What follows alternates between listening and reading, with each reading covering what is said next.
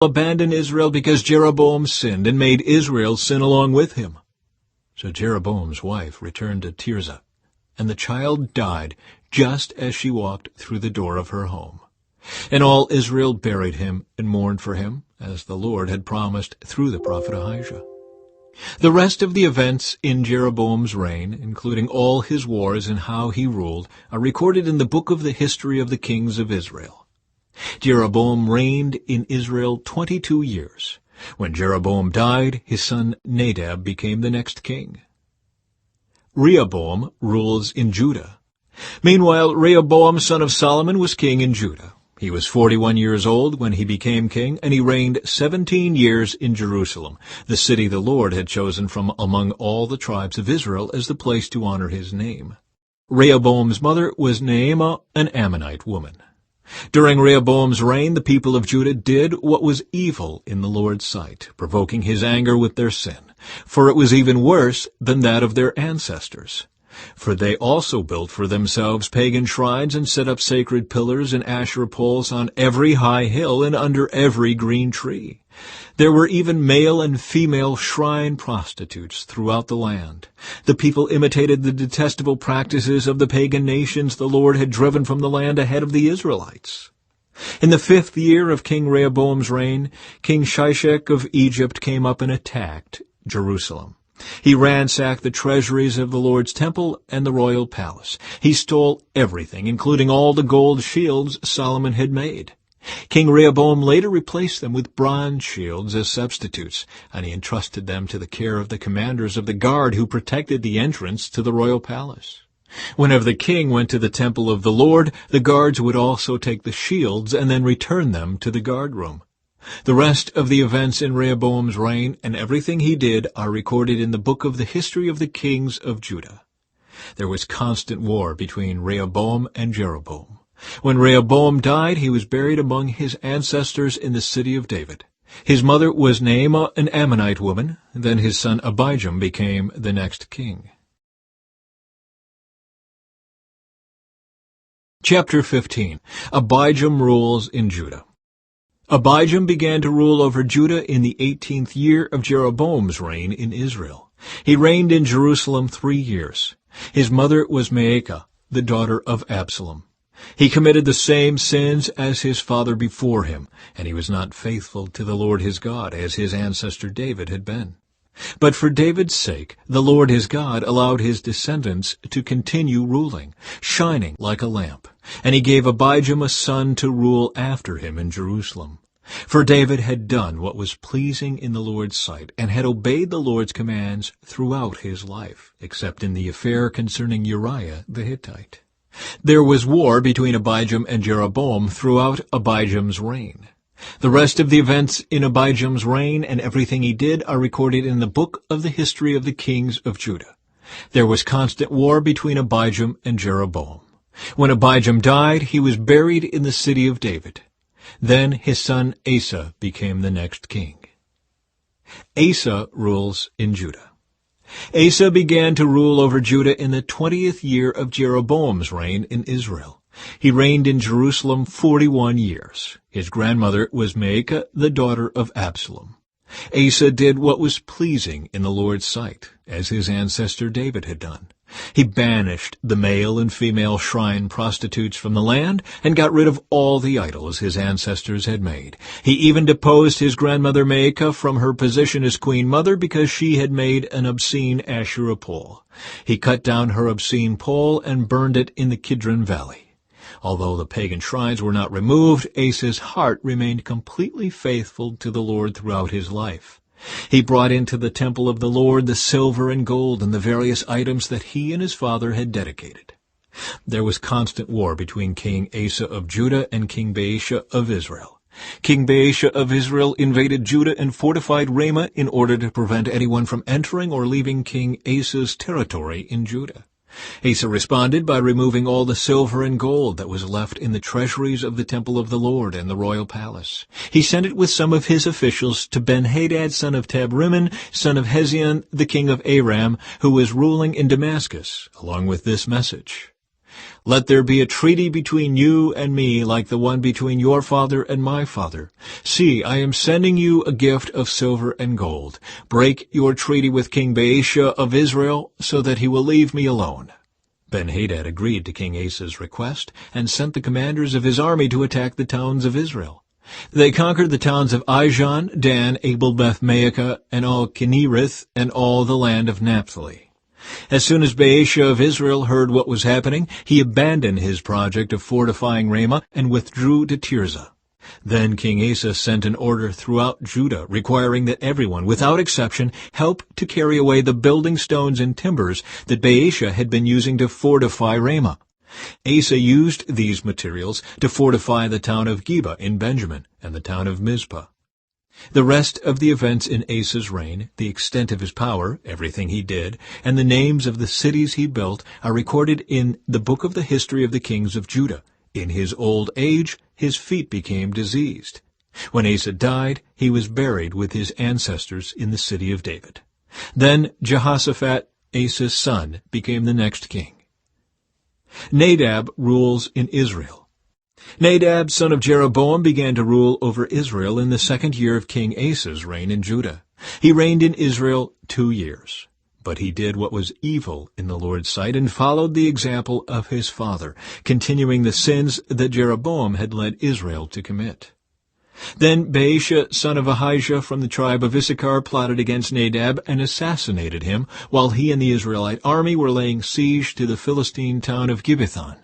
Baasha killed Nadab in the 3rd year of King Asa's reign in Judah, and he became the next king of Israel. He immediately slaughtered all the descendants of King Jeroboam, so that not one of the royal family was left, just as the Lord had promised concerning Jeroboam by the prophet Ahijah from Shiloh. This was done because Jeroboam had provoked the anger of the Lord, the God of Israel, by the sins he had committed, and the sins he had led Israel to commit. The rest of the events in Nadab's reign and everything he did are recorded in the book of the history of the kings of Israel. Baasha rules in Israel. There was constant war between King Asa of Judah and King Baasha of Israel. Baasha, son of Ahijah, began to rule over all Israel in the 3rd year of King Asa's reign in Judah. Baasha reigned in Tirzah 24 years. But he did what was evil in the Lord's sight and followed the example of Jeroboam, continuing the sins that Jeroboam had led Israel to commit. Chapter 16. This message from the Lord was delivered to King Baasha by the prophet Jehu, son of Hanani. I lifted you out of the dust to make you ruler of my people Israel, but you have followed the evil example of Jeroboam. You have provoked my anger by causing my people Israel to sin. So now I will destroy you and your family, just as I destroyed the descendants of Jeroboam, son of Nebat. The members of Baasha's family who die in the city will be eaten by dogs, and those who die in the field will be eaten by vultures. The rest of the events in Baasha's reign and the extent of his power are recorded in the book of the history of the kings of Israel. When Baasha died, he was buried in Tirzah. Then his son Elah became the next king. The message from the Lord against Baasha and his family came through the prophet Jehu, son of Hanani. It was delivered because Baasha had done what was evil in the Lord's sight, just as the family of Jeroboam had done, and also because Baasha had destroyed the family of Jeroboam. The Lord's anger was provoked by Baasha's sins. Elah rules in Israel. Elah, son of Baasha, began to rule over Israel in the 26th year of King Asa's reign in Judah. He reigned in the city of Tirzah for 2 years. Then Zimri, who commanded half of the royal chariots, made plans to kill him. One day in Tirzah, Elah was getting drunk at the home of Arza, the supervisor of the palace. Zimri walked in and struck him down and killed him. This happened in the 27th year of King Asa's reign in Judah. Then Zimri became the next king. Zimri immediately killed the entire royal family of Baasha, leaving him not even a single male child. He even destroyed distant relatives and friends. So Zimri destroyed the dynasty of Baasha as the Lord had promised through the prophet Jehu. This happened because of all the sins Baasha and his son Elah had committed, and because of the sins they led Israel to commit.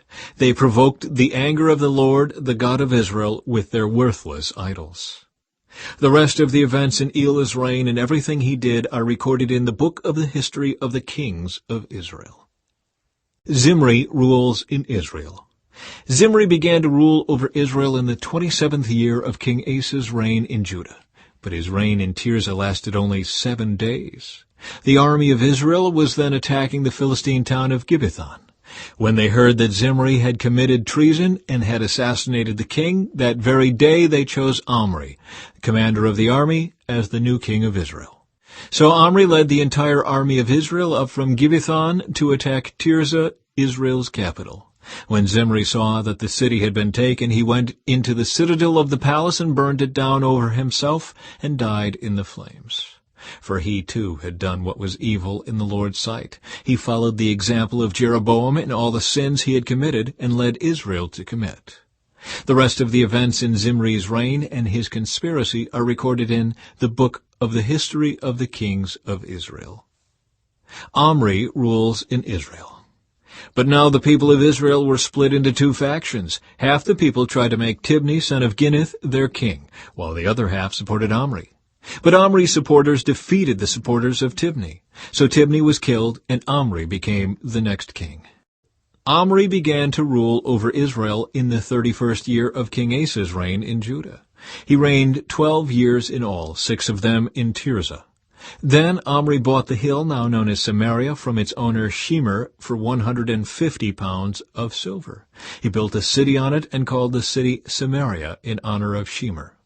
But Omri did what was evil in the Lord's sight, even more than any of the kings before him. He followed the example of Jeroboam, son of Nebat, in all the sins he had committed, and led Israel to commit. The people provoked the anger of the Lord, the God of Israel, with their worthless idols. The rest of the events in Omri's reign, the extent of his power, and everything he did are recorded in the book of the history of the kings of Israel. When Omri died, he was buried in Samaria. Then his son Ahab became the next king. Ahab rules in Israel.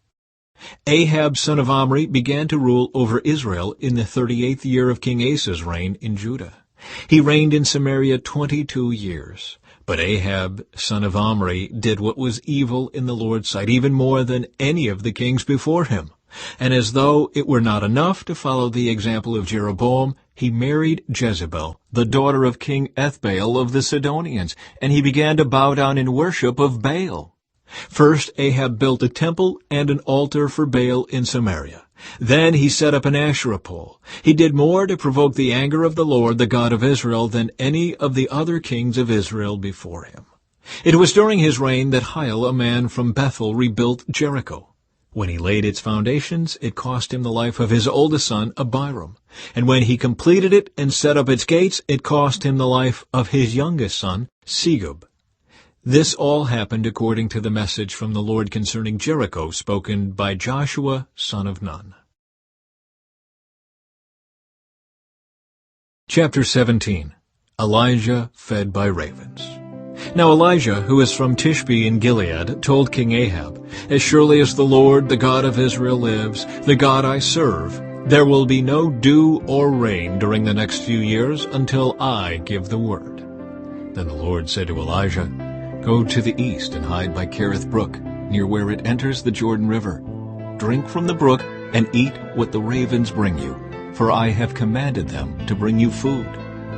So Elijah did as the Lord told him and camped beside Kerith Brook, east of the Jordan. The ravens brought him bread and meat each morning and evening, and he drank from the brook. But after a while the brook dried up, for there was no rainfall anywhere in the land. The widow at Zarephath. Then the Lord said to Elijah, "Go and live in the village of Zarephath, near the city of Sidon. I have instructed a widow there to feed you." So he went to Zarephath. As he arrived at the gates of the village, he saw a widow gathering sticks, and he asked her, "Would you please bring me a little water in a cup?" As she was going to get it, he called to her, "Bring me a bite of bread, too." But she said, "I swear by the Lord your God that I don't have a single piece of bread in the house, and I have only a handful of flour left in the jar and a little cooking oil in the bottom of the jug. I was just gathering a few sticks to cook this last meal, and then my son and I will die." But Elijah said to her, "Don't be afraid. Go ahead and do just what you've said, but make a little bread for me first. Then use what's left to prepare a meal for yourself and your son. For this is what the Lord, the God of Israel, says, there will always be flour and olive oil left in your containers until the time when the Lord sends rain and the crops grow again. So she did as Elijah said, and she and Elijah and her son continued to eat for many days. There was always enough flour and olive oil left in the containers, just as the Lord had promised through Elijah.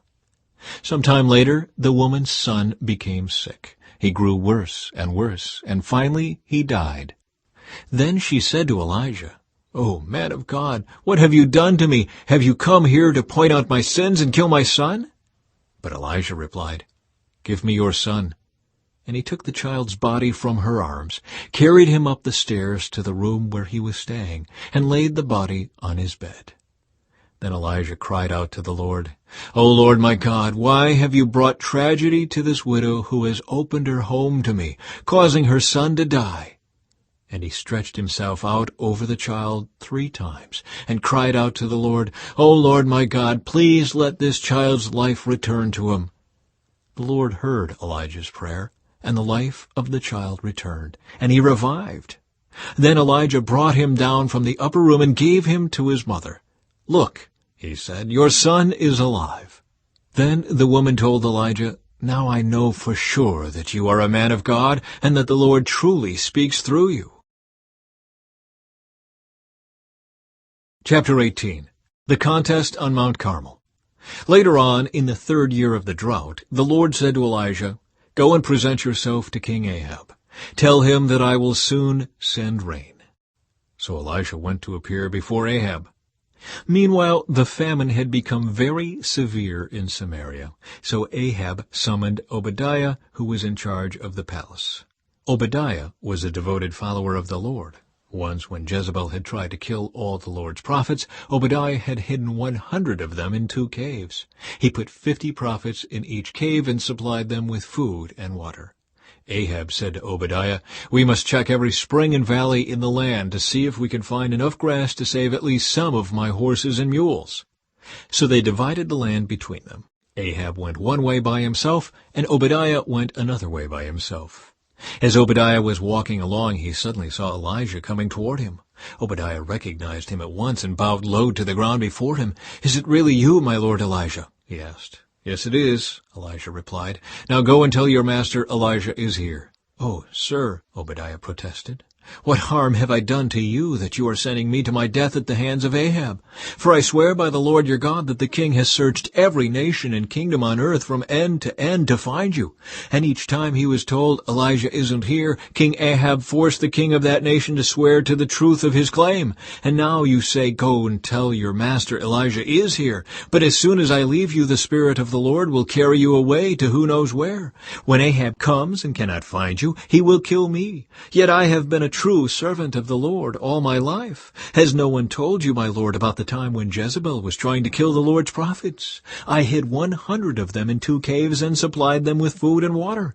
And now you say, 'Go and tell your master Elijah is here.' Sir, if I do that, Ahab will certainly kill me." But Elijah said, "I swear by the Lord Almighty, in whose presence I stand, that I will present myself to Ahab this very day."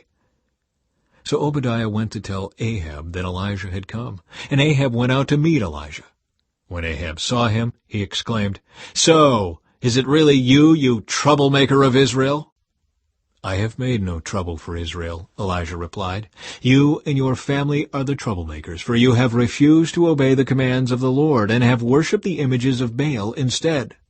Now, summon all Israel to join me at Mount Carmel, along with the 450 prophets of Baal and the 400 prophets of Asherah who are supported by Jezebel." So Ahab summoned all the people of Israel and the prophets to Mount Carmel. Then Elijah stood in front of them and said, "How much longer will you waver, hobbling between 2 opinions? If the Lord is God, follow him. But if Baal is God, then follow him." But the people were completely silent. Then Elijah said to them, "I am the only prophet of the Lord who is left, but Baal has 450 prophets. Now bring 2 bulls, The prophets of Baal may choose whichever one they wish, and cut it into pieces, and lay it on the wood of their altar, but without setting fire to it. I will prepare the other bull, and lay it on the wood on the altar, but not set fire to it. Then call on the name of your God, and I will call on the name of the Lord. The God who answers by setting fire to the wood is the true God. And all the people agreed. Then Elijah said to the prophets of Baal, You go first, for there are many of you. Choose one of the bulls and prepare it, and call on the name of your God, but do not set fire to the wood. So they prepared one of the bulls, and placed it on the altar. Then they called on the name of Baal from morning until noontime, shouting, O Baal, answer us! But there was no reply of any kind. Then they danced, hobbling around the altar they had made. About noontime, Elijah began mocking them. You'll have to shout louder, he scoffed, for surely he is a god. Perhaps he is daydreaming, or is relieving himself. Or maybe he is away on a trip, or is asleep and needs to be wakened. So they shouted louder, and following their normal custom, they cut themselves with knives and swords until the blood gushed out. They raved all afternoon until the time of the evening sacrifice, but still there was no sound, no reply, no response. Then Elijah called to the people, Come over here. They all crowded around him as he repaired the altar of the Lord that had been torn down. He took 12 stones, one to represent each of the tribes of Israel, and he used the stones to rebuild the altar in the name of the Lord. Then he dug a trench around the altar large enough to hold about 3 gallons. He piled wood on the altar, cut the bull into pieces, and laid the pieces on the wood. Then he said, Fill 4 large jars with water, and pour the water over the offering and the wood. After they had done this, he said, Do the same thing again. And when they were finished, he said, Now do it a 3rd time. So they did as he said, and the water ran around the altar and even filled the trench. At the usual time for offering the evening sacrifice, Elijah the prophet walked up to the altar and prayed, O Lord, God of Abraham, Isaac, and Jacob, prove today that you are God in Israel, and that I am your servant. Prove that I have done all this at your command. O Lord, answer me so these people will know that you, O Lord, are God, and that you have brought them back to yourself. Immediately the fire of the Lord flashed down from heaven and burned up the young bull, the wood, the stones, and the dust. It even licked up all the water in the trench. And when all the people saw it, they fell face down on the ground and cried out, The Lord, He is God! Yes, the Lord is God! Then Elijah commanded, Seize all the prophets of Baal. Don't let a single one escape. So the people seized them all, and Elijah took them down to the Kishon Valley and killed them there. Elijah prays for rain. Then Elijah said to Ahab, Go get something to eat and drink, for I hear a mighty rainstorm coming. So Ahab went to eat and drink. But Elijah climbed to the top of Mount Carmel and bowed low to the ground and prayed with his face between his knees. Then he said to his servant, Go and look out toward the sea. The servant went and looked, then returned to Elijah and said, I didn't see anything. 7 times Elijah told him to go and look. Finally, the 7th time his servant told him, I saw a little cloud about the size of a man's hand rising from the sea. Then Elijah shouted, Hurry to Ahab and tell him, Climb into your chariot and go back home. If you don't hurry, the rain will stop you.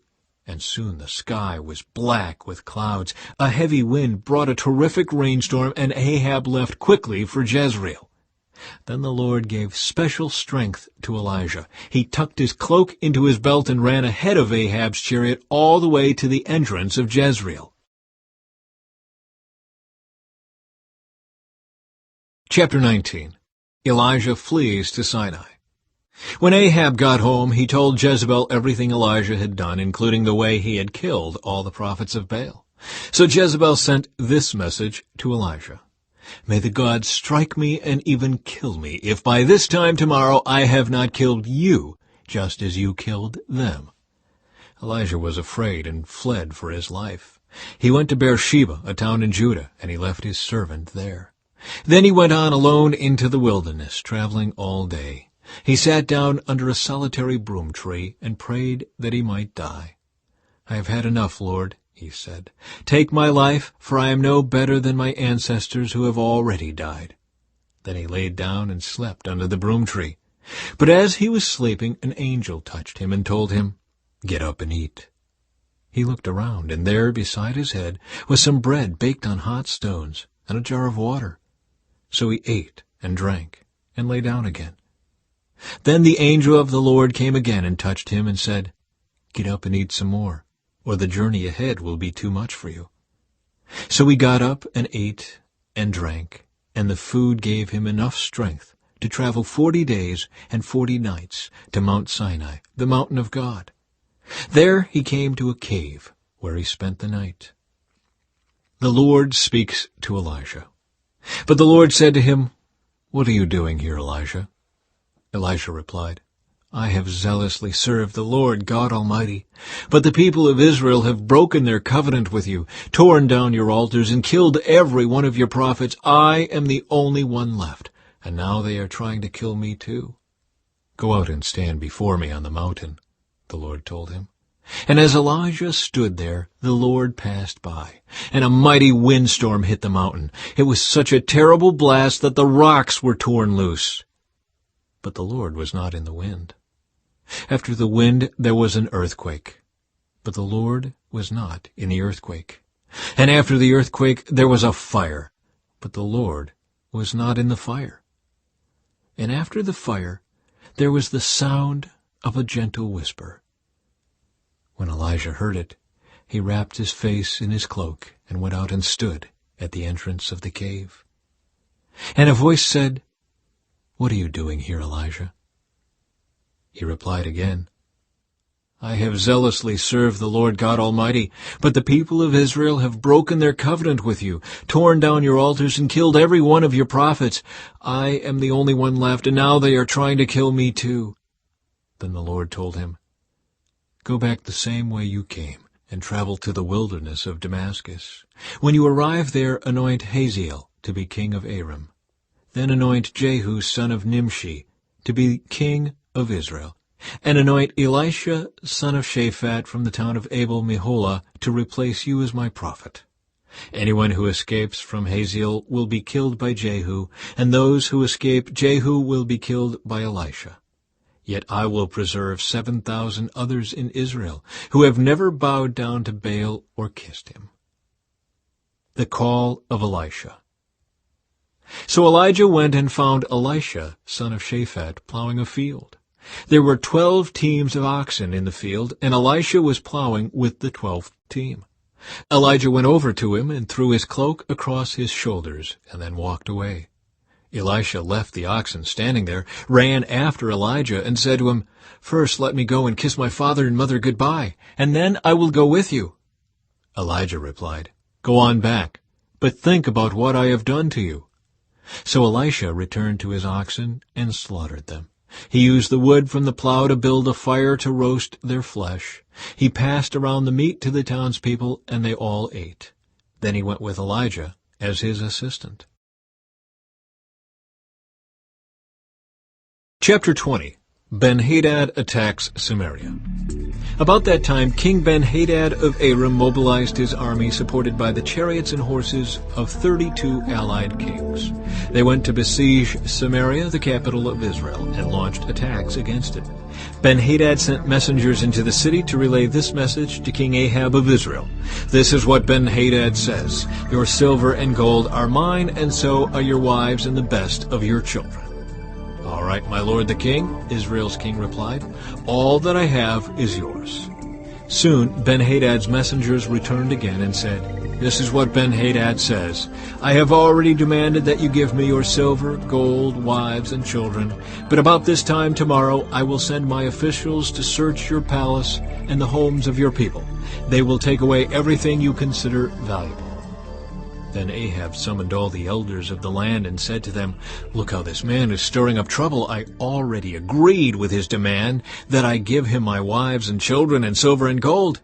"Don't give in to any more demands," all the elders and the people advised. So Ahab told the messengers from Ben-Hadad, "Say this to my lord the king, I will give you everything you asked for the first time, but I cannot accept this last demand of yours." So the messengers returned to Ben-Hadad with that response.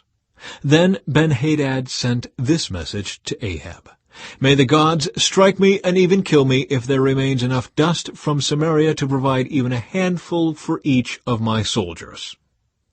The king of Israel sent back this answer: "A warrior putting on his sword for battle should not boast like a warrior who has already won." Ahab's reply reached Ben-Hadad and the other kings as they were drinking in their tents. "Prepare to attack," Ben-Hadad commanded his officers. So they prepared to attack the city. Ahab's victory over Ben-Hadad.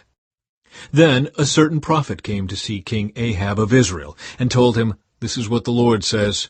Do you see all these enemy forces? Today I will hand them all over to you. Then you will know that I am the Lord." Ahab asked, "How will he do it?" And the prophet replied, "This is what the Lord says. The troops of the provincial commanders will do it." "Should we attack first?" Ahab asked. "Yes," the prophet answered.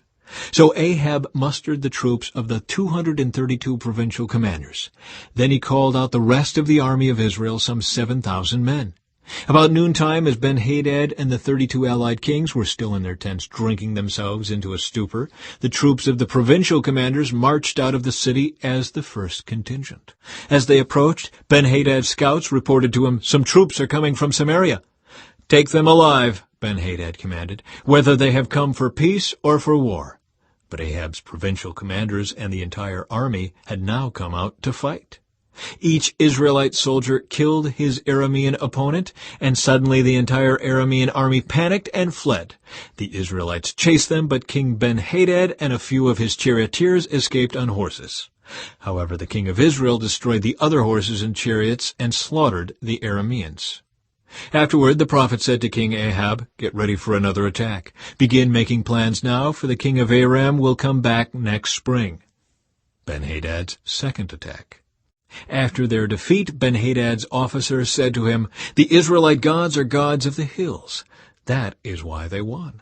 But we can beat them easily on the plains. Only this time replace the kings with field commanders. Recruit another army like the one you lost. Give us the same number of horses, chariots, and men, and we will fight against them on the plains. There's no doubt that we will beat them." So King Ben-Hadad did as they suggested.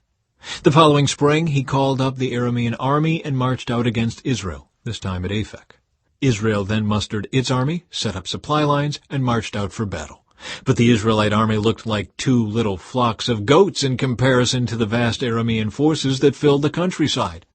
Then the man of God went to the king of Israel and said, "This is what the Lord says. The Arameans have said, 'The Lord is a God of the hills and not of the plains.' So I will defeat this vast army for you. Then you will know that I am the Lord." The two armies camped opposite each other for 7 days, and on the 7th day the battle began. The Israelites killed 100,000 Aramean foot soldiers in 1 day. The rest fled into the town of Aphek, but the wall fell on them and killed another 27,000. Ben-Hadad fled into the town and hid in a secret room. Ben-Hadad's officers said to him, "Sir, we have heard that the kings of Israel are merciful, so let's humble ourselves by wearing burlap around our waists and putting ropes on our heads and surrender to the king of Israel. Then perhaps he will let you live." So they put on burlap and ropes, and they went to the king of Israel and begged, "Your servant Ben-Hadad says, 'Please let me live.'" The king of Israel responded, "Is he still alive? He is my brother." The men took this as a good sign and quickly picked up on his words. "Yes," they said, "your brother Ben-Hadad." "Go and get him," the king of Israel told them. And when Ben-Hadad arrived, Ahab invited him up into his chariot. Ben-Hadad told him, "I will give back the towns my father took from your father, and you may establish places of trade in Damascus, as my father did in Samaria." Then Ahab said, "I will release you under these conditions." So they made a new treaty, and Ben-Hadad was set free. A prophet condemns Ahab. Meanwhile, the Lord instructed one of the group of prophets to say to another man, "Hit me." But the man refused to hit the prophet.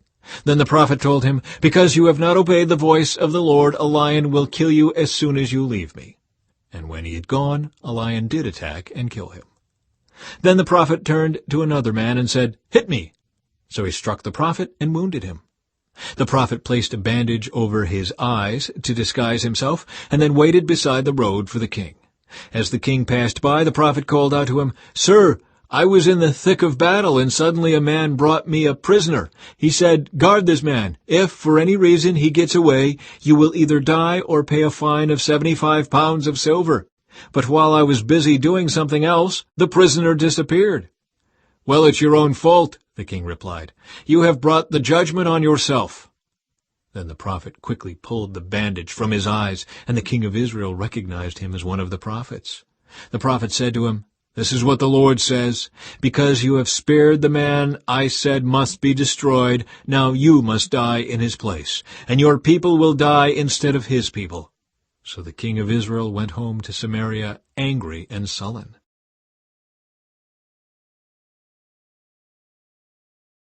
Chapter 21. Naboth's Vineyard. Now there was a man named Naboth from Jezreel who owned a vineyard in Jezreel beside the palace of King Ahab of Samaria. One day Ahab said to Naboth, "Since your vineyard is so convenient to my palace, I would like to buy it to use as a vegetable garden. I will give you a better vineyard in exchange, or if you prefer, I will pay you for it."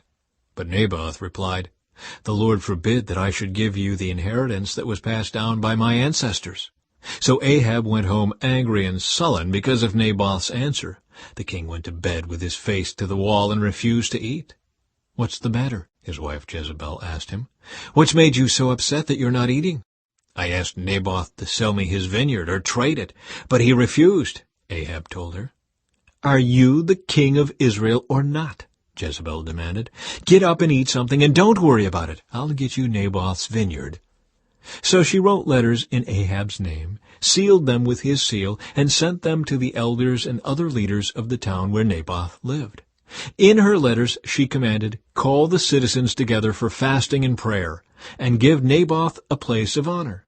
And then seat 2 scoundrels across from him who will accuse him of cursing God and the king. Then take him out and stone him to death." So the elders and other town leaders followed the instructions Jezebel had written in the letters. They called for a fast and put Naboth at a prominent place before the people. Then the 2 scoundrels came and sat down across from him, and they accused Naboth before all the people, saying, "He cursed God and the king." So he was dragged outside the town and stoned to death. The town leaders then sent word to Jezebel, "Naboth has been stoned to death." When Jezebel heard the news, she said to Ahab, "You know the vineyard Naboth wouldn't sell you? Well, you can have it now. He's dead." So Ahab immediately went down to the vineyard of Naboth to claim it. But the Lord said to Elijah, "Go down to meet King Ahab of Israel, who rules in Samaria. He will be at Naboth's vineyard in Jezreel, claiming it for himself. Give him this message. This is what the Lord says. Wasn't it enough that you killed Naboth? Must you rob him too? Because you have done this, dogs will lick your blood at the very place where they licked the blood of Naboth." "So, my enemy, you have found me," Ahab exclaimed to Elijah. "Yes," Elijah answered, "I have come because you have sold yourself to what is evil in the Lord's sight. So now the Lord says, I will bring disaster on you and consume you. I will destroy every one of your male descendants, slave and free alike, anywhere in Israel. I am going to destroy your family as I did the family of Jeroboam, son of Nebat, and the family of Baasha, son of Ahijah. For you have made me very angry and have led Israel into sin. And regarding Jezebel, the Lord says, dogs will eat Jezebel's body at the plot of land in Jezreel. The members of Ahab's family who die in the city will be eaten by dogs, and those who die in the field will be eaten by vultures. No one else so completely sold himself to what was evil in the Lord's sight as Ahab did under the influence of his wife Jezebel. His worst outrage was worshipping idols just as the Amorites had done, the people whom the Lord had driven out from the land ahead of the Israelites.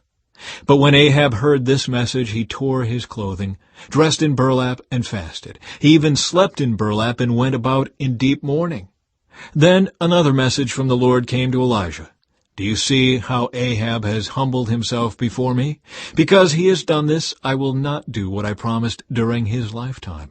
It will happen to his sons. I will destroy his dynasty. Chapter 22. Jehoshaphat and Ahab. For 3 years there was no war between Aram and Israel. Then during the 3rd year King Jehoshaphat of Judah went to visit King Ahab of Israel. During the visit, the king of Israel said to his officials, "Do you realize that the town of Ramoth-Gilead belongs to us, and yet we've done nothing to recapture it from the king of Aram?" Then he turned to Jehoshaphat and asked, "Will you join me in battle to recover Ramoth-Gilead?" Jehoshaphat replied to the king of Israel, "Why, of course. You and I are as one. My troops are your troops, and my horses are your horses." Then Jehoshaphat added, "But first let's find out what the Lord says." So the king of Israel summoned the prophets, about 400 of them, and asked them, "Should I go to war against Ramoth-Gilead, or should I hold back?" They all replied, "Yes, go right ahead. The Lord will give the king victory." But Jehoshaphat asked, "Is there not also a prophet of the Lord here? We should ask him the same question." The king of Israel replied to Jehoshaphat, "There is one more man who could consult the Lord for us, but I hate him. He never prophesies anything but trouble for me. His name is Micaiah, son of Imlah." Jehoshaphat replied, "That's not the way a king should talk. Let's hear what he has to say." So the king of Israel called one of his officials and said, "Quick, bring Micaiah, son of Imlah." Micaiah prophesies against Ahab. King Ahab of Israel and King Jehoshaphat of Judah, dressed in their royal robes, were sitting on thrones at the threshing floor near the gate of Samaria. All of Ahab's prophets were prophesying there in front of them. One of them, Zedekiah son of Kenaanah, made some iron horns and proclaimed, "This is what the Lord says, with these horns you will gore the Arameans to death." All the other prophets agreed. "Yes," they said, "go up to Ramoth-Gilead and be victorious, for the Lord will give the king victory." Meanwhile, the messenger who went to get Micaiah said to him, "Look, all the prophets are promising victory for the king. Be sure that you agree with them and promise success." But Micaiah replied, "As surely as the Lord lives, I will say only what the Lord tells me to say." When Micaiah arrived before the king, Ahab asked him, "Micaiah, should we go to war against Ramoth-Gilead, or should we hold back?" Micaiah replied sarcastically, "Yes, go up and be victorious, for the Lord will give the king victory." But the king replied sharply, "How many times must I demand that you speak only the truth to me when you speak for the Lord?" Then Micaiah told him, "In a vision I saw all Israel scattered on the mountains, like sheep without a shepherd, and the Lord said, 'Their master has been killed. Send them home in peace.'" "Didn't I tell you?" the king of Israel exclaimed to Jehoshaphat. "He never prophesies anything but trouble for me." Then Micaiah continued, "Listen to what the Lord says. I saw the Lord sitting on his throne with all the armies of heaven around him, on his right and on his left. And the Lord said, 'Who can entice Ahab to go into battle against Ramoth-Gilead so he can be killed?' There were many suggestions, and finally a spirit approached the Lord and said, 'I can do it.' 'How will you do this?' the Lord asked. And the Spirit replied, 'I will go out and inspire all of Ahab's prophets to speak lies.' 'You will succeed,' said the Lord. 'Go ahead and do it.' So you see, the Lord has put a lying spirit in the mouths of all your prophets, for the Lord has pronounced your doom." Then Zedekiah son of Kenaanah walked up to Micaiah and slapped him across the face. "Since when did the Spirit of the Lord leave me to speak to you?" he demanded. And Micaiah replied, "You will find out soon enough when you are trying to hide in some secret room." "Arrest him," the king of Israel ordered. "Take him back to Ammon, the governor of the city, and to my son Joash. Give them this order from the king: Put this man in prison and feed him nothing but bread and water until I return safely from the battle." But Micaiah replied, "If you return safely, it will mean that the Lord has not spoken through me." Then he added to those standing around, "Everyone, mark my words." The death of Ahab. So King Ahab of Israel and King Jehoshaphat of Judah led their armies against Ramoth-Gilead. The king of Israel said to Jehoshaphat, "As we go into battle, I will disguise myself so no one will recognize me, but you wear your royal robes." So the king of Israel disguised himself, and they went into battle. Meanwhile, the king of Aram had issued these orders to his 32 chariot commanders. "Attack only the king of Israel. Don't bother with anyone else." So when the Aramean chariot commanders saw Jehoshaphat in his royal robes, they went after him. "There is the king of Israel!" they shouted. But when Jehoshaphat called out, the chariot commanders realized he was not the king of Israel, and they stopped chasing him. An Aramean soldier, however, randomly shot an arrow at the Israelite troops and hit the king of Israel between the joints of his armor. "Turn the horses and get me out of here," Ahab groaned to the driver of his chariot. "I'm badly wounded." The battle raged all that day, and the king remained propped up in his chariot facing the Arameans. The blood from his wound ran down to the floor of his chariot, and as evening arrived, he died. Just as the sun was setting, the cry ran through his troops, "We're done for! Run for your lives!" So the king died, and his body was taken to Samaria and buried there. Then his chariot was washed beside the pool of Samaria, and dogs came and licked his blood at the place where the prostitutes bathed, just as the Lord had promised. The rest of the events in Ahab's reign and everything he did, including the story of the ivory palace and the towns he built, are recorded in the book of the history of the kings of Israel. So Ahab died, and his son Ahaziah became the next king. Jehoshaphat rules in Judah. Jehoshaphat, son of Asa, began to rule over Judah in the 4th year of King Ahab's reign in Israel. Jehoshaphat was 35 years old when he became king, and he reigned in Jerusalem 25 years. His mother was Azubah, the daughter of Shilhi.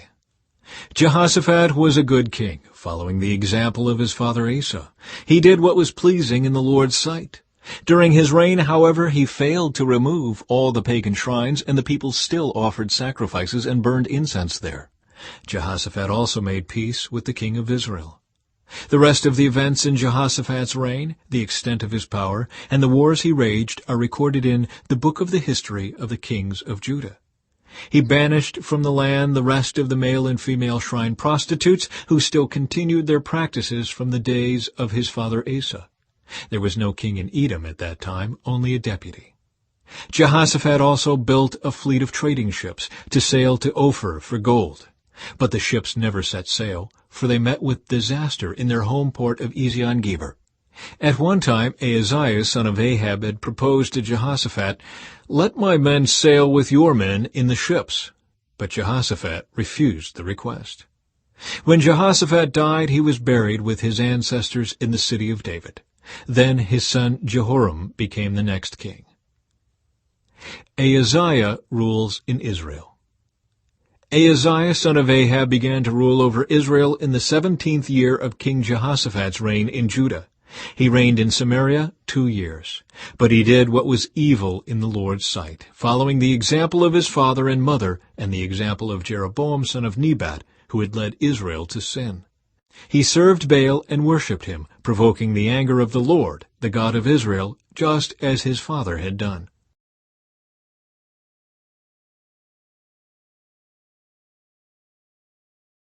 The Book of 2 Kings, Chapter 1. Elijah confronts King Ahaziah. After King Ahab's death, the land of Moab rebelled against Israel. One day Israel's new king, Ahaziah, fell through the latticework of an upper room at his palace in Samaria and was seriously injured. So he sent messengers to the temple of Baal-zebub, the god of Ekron, to ask whether he would recover. But the angel of the Lord told Elijah, who was from Tishbe, "Go and confront the messengers of the king of Samaria and ask them, 'Is there no God in Israel?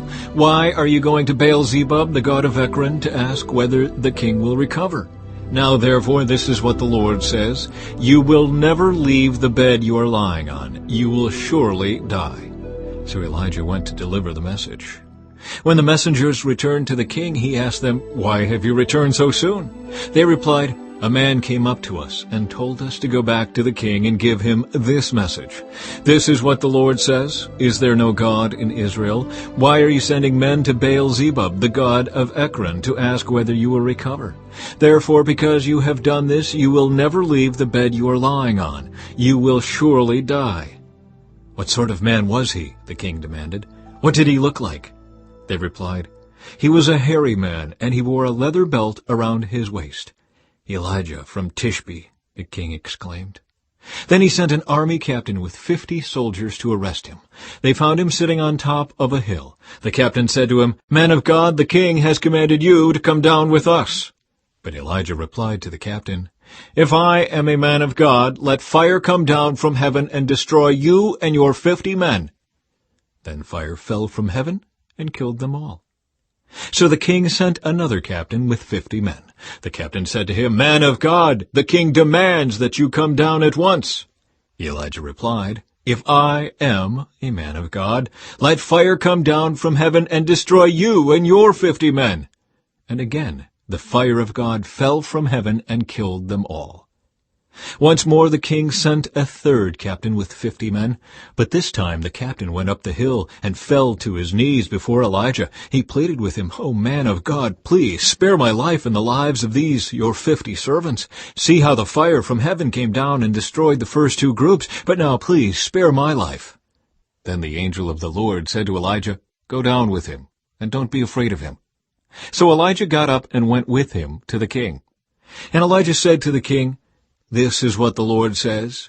Why did you send messengers to Baal-zebub, the god of Ekron, to ask whether you will recover? Is there no God in Israel to answer your question?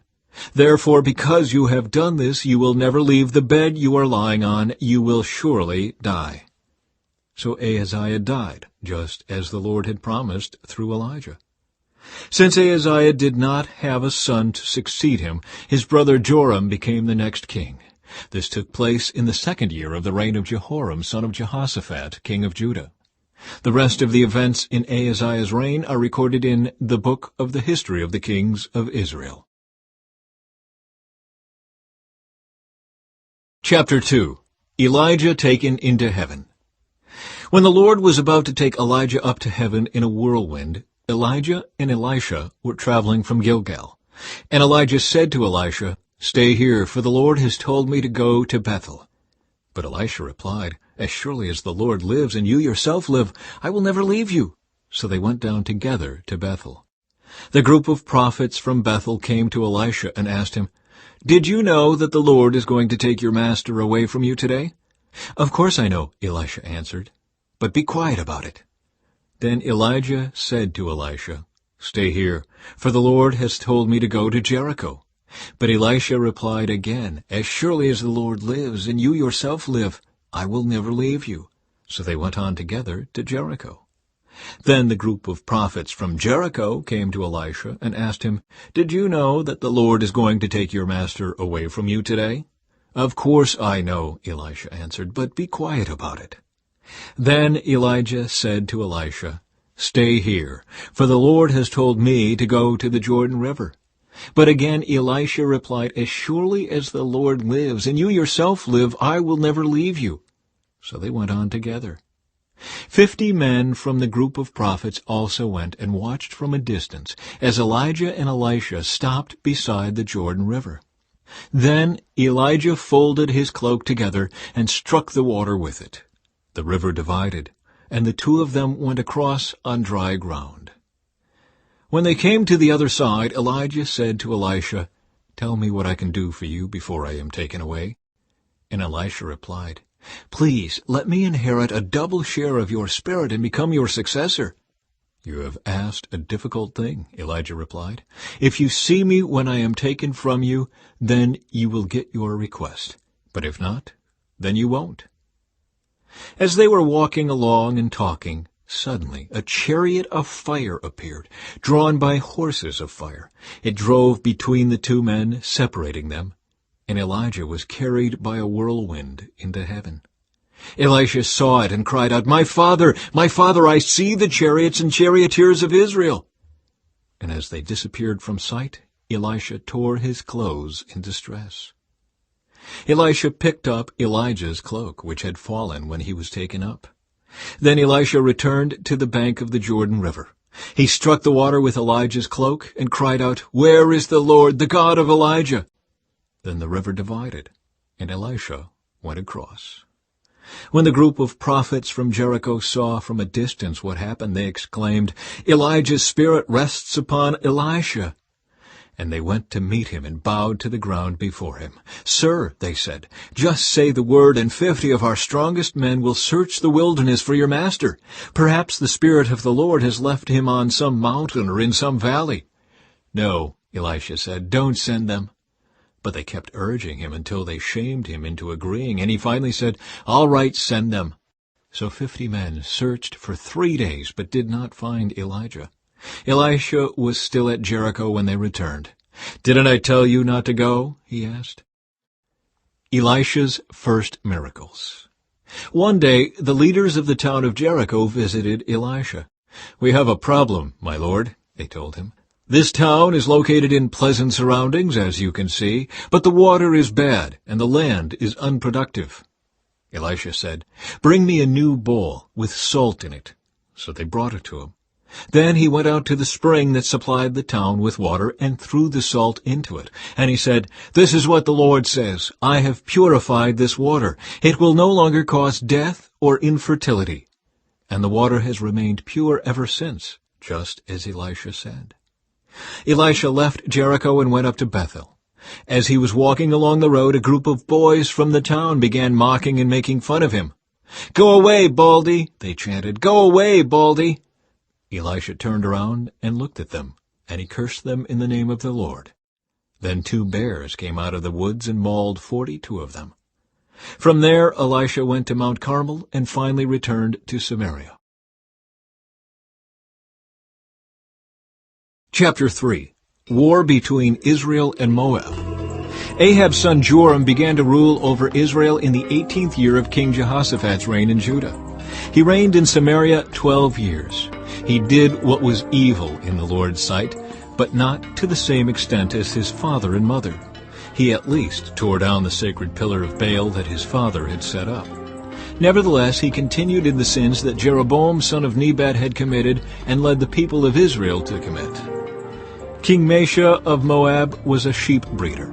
He used to pay the king of Israel an annual tribute of 100,000 lambs and the wool of 100,000 rams. But after Ahab's death, the king of Moab rebelled against the king of Israel. So King Joram promptly mustered the army of Israel and marched from Samaria. On the way, he sent this message to King Jehoshaphat of Judah. "The king of Moab has rebelled against me. Will you join me in battle against him?" And Jehoshaphat replied, "Why, of course, you and I are as one. My troops are your troops, and my horses are your horses." Then Jehoshaphat asked, "What route will we take?" "We will attack from the wilderness of Edom," Joram replied. The king of Edom and his troops joined them, and all 3 armies traveled along a roundabout route through the wilderness for 7 days. But there was no water for the men or their animals. "What should we do?" the king of Israel cried out. "The Lord has brought the 3 of us here to let the king of Moab defeat us." But King Jehoshaphat of Judah asked, "Is there no prophet of the Lord with us? If there is, we can ask the Lord what to do through him." One of King Joram's officers replied, "Elisha, son of Shaphat, is here. He used to be Elijah's personal assistant." Jehoshaphat said, "Yes, the Lord speaks through him." So the kings of Israel, Judah, and Edom went to consult with Elisha. "Why are you coming to me?" Elisha asked the king of Israel. "Go to the pagan prophets of your father and mother." But King Joram of Israel said, "No, for it was the Lord who called us 3 kings here, only to be defeated by the king of Moab." Elisha replied, "As surely as the Lord Almighty lives, whom I serve, I wouldn't even bother with you except for my respect for King Jehoshaphat of Judah. Now bring me someone who can play the harp." While the harp was being played, the power of the Lord came upon Elisha, and he said, "This is what the Lord says. This dry valley will be filled with pools of water. You will see neither wind nor rain, says the Lord, but this valley will be filled with water. You will have plenty for yourselves and your cattle and other animals. But this is only a simple thing for the Lord, for he will make you victorious over the army of Moab. You will conquer the best of their towns, even the fortified ones. You will cut down all their good trees, stop up all their springs, and ruin all their good land with stones." The next day, at about the time when the morning sacrifice was offered, water suddenly appeared. It was flowing from the direction of Edom, and soon there was water everywhere. Meanwhile, when the people of Moab heard about the 3 armies marching against them, they mobilized every man who was old enough to strap on a sword, and they stationed themselves along their border. But when they got up the next morning, the sun was shining across the water, making it appear red to the Moabites, like blood. "It's blood," the Moabites exclaimed. "The 3 armies must have attacked and killed each other. Let's go, men of Moab, and collect the plunder." But when the Moabites arrived at the Israelite camp, the army of Israel rushed out and attacked them until they turned and ran. The army of Israel chased them into the land of Moab, destroying everything as they went. They destroyed the towns, covered their good land with stones, stopped up all the springs, and cut down all the good trees. Finally, only Kir-Hareseth and its stone walls were left, but men with slings surrounded and attacked it. When the king of Moab saw that he was losing the battle, he led 700 of his swordsmen in a desperate attempt to break through the enemy lines near the king of Edom, but they failed.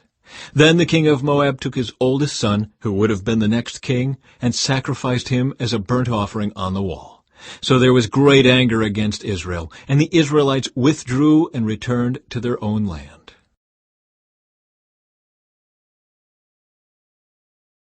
Chapter 4. Elisha helps a poor widow. One day the widow of a member of the group of prophets came to Elisha and cried out, "My husband who served you is dead, and you know how he feared the Lord, but now a creditor has come, threatening to take my 2 sons as slaves." "What can I do to help you?" Elisha asked. "Tell me, what do you have in the house?" "Nothing at all except a flask of olive oil," she replied. And Elisha said, "Borrow as many empty jars as you can from your friends and neighbors. Then go into your house with your sons and shut the door behind you. Pour olive oil from your flask into the jars, setting each one aside when it is filled." So she did as she was told. Her sons kept bringing jars to her, and she filled one after another. Soon every container was full to the brim. "Bring me another jar," she said to one of her sons. "There aren't any more," he told her. And then the olive oil stopped flowing. When she told the man of God what had happened, he said to her, "Now sell the olive oil and pay your debts, and you and your sons can live on what is left over." Elisha and the woman from Shunem. One day Elisha went to the town of Shunem. A wealthy woman lived there, and she urged him to come to her home for a meal. After that, whenever he passed that way, he would stop there for something to eat. She said to her husband, "I am sure this man who stops in from time to time is a holy man of God. Let's build a small room for him on the roof and furnish it with a bed, a table, a chair, and a lamp. Then he will have a place to stay whenever he comes by." One day Elisha returned to Shunem, and he went up to this upper room to rest. He said to his servant Gehazi, "Tell the woman from Shunem I want to speak to her." When she appeared, Elisha said to Gehazi, "Tell her, we appreciate the kind concern you have shown us. What can we do for you? Can we put in a good word for you to the king or to the commander of the army?" "No," she replied, "my family takes good care of me." Later, Elisha asked Gehazi, "What can we do for her?" Gehazi replied, "She doesn't have a son, and her husband is an old man." "Call her back again," Elisha told him. When the woman returned, Elisha said to her as she stood in the doorway, "Next year at this time you will be holding a son in your arms." "No, my lord," she cried. "Oh, man of God, don't deceive me and get my hopes up like that." But sure enough, the woman soon became pregnant, and at that time the following year she had a son, just as Elisha had said. One day when her child was older, he went out to help his father, who was working with the harvesters. Suddenly he cried out, "My head hurts! My head hurts!" His father said to one of the servants, "Carry him home to his mother." So the servant took him home, and his mother held him on her lap. But around noontime he died. She carried him up and laid him on the bed of the man of God, then shut the door and left him there. She sent a message to her husband, "Send one of the servants and a donkey so that I can hurry to the man of God and come right back." "Why go today?" he asked. "It is neither a new moon festival nor a Sabbath." But she said, "It will be all right." So she saddled the donkey and said to the servant, "Hurry, don't slow down unless I tell you to." As she approached the man of God at Mount Carmel, Elisha saw her in the distance. He said to Gehazi, "Look, the woman from Shunem is coming. Run out to meet her and ask her, 'Is everything all right with you, your husband, and your child?'" "Yes," the woman told Gehazi, "everything is fine." But when she came to the man of God at the mountain, she fell to the ground before him and caught hold of his feet. Gehazi began to push her away, but the man of God said, "Leave her alone. She is deeply troubled, but the Lord has not told me what it is." Then she said, "Did I ask you for a son, my lord? And didn't I say, 'Don't deceive me and get my hopes up'?" Then Elisha said to Gehazi, "Get ready to travel. Take my staff and go. Don't talk to anyone along the way. Go quickly and lay the staff on the child's face." But the boy's mother said, "As surely as the Lord lives and you yourself live, I won't go home unless you go with me." So Elisha returned with her. Gehazi hurried on ahead and laid the staff on the child's face, but nothing happened. There was no sign of life. He returned to meet Elisha and told him, "The child is still dead." When Elisha arrived, the child was indeed dead, lying there on the prophet's bed. He went in alone and shut the door behind him and prayed to the Lord.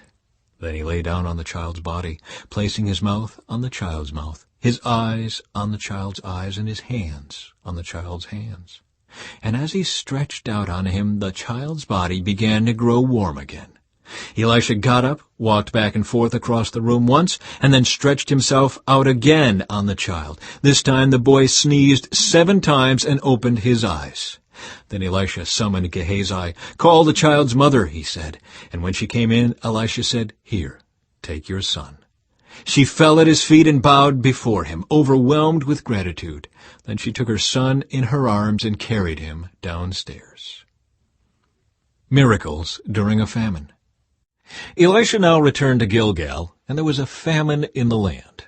One day, as the group of prophets was seated before him, he said to his servant, "Put a large pot on the fire and make some stew for the rest of the group." One of the young men went out into the field to gather herbs and came back with a pocketful of wild gourds. He shredded them and put them into the pot without realizing they were poisonous. Some of the stew was served to the men. But after they had eaten a bite or two, they cried out, "Man of God, there is poison in this stew." So they would not eat it. Elisha said, "Bring me some flour." Then he threw it into the pot and said, "Now it's all right. Go ahead and eat." And then it did not harm them. One day a man from Baal Shalisha brought the man of God a sack of fresh grain and 20 loaves of barley bread, made from the first grain of his harvest. Elisha said, "Give it to the people so they can eat." "What?" his servant exclaimed. "Feed 100 people with only this?" But Elisha repeated, "Give it to the people so they can eat. For this is what the Lord says, everyone will eat, and there will even be some left over." And when they gave it to the people, there was plenty for all, and some left over, just as the Lord had promised. Chapter 5. The Healing of Naaman. The king of Aram had great admiration for Naaman, the commander of his army, because through him the Lord had given Aram great victories. But though Naaman was a mighty warrior, he suffered from leprosy. At this time Aramean raiders had invaded the land of Israel, and among their captives was a young girl who had been given to Naaman's wife as a maid. One day the girl said to her mistress, "I wish my master would go to see the prophet in Samaria. He would heal him of his leprosy." So Naaman told the king what the young girl from Israel had said. "Go and visit the prophet," the king of Aram told him. "I will send a letter of introduction for you to take to the king of Israel." So Naaman started out, carrying as gifts 750 pounds of silver, 150 pounds of gold, and 10 sets of clothing. The letter to the king of Israel said, "With this letter I present my servant Naaman. I want you to heal him of his leprosy." When the king of Israel read the letter, he tore his clothes in dismay and said, "This man sends me a leper to heal? Am I God that I can give life and take it away? I can see that he's just trying to pick a fight with me." But when Elisha, the man of God, heard that the king of Israel had torn his clothes in dismay, he sent this message to him, "Why are you so upset? Send Naaman to me, and he will learn that there is a true prophet here in Israel." So Naaman went with his horses and chariots and waited at the door of Elisha's house.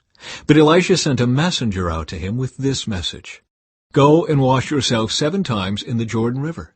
Then your skin will be restored, and you will be healed of your leprosy." But Naaman became angry and stalked away. "I thought he would certainly come out to meet me," he said. "I expected him to wave his hand over the leprosy and call on the name of the Lord his God and heal me. Aren't the rivers of Damascus, the Abana and the Pharpar, better than any of the rivers of Israel? Why shouldn't I wash in them and be healed?" So Naaman turned and went away in a rage. But his officers tried to reason with him and said, "Sir, if the prophet had told you to do something very difficult, wouldn't you have done it? So you should certainly obey him when he says simply, 'Go and wash and be cured.'" So Naaman went down to the Jordan River and dipped himself 7 times as the man of God had instructed him. And his skin became as healthy as the skin of a young child's, and he was healed. Then Naaman and his entire party went back to find the man of God. They stood before him, and Naaman said, "Now I know that there is no God in all the world except in Israel. So please accept a gift from your servant." But Elisha replied, "As surely as the Lord lives, whom I serve, I will not accept any gifts." And though Naaman urged him to take the gift, Elisha refused. Then Naaman said, "All right, but please allow me to load 2 of my mules with earth from this place, and I will take it back home with me. From now on, I will never again offer burnt offerings or sacrifices to any other god except the Lord.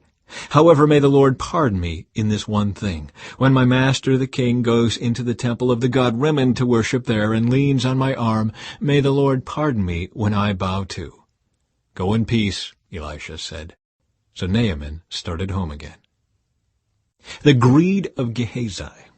But Gehazi, the servant of Elisha, the man of God, said to himself, "My master should not have let this Aramean get away without accepting any of his gifts.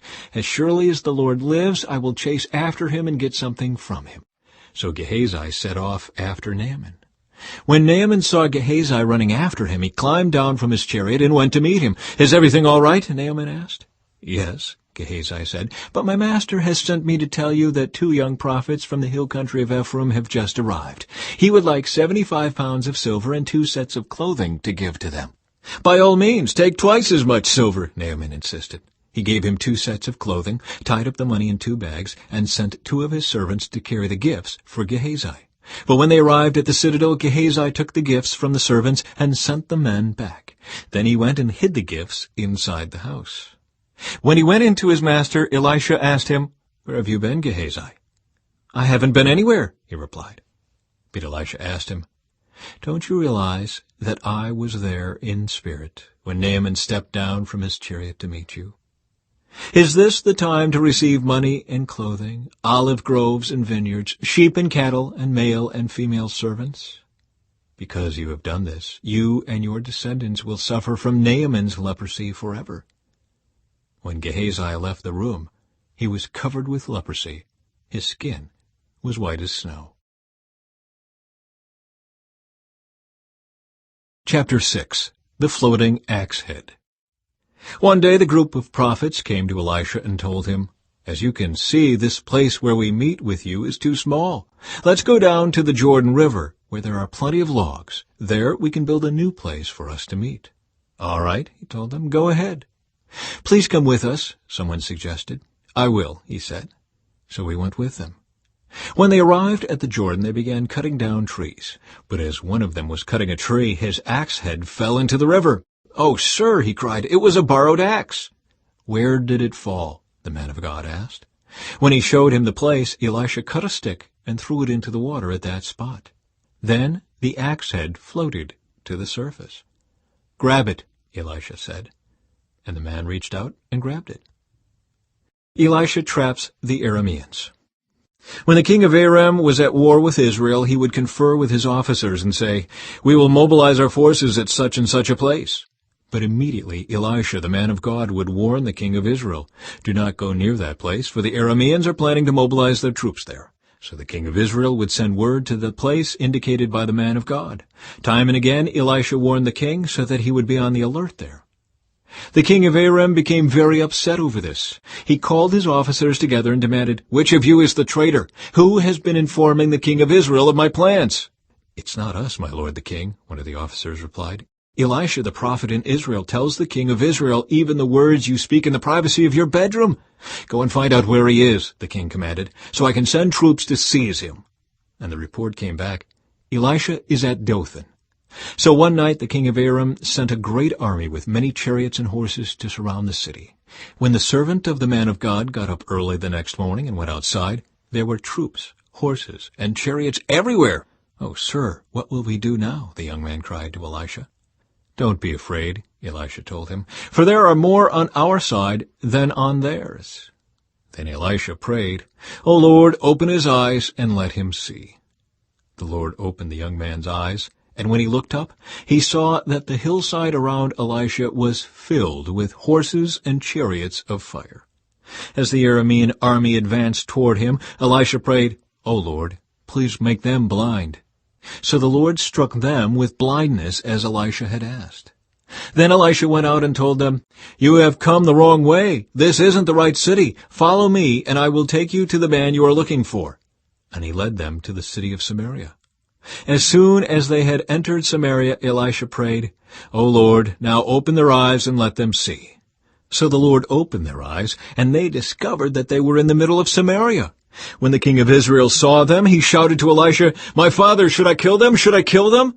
"Of course not," Elisha replied. "Do we kill prisoners of war? Give them food and drink and send them home again to their master."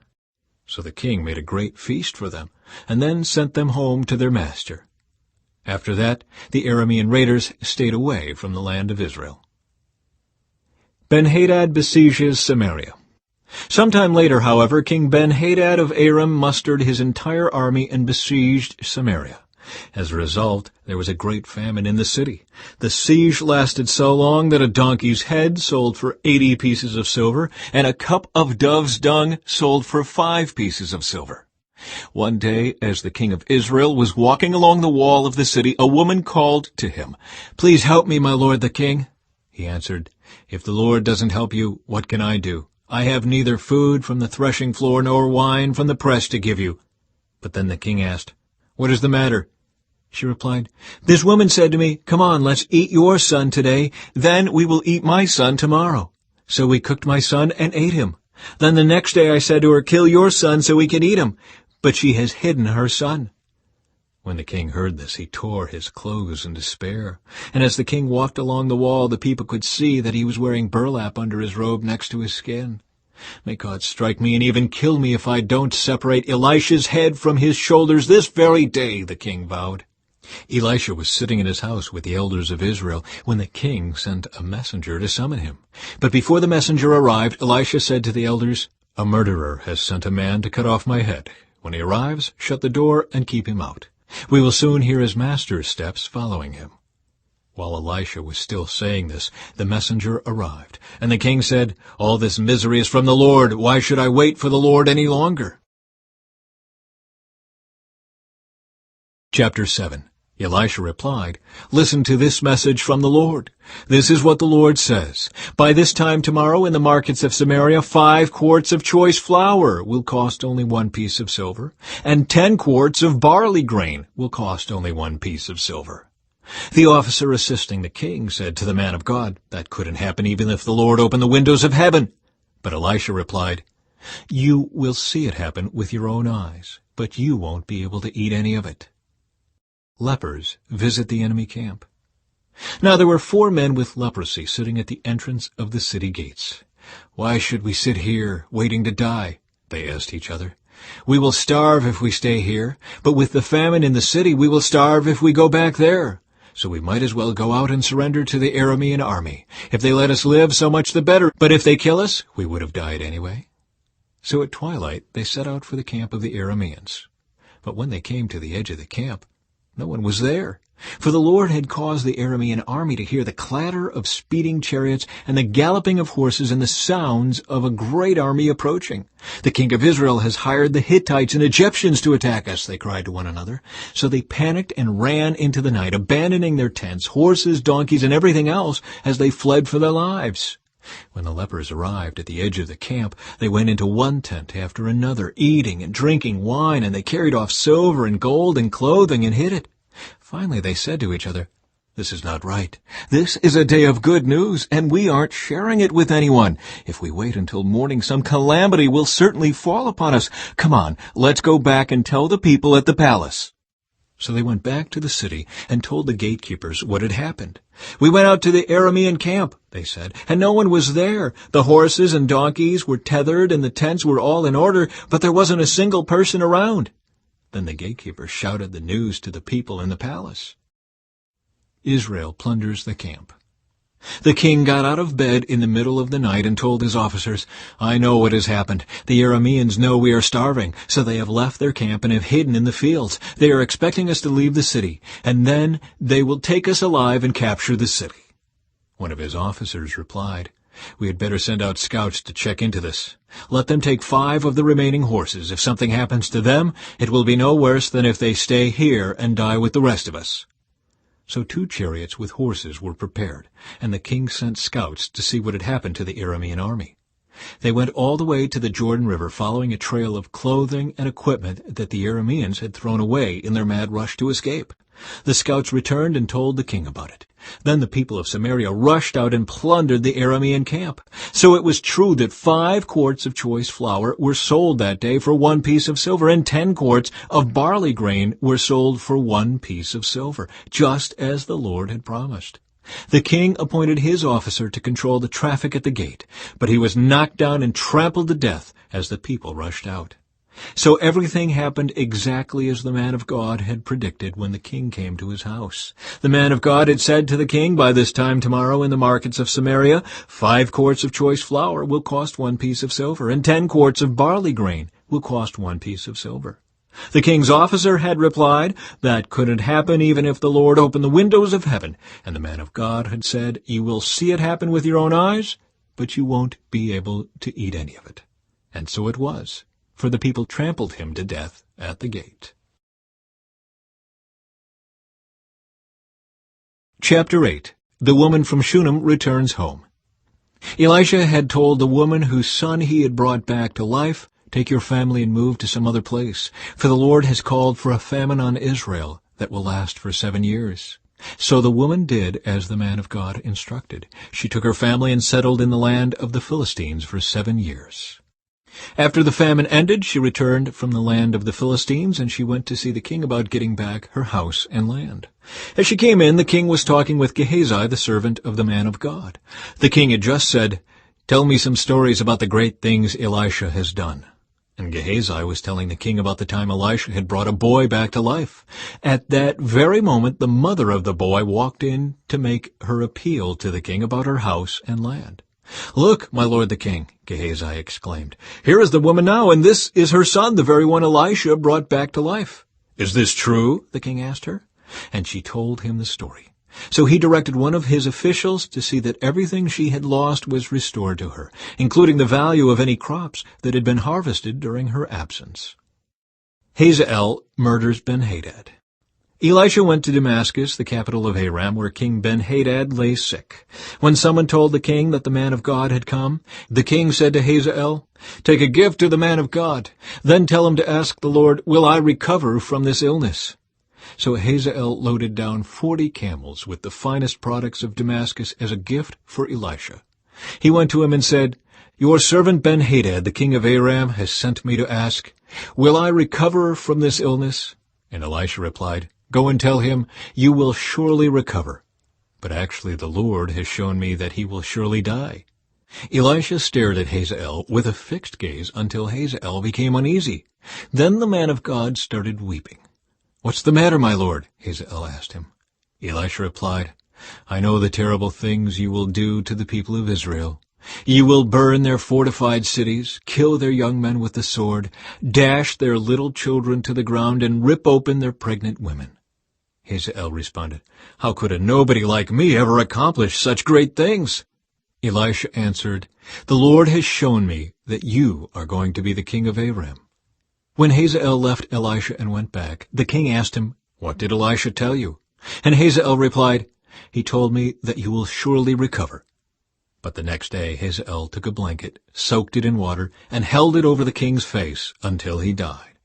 Then Hazael became the next king of Aram. Jehoram rules in Judah. Jehoram, son of King Jehoshaphat of Judah, began to rule over Judah in the 5th year of the reign of Joram, son of Ahab, king of Israel. Jehoram was 32 years old when he became king, and he reigned in Jerusalem 8 years. But Jehoram followed the example of the kings of Israel and was as wicked as King Ahab, for he had married one of Ahab's daughters. So Jehoram did what was evil in the Lord's sight. But the Lord did not want to destroy Judah, for he had made a covenant with David and promised that his descendants would continue to rule, shining like a lamp forever. During Jehoram's reign, the Edomites revolted against Judah and crowned their own king. So Jehoram went with all his chariots to attack the town of Zair. The Edomites surrounded him and his chariot commanders, but he went out at night and attacked them under cover of darkness. But Jehoram's army deserted him and fled to their homes. So Edom has been independent from Judah to this day. The town of Libnah also revolted about that same time. The rest of the events in Jehoram's reign and everything he did are recorded in the book of the history of the kings of Judah. When Jehoram died, he was buried with his ancestors in the city of David. Then his son Ahaziah became the next king. Ahaziah rules in Judah. Ahaziah son of Jehoram began to rule over Judah in the 12th year of the reign of Joram son of Ahab, king of Israel. Ahaziah was 22 years old when he became king, and he reigned in Jerusalem 1 year. His mother was Athaliah, a granddaughter of King Omri of Israel. Ahaziah followed the evil example of King Ahab's family. He did what was evil in the Lord's sight, just as Ahab's family had done, for he was related by marriage to the family of Ahab. Ahaziah joined Joram son of Ahab the king of Israel in his war against King Hazael of Aram at Ramoth-Gilead. When the Arameans wounded King Joram in the battle, he returned to Jezreel to recover from the wounds he had received at Ramoth. Because Joram was wounded, King Ahaziah of Judah went to Jezreel to visit him. Chapter 9. Jehu anointed king of Israel. Meanwhile, Elisha the prophet had summoned a member of the group of prophets. "Get ready to travel," he told him, "and take this flask of olive oil with you. Go to Ramoth-Gilead and find Jehu, son of Jehoshaphat, son of Nimshi. Call him into a private room away from his friends and pour the oil over his head. Say to him, 'This is what the Lord says, I anoint you to be the king over Israel.' Then open the door and run for your life." So the young prophet did as he was told and went to Ramoth-Gilead. When he arrived there, he found Jehu sitting around with the other army officers. "I have a message for you, Commander," he said. "For which one of us?" Jehu asked. "For you, Commander," he replied. So Jehu left the others and went into the house. Then the young prophet poured the oil over Jehu's head and said, "This is what the Lord, the God of Israel, says. I anoint you king over the Lord's people Israel. You are to destroy the family of Ahab, your master. In this way I will avenge the murder of my prophets and all the Lord's servants who were killed by Jezebel. The entire family of Ahab must be wiped out. I will destroy every one of his male descendants, slave and free alike, anywhere in Israel. I will destroy the family of Ahab, as I destroyed the families of Jeroboam, son of Nebat, and of Baasha, son of Ahijah. Dogs will eat Ahab's wife Jezebel at the plot of land in Jezreel, and no one will bury her." Then the young prophet opened the door and ran. Jehu went back to his fellow officers, and one of them asked him, "What did that madman want? Is everything all right?" "You know how a man like that babbles on," Jehu replied. "You're hiding something," they said. "Tell us." So Jehu told them, "He said to me, 'This is what the Lord says. I have anointed you to be king over Israel.'" Then they quickly spread out their cloaks on the bare steps and blew the ram's horn, shouting, "Jehu is king!" Jehu kills Joram and Ahaziah. So Jehu, son of Jehoshaphat, son of Nimshi, led a conspiracy against King Joram. Now Joram had been with the army at Ramoth-Gilead, defending Israel against the forces of King Hazael of Aram. But King Joram was wounded in the fighting and returned to Jezreel to recover from his wounds. So Jehu told the men with him, "If you want me to be king, don't let anyone leave town and go to Jezreel to report what we have done." Then Jehu got into a chariot and rode to Jezreel to find King Joram, who was lying there wounded. King Ahaziah of Judah was there too, for he had gone to visit him. The watchman on the tower of Jezreel saw Jehu and his company approaching. So he shouted to Joram, "I see a company of troops coming." "Send out a rider to ask if they are coming in peace," King Joram ordered. So a horseman went out to meet Jehu and said, "The king wants to know if you are coming in peace." Jehu replied, "What do you know about peace? Fall in behind me." The watchman called out to the king, "The messenger has met them, but he's not returning." So the king sent out a second horseman. He rode up to them and said, "The king wants to know if you come in peace." Again Jehu answered, "What do you know about peace? Fall in behind me." The watchman exclaimed, "The messenger has met them, but he isn't returning either. It must be Jehu son of Nimshi, for he's driving like a madman." "Quick, get my chariot ready," King Joram commanded. Then King Joram of Israel and King Ahaziah of Judah rode out in their chariots to meet Jehu. They met him at the plot of land that had belonged to Naboth of Jezreel. King Joram demanded, "Do you come in peace, Jehu?" Jehu replied, "How can there be peace as long as the idolatry and witchcraft of your mother Jezebel are all around us?" Then King Joram turned the horses around and fled, shouting to King Ahaziah, "Treason, Ahaziah!" But Jehu drew his bow and shot Joram between the shoulders. The arrow pierced his heart, and he sank down dead in his chariot. Jehu said to Bidkar, his officer, "Throw him into the plot of land that belonged to Naboth of Jezreel. Do you remember when you and I were riding along behind his father Ahab? The Lord pronounced this message against him. 'I solemnly swear that I will repay him here on this plot of land, says the Lord, for the murder of Naboth and his sons that I saw yesterday.' So throw him out on Naboth's property, just as the Lord said." When King Ahaziah of Judah saw what was happening, he fled along the road to Beth-Hagen. Jehu rode after him, shouting, "Shoot him too!" So they shot Ahaziah in his chariot at the ascent of Gur, near Ibleam. He was able to go on as far as Megiddo, but he died there. His servants took him by chariot to Jerusalem, where they buried him with his ancestors in the city of David. Ahaziah had become king over Judah in the 11th year of the reign of Joram, son of Ahab. The death of Jezebel. When Jezebel the queen mother heard that Jehu had come to Jezreel, she painted her eyelids and fixed her hair and sat at a window. When Jehu entered the gate of the palace, she shouted at him, "Have you come in peace, you murderer? You're just like Zimri, who murdered his master." Jehu looked up and saw her at the window and shouted, "Who is on my side?" And 2 or 3 eunuchs looked out at him. "Throw her down," Jehu yelled. So they threw her out the window, and her blood spattered against the wall and on the horses, and Jehu trampled her body under his horses' hooves. Then Jehu went into the palace and ate and drank. Afterward he said, "Someone go and bury this cursed woman, for she is the daughter of a king." But when they went out to bury her, they found only her skull, her feet, and her hands. When they returned and told Jehu, he stated, "This fulfills the message from the Lord, which he spoke through his servant Elijah from Tishbe. At the plot of land in Jezreel, dogs will eat Jezebel's body. Her remains will be scattered like dung on the plot of land in Jezreel, so that no one will be able to recognize her." Chapter 10. Jehu kills Ahab's family. Ahab had 70 sons living in the city of Samaria. So Jehu wrote letters and sent them to Samaria, to the elders and officials of the city, and to the guardians of King Ahab's sons. He said, "The king's sons are with you, and you have at your disposal chariots, horses, a fortified city, and weapons. As soon as you receive this letter, select the best qualified of your master's sons to be your king, and prepare to fight for Ahab's dynasty."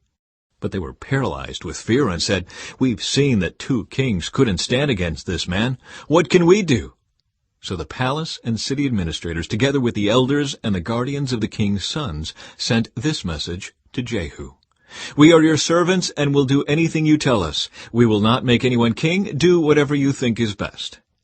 Jehu responded with a second letter. "If you are on my side and are going to obey me, bring the heads of your master's sons to me at Jezreel by this time tomorrow." Now the 70 sons of the king were being cared for by the leaders of Samaria, where they had been raised since childhood. When the letter arrived, the leaders killed all 70 of the king's sons. They placed their heads in baskets and presented them to Jehu at Jezreel. A messenger went to Jehu and said, "They have brought the heads of the king's sons." So Jehu ordered, "Pile them in 2 heaps at the entrance of the city gate and leave them there until morning." In the morning he went out and spoke to the crowd that had gathered around them. "You are not to blame," he told them. "I am the one who conspired against my master and killed him. But who killed all these? You can be sure that the message of the Lord that was spoken concerning Ahab's family will not fail. The Lord declared through his servant Elijah that this would happen." Then Jehu killed all who were left of Ahab's relatives living in Jezreel, and all his important officials, his personal friends, and his priests. So Ahab was left without a single survivor. Then Jehu set out for Samaria. Along the way, while he was at Beth-Eked of the shepherds, he met some relatives of King Ahaziah of Judah. "Who are you?" he asked them. And they replied, "We are relatives of King Ahaziah. We are going to visit the sons of King Ahab and the sons of the queen mother." "Take them alive," Jehu shouted to his men. And they captured all 42 of them and killed them at the well of Beth-Eked. None of them escaped. When Jehu left there, he met Jehonadab, son of Rechab, who was coming to meet him. After they had greeted each other, Jehu said to him, "Are you as loyal to me as I am to you?" "Yes, I am," Jehonadab replied. "If you are," Jehu said, "then give me your hand." So Jehonadab put out his hand, and Jehu helped him into the chariot. Then Jehu said, "Now come with me and see how devoted I am to the Lord." So Jehonadab rode along with him. When Jehu arrived in Samaria, he killed everyone who was left there from Ahab's family, just as the Lord had promised through Elijah. Jehu kills the priests of Baal. Then Jehu called a meeting of all the people of the city and said to them, "Ahab's worship of Baal was nothing compared to the way I will worship him. Therefore summon all the prophets and worshippers of Baal and call together all his priests. See to it that every one of them comes, for I am going to offer a great sacrifice to Baal. Anyone who fails to come will be put to death." But Jehu's cunning plan was to destroy all the worshippers of Baal. Then Jehu ordered, "Prepare a solemn assembly to worship Baal." So they did. He sent messengers throughout all Israel, summoning those who worshipped Baal. They all came, not a single one remained behind, and they filled the temple of Baal from one end to the other. And Jehu instructed the keeper of the wardrobe, "Be sure that every worshipper of Baal wears one of these robes." So robes were given to them. Then Jehu went into the temple of Baal with Jehonadab, son of Rechab. Jehu said to the worshippers of Baal, "Make sure no one who worships the Lord is here, only those who worship Baal." So they were all inside the temple to offer sacrifices and burnt offerings. Now Jehu had stationed 80 of his men outside the building, and had warned them, "If you let anyone escape, you will pay for it with your own life." As soon as Jehu had finished sacrificing the burnt offering, he commanded his guards and officers, "Go in and kill all of them. Don't let a single one escape." So they killed them all with their swords, and the guards and officers dragged their bodies outside. Then Jehu's men went into the innermost fortress of the temple of Baal. They dragged out the sacred pillar used in the worship of Baal and burned it. They smashed the sacred pillar and wrecked the temple of Baal, converting it into a public toilet, as it remains to this day. In this way Jehu destroyed every trace of Baal worship from Israel. He did not, however, destroy the gold calves at Bethel and Dan, with which Jeroboam son of Nebat had caused Israel to sin. Nonetheless, the Lord said to Jehu, "You have done well in following my instructions to destroy the family of Ahab. Therefore your descendants will be kings of Israel down to the 4th generation." But Jehu did not obey the law of the Lord, the God of Israel, with all his heart. He refused to turn from the sins that Jeroboam had led Israel to commit. The death of Jehu.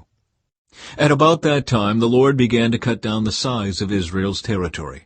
King Hazael conquered several sections of the country east of the Jordan River, including all of Gilead, Gad, Reuben, and Manasseh. He conquered the area from the town of Aror by the Arnon Gorge to as far north as Gilead and Bashan. The rest of the events in Jehu's reign, everything he did and all his achievements, are recorded in the book of the history of the kings of Israel. When Jehu died, he was buried in Samaria. Then his son Jehoahaz became the next king. In all, Jehu reigned over Israel from Samaria for 28 years.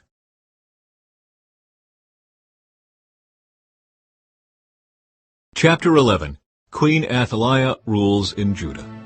When Athaliah, the mother of King Ahaziah of Judah, learned that her son was dead, she began to destroy the rest of the royal family.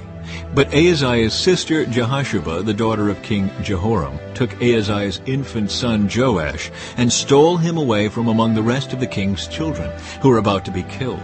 She put Joash and his nurse in a bedroom to hide him from Athaliah, so the child was not murdered. Joash remained hidden in the temple of the Lord for 6 years, while Athaliah ruled over the land. Revolt against Athaliah. In the 7th year of Athaliah's reign, Jehoiada the priest summoned the commanders, the Karaite mercenaries, and the palace guards to come to the temple of the Lord. He made a solemn pact with them and made them swear an oath of loyalty there in the Lord's temple. Then he showed them the king's son. Jehoiada told them, "This is what you must do. A third of you who are on duty on the Sabbath are to guard the royal palace itself. Another third of you are to stand guard at the Sur gate. And the final third must stand guard behind the palace guard. These 3 groups will all guard the palace. The other 2 units who are off duty on the Sabbath must stand guard for the king at the Lord's temple. Form a bodyguard around the king and keep your weapons in hand. Kill anyone who tries to break through. Stay with the king wherever he goes." So the commanders did everything as Jehoiada the priest ordered. The commanders took charge of the men reporting for duty that Sabbath, as well as those who were going off duty. They brought them all to Jehoiada the priest, and he supplied them with the spears and small shields that had once belonged to King David and were stored in the temple of the Lord. The palace guards stationed themselves around the king with their weapons ready. They formed a line from the south side of the temple around to the north side, and all around the altar.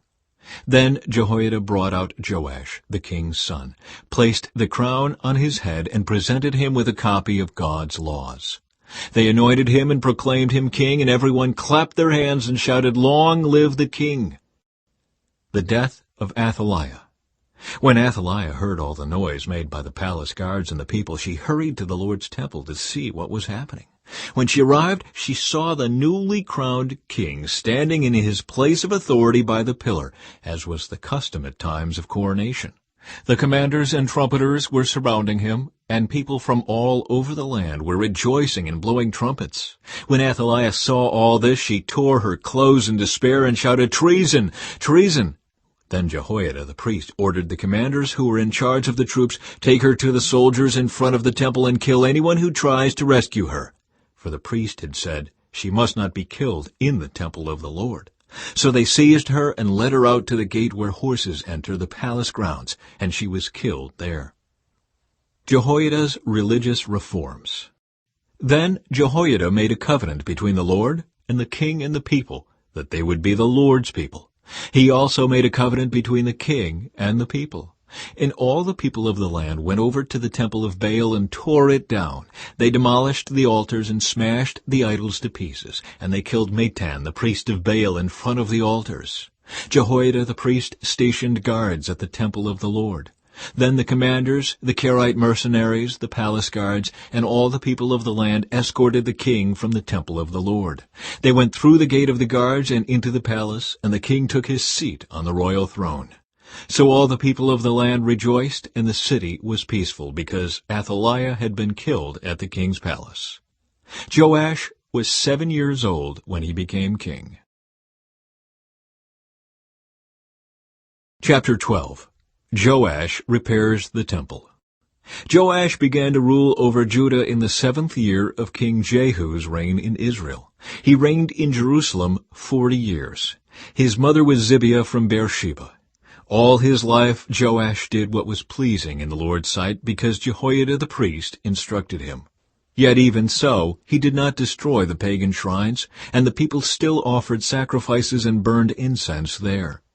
One day King Joash said to the priests, "Collect all the money brought as a sacred offering to the Lord's temple, whether it is a regular assessment, a payment of vows, or a voluntary gift.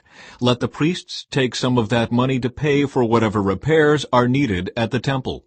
But by the 23rd year of Joash's reign, the priests still had not repaired the temple. So King Joash called for Jehoiada and the other priests and asked them, "Why haven't you repaired the temple? Don't use any more money for your own needs. From now on, it must all be spent on temple repairs."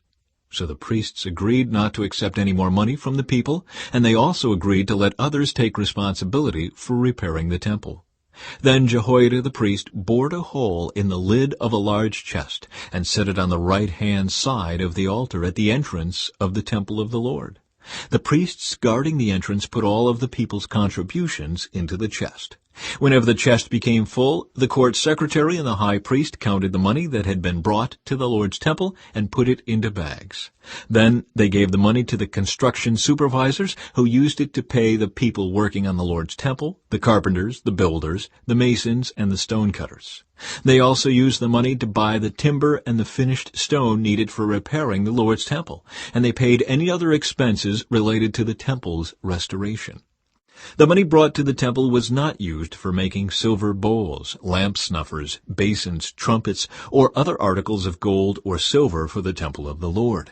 It was paid to the workmen who used it for the temple repairs. No accounting of this money was required from the construction supervisors, because they were honest and trustworthy men.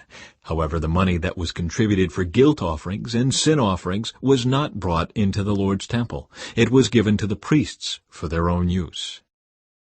The end of Joash's reign. About this time, King Hazael of Aram went to war against Gath and captured it. Then he turned to attack Jerusalem. King Joash collected all the sacred objects that Jehoshaphat, Jehoram, and Ahaziah, the previous kings of Judah, had dedicated, along with what he himself had dedicated. He sent them all to Hazael, along with all the gold in the treasuries of the Lord's temple and the royal palace.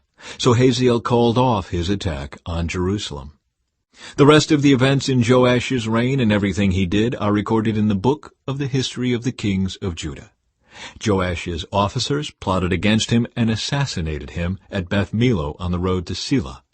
The assassins were Jozachar, son of Shimeath, and Jehozabad, son of Shomer, both trusted advisers. Joash was buried with his ancestors in the city of David. Then his son Amaziah became the next king. Chapter 13. Jehoahaz rules in Israel. Jehoahaz, son of Jehu, began to rule over Israel in the 23rd year of King Joash's reign in Judah. He reigned in Samaria 17 years, but he did what was evil in the Lord's sight. He followed the example of Jeroboam, son of Nebat, continuing the sins that Jeroboam had led Israel to commit. So the Lord was very angry with Israel, and he allowed King Hazael of Aram and his son Ben-Hadad to defeat them repeatedly. Then Jehoahaz prayed for the Lord's help, and the Lord heard his prayer, for he could see how severely the king of Aram was oppressing Israel. So the Lord provided someone to rescue the Israelites from the tyranny of the Arameans. Then Israel lived in safety again, as they had in former days. But they continued to sin, following the evil example of Jeroboam. They also allowed the Asherah pole in Samaria to remain standing. Finally, Jehoahaz's army was reduced to 50 charioteers, 10 chariots, and 10,000 foot soldiers. The king of Aram had killed the others, trampling them like dust under his feet. The rest of the events in Jehoahaz's reign, everything he did, and the extent of his power are recorded in the book of the history of the kings of Israel. When Jehoahaz died, he was buried in Samaria. Then his son Jehoash became the next king. Jehoash rules in Israel. Jehoash, son of Jehoahaz, began to rule over Israel in the 37th year of King Joash's reign in Judah. He reigned in Samaria 16 years, but he did what was evil in the Lord's sight. He refused to turn from the sins that Jeroboam, son of Nebat, had led Israel to commit. The rest of the events in Jehoash's reign and everything he did, including the extent of his power and his war with King Amaziah of Judah, are recorded in the book of the history of the kings of Israel. When Jehoash died, he was buried in Samaria with the kings of Israel. Then his son Jeroboam II became the next king. Elisha's final prophecy. When Elisha was in his last illness, King Jehoash of Israel visited him and wept over him. My father, I see the chariots and charioteers of Israel," he cried. Elisha told him, "Get a bow and some arrows." And the king did as he was told. Elisha told him, "Put your hand on the bow." And Elisha laid his own hands on the king's hands. Then he commanded, "Open that eastern window." And he opened it. Then he said, "Shoot." So he shot an arrow. Elisha proclaimed, "This is the Lord's arrow, an arrow of victory over Aram. For you will completely conquer the Arameans at Aphek." Then he said, "Now pick up the other arrows and strike them against the ground." So the king picked them up and struck the ground 3 times. But the man of God was angry with him. "You should have struck the ground 5 or 6 times, he exclaimed. "Then you would have beaten Aram until it was entirely destroyed. Now you will be victorious only 3 times. Then Elisha died and was buried. Groups of Moabite raiders used to invade the land each spring. Once when some Israelites were burying a man, they spied a band of these raiders. So they hastily threw the corpse into the tomb of Elisha and fled. But as soon as the body touched Elisha's bones, the dead man revived and jumped to his feet. King Hazael of Aram had oppressed Israel during the entire reign of King Jehoahaz. But the Lord was gracious and merciful to the people of Israel, and they were not totally destroyed. He pitied them because of his covenant with Abraham, Isaac, and Jacob. And to this day he still has not completely destroyed them or banished them from his presence. King Hazael of Aram died, and his son Ben-Hadad became the next king. Then Jehoash, son of Jehoahaz, recaptured from Ben-Hadad, son of Hazael, the towns that had been taken from Jehoash's father, Jehoahaz. Jehoash defeated Ben-Hadad on 3 occasions, and he recovered the Israelite towns. Chapter 14. Amaziah rules in Judah. Amaziah, son of Joash, began to rule over Judah in the 2nd year of the reign of King Jehoash of Israel. Amaziah was 25 years old when he became king, and he reigned in Jerusalem 29 years. His mother was Jehoaddin from Jerusalem. Amaziah did what was pleasing in the Lord's sight, but not like his ancestor David. Instead, he followed the example of his father Joash. Amaziah did not destroy the pagan shrines, and the people still offered sacrifices and burned incense there. When Amaziah was well established as king, he executed the officials who had assassinated his father. However, he did not kill the children of the assassins, for he obeyed the command of the Lord as written by Moses in the book of the law. Parents must not be put to death for the sins of their children, nor children for the sins of their parents. Those deserving to die must be put to death for their own crimes. Amaziah also killed 10,000 Edomites in the Valley of Salt. He also conquered Selah and changed its name to Joktheel, as it is called to this day. One day Amaziah sent messengers with this challenge to Israel's king Jehoash, the son of Jehoahaz and grandson of Jehu. "Come and meet me in battle." But King Jehoash of Israel replied to King Amaziah of Judah with this story. "Out in the Lebanon mountains a thistle sent a message to a mighty cedar tree. 'Give your daughter in marriage to my son.' But just then a wild animal of Lebanon came by and stepped on the thistle, crushing it. You have indeed defeated Edom, and you are very proud of it, but be content with your victory and stay at home. Why stir up trouble that will only bring disaster on you and the people of Judah?" But Amaziah refused to listen. So King Jehoash of Israel mobilized his army against King Amaziah of Judah. The 2 armies drew up their battle lines at Bethshemesh in Judah. Judah was routed by the army of Israel, and its army scattered and fled for home. King Jehoash of Israel captured Judah's king, Amaziah, son of Joash, and grandson of Ahaziah, at Bethshemesh. Then he marched to Jerusalem, where he demolished 600 feet of Jerusalem's wall, from the Ephraim gate to the corner gate.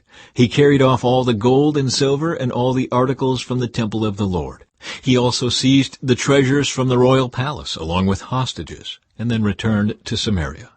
The rest of the events in Jehoash's reign and everything he did, including the extent of his power and his war with King Amaziah of Judah, are recorded in the book of the history of the kings of Israel. When Jehoash died, he was buried in Samaria with the kings of Israel, and his son Jeroboam II became the next king. King Amaziah of Judah lived for 15 years after the death of King Jehoash of Israel. The rest of the events in Amaziah's reign are recorded in the book of the history of the kings of Judah. There was a conspiracy against Amaziah's life in Jerusalem, and he fled to Lachish. But his enemies sent assassins after him, and they killed him there. They brought his body back to Jerusalem on a horse, and he was buried with his ancestors in the city of David. All the people of Judah had crowned Amaziah's 16-year-old son Uzziah as king in place of his father Amaziah. After his father's death, Uzziah rebuilt the town of Elath and restored it to Judah. Jeroboam II rules in Israel. Jeroboam II, the son of Jehoash, began to rule over Israel in the 15th year of King Amaziah's reign in Judah. Jeroboam reigned in Samaria 41 years. He did what was evil in the Lord's sight. He refused to turn from the sins that Jeroboam son of Nebat had led Israel to commit. Jeroboam II recovered the territories of Israel between Lebo-Hamath and the Dead Sea, just as the Lord, the God of Israel, had promised through Jonah son of Amittai the prophet from Gath-Hepher.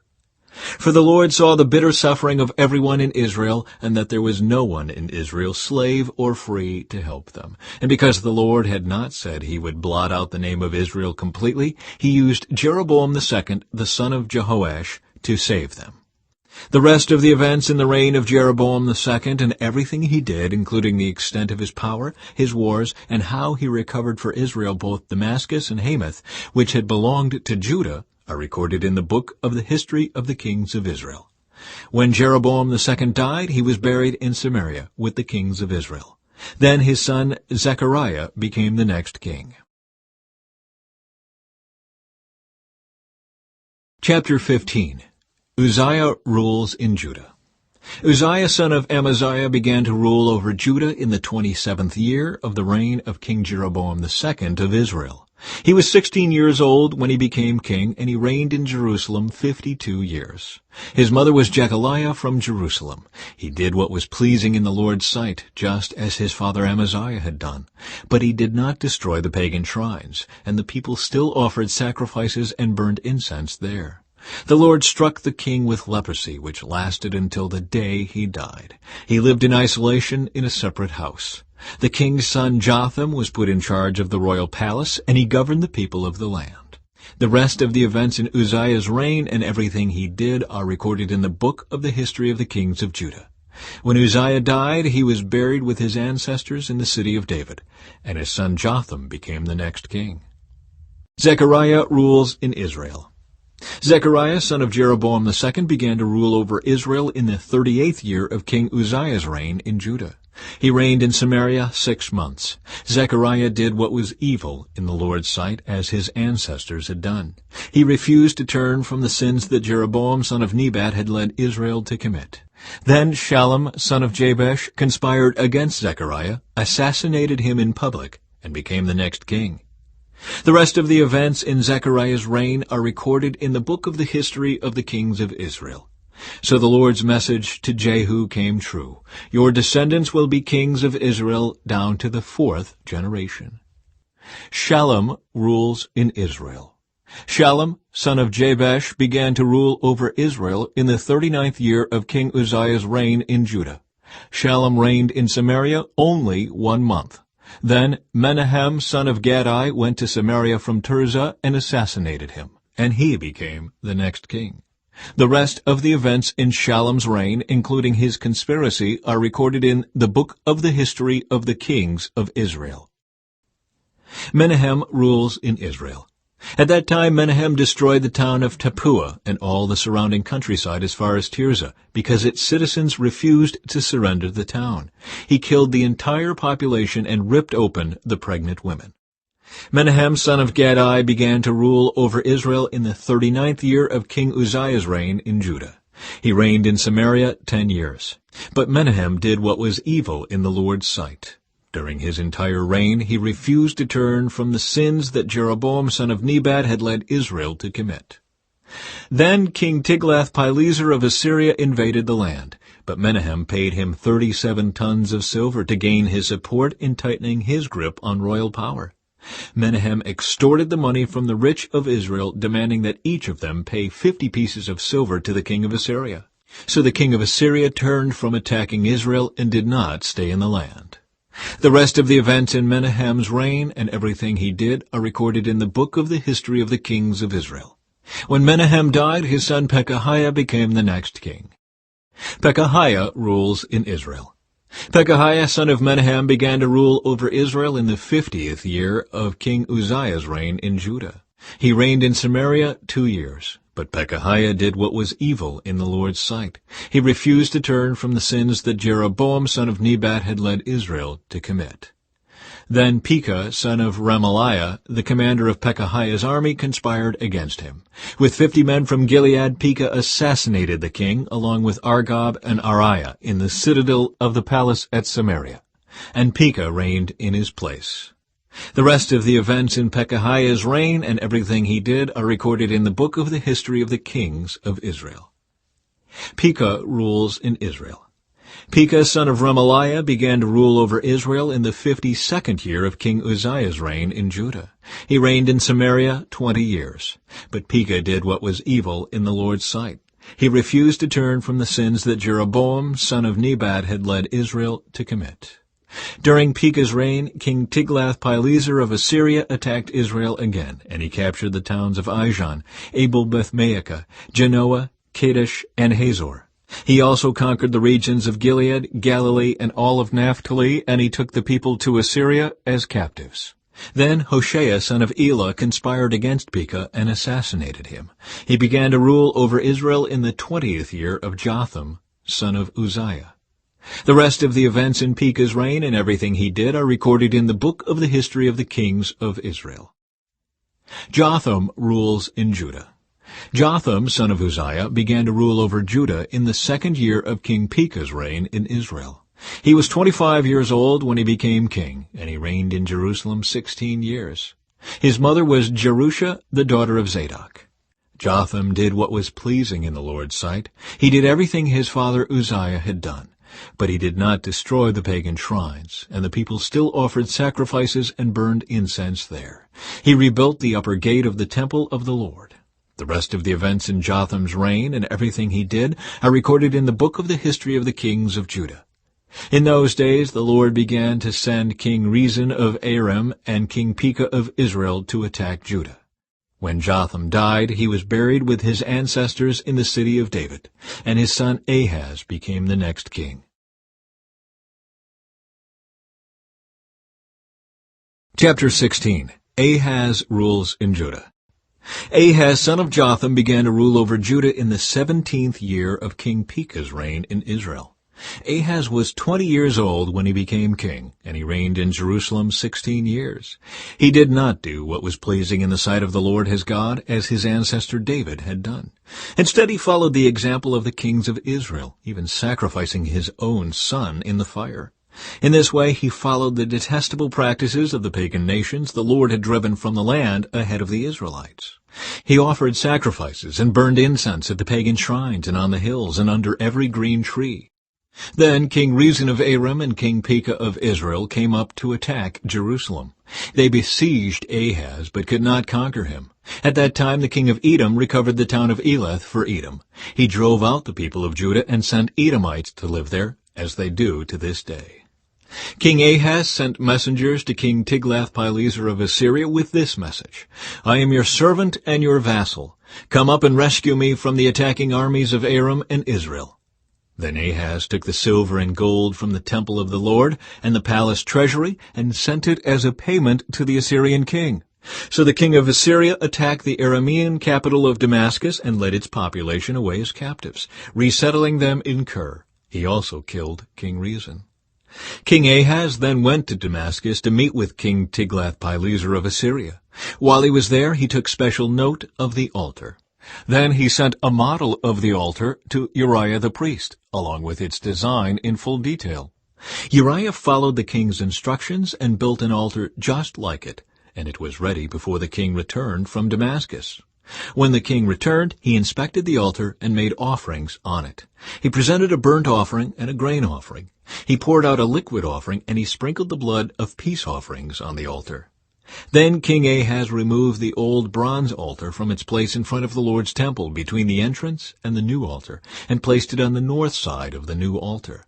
He told Uriah the priest, "Use the new altar for the morning sacrifices of burnt offering, the evening grain offering, the king's burnt offering and grain offering, and the burnt offerings of all the people, as well as their grain offerings and liquid offerings. Sprinkle the blood from all the burnt offerings and sacrifices on the new altar. The bronze altar will be for my personal use only." Uriah the priest did just as King Ahaz commanded him. Then the king removed the side panels and basins from the portable water carts. He also removed the great bronze basin called the Sea from the backs of the bronze oxen and placed it on the stone pavement. In deference to the king of Assyria, he also removed the canopy that had been constructed inside the palace for use on the Sabbath day, as well as the king's outer entrance to the temple of the Lord. The rest of the events in Ahaz's reign and everything he did are recorded in the book of the history of the kings of Judah. When Ahaz died, he was buried with his ancestors in the city of David. Then his son Hezekiah became the next king. Chapter 17. Hoshea rules in Israel. Hoshea son of Elah began to rule over Israel in the 12th year of King Ahaz's reign in Judah. He reigned in Samaria 9 years. He did what was evil in the Lord's sight, but not to the same extent as the kings of Israel who ruled before him. King Shalmaneser of Assyria attacked King Hoshea, so Hoshea was forced to pay heavy tribute to Assyria. But Hoshea stopped paying the annual tribute and conspired against the king of Assyria by asking King So of Egypt to help him shake free of Assyria's power. When the king of Assyria discovered this treachery, he seized Hoshea and put him in prison. Samaria falls to Assyria. Then the king of Assyria invaded the entire land, and for 3 years he besieged the city of Samaria. Finally, in the 9th year of King Hoshea's reign, Samaria fell, and the people of Israel were exiled to Assyria. They were settled in colonies in Halah, along the banks of the Habor River in Gozan, and in the cities of the Medes. This disaster came upon the people of Israel because they worshipped other gods. They sinned against the Lord their God, who had brought them safely out of Egypt and had rescued them from the power of Pharaoh, the king of Egypt. They had followed the practices of the pagan nations the Lord had driven from the land ahead of them, as well as the practices the kings of Israel had introduced. The people of Israel had also secretly done many things that were not pleasing to the Lord their God. They built pagan shrines for themselves in all their towns, from the smallest outpost to the largest walled city. They set up sacred pillars and Asherah poles at the top of every hill and under every green tree. They offered sacrifices on all the hilltops, just like the nations the Lord had driven from the land ahead of them. So the people of Israel had done many evil things, arousing the Lord's anger. Yes, they worshipped idols, despite the Lord's specific and repeated warnings. Again and again, the Lord had sent his prophets and seers to warn both Israel and Judah. Turn from all your evil ways. Obey my commands and decrees, the entire law that I commanded your ancestors to obey, and that I gave you through my servants, the prophets. But the Israelites would not listen. They were as stubborn as their ancestors who had refused to believe in the Lord their God. They rejected his decrees and the covenant he had made with their ancestors, and they despised all his warnings. They worshipped worthless idols, so they became worthless themselves. They followed the example of the nations around them, disobeying the Lord's command not to imitate them. They rejected all the commands of the Lord their God and made 2 calves from metal. They set up an Asherah pole and worshipped Baal and all the forces of heaven. They even sacrificed their own sons and daughters in the fire. They consulted fortune-tellers and practiced sorcery and sold themselves to evil, arousing the Lord's anger. Because the Lord was very angry with Israel, he swept them away from his presence. Only the tribe of Judah remained in the land. But even the people of Judah refused to obey the commands of the Lord their God, for they followed the evil practices that Israel had introduced. The Lord rejected all the descendants of Israel. He punished them by handing them over to their attackers until he had banished Israel from his presence. For when the Lord tore Israel away from the kingdom of David, they chose Jeroboam, son of Nebat, as their king. But Jeroboam drew Israel away from following the Lord and made them commit a great sin. And the people of Israel persisted in all the evil ways of Jeroboam. They did not turn from these sins until the Lord finally swept them away from his presence, just as all his prophets had warned. So Israel was exiled from their land to Assyria, where they remain to this day. Foreigners settle in Israel.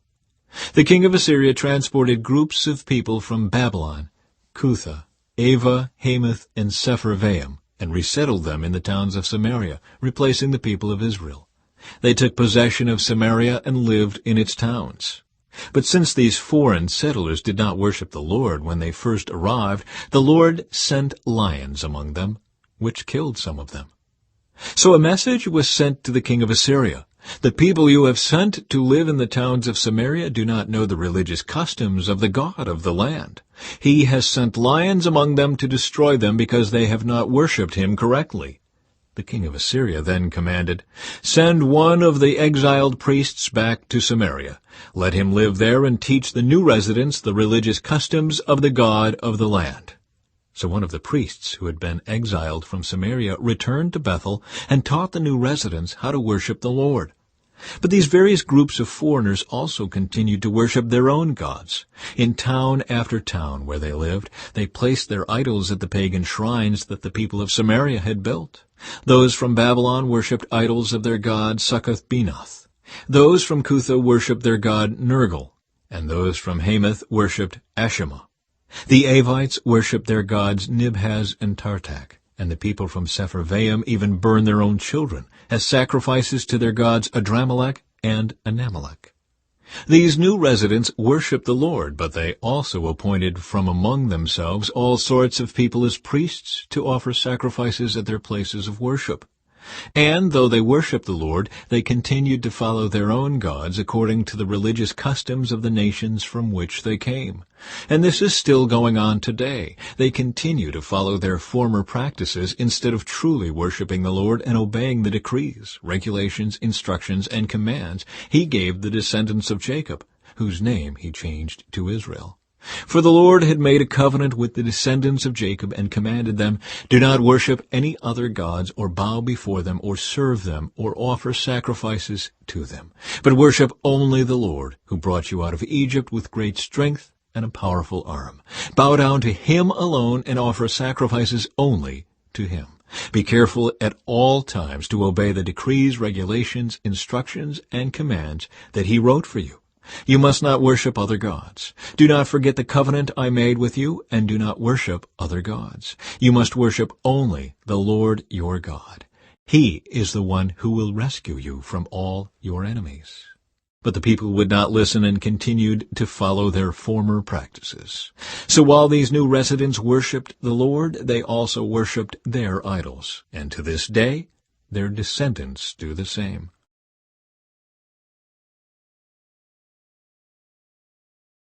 Chapter 18. Hezekiah rules in Judah. Hezekiah, son of Ahaz, began to rule over Judah in the 3rd year of King Hosea's reign in Israel. He was 25 years old when he became king, and he reigned in Jerusalem 29 years. His mother was Abijah, the daughter of Zechariah. He did what was pleasing in the Lord's sight, just as his ancestor David had done. He removed the pagan shrines, smashed the sacred pillars, and cut down the Asherah poles. He broke up the bronze serpent that Moses had made, because the people of Israel had been offering sacrifices to it. The bronze serpent was called Nehushtan. Hezekiah trusted in the Lord, the God of Israel. There was no one like him among all the kings of Judah, either before or after his time. He remained faithful to the Lord in everything, and he carefully obeyed all the commands the Lord had given Moses. So the Lord was with him, and Hezekiah was successful in everything he did. He revolted against the king of Assyria and refused to pay him tribute.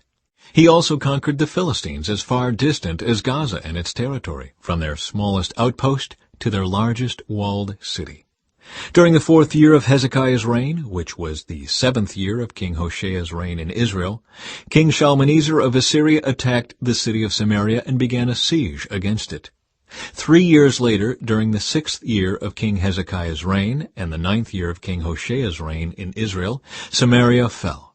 At that time, the king of Assyria exiled the Israelites to Assyria and placed them in colonies in Halah, along the banks of the Habor River in Gozan, and in the cities of the Medes. For they refused to listen to the Lord their God and obey him. Instead, they violated his covenant, all the laws that Moses, the Lord's servant, had commanded them to obey. Assyria invades Judah. In the 14th year of King Hezekiah's reign, King Sennacherib of Assyria came to attack the fortified towns of Judah and conquered them. King Hezekiah sent this message to the king of Assyria at Lachish. I have done wrong. I will pay whatever tribute money you demand if you will only withdraw.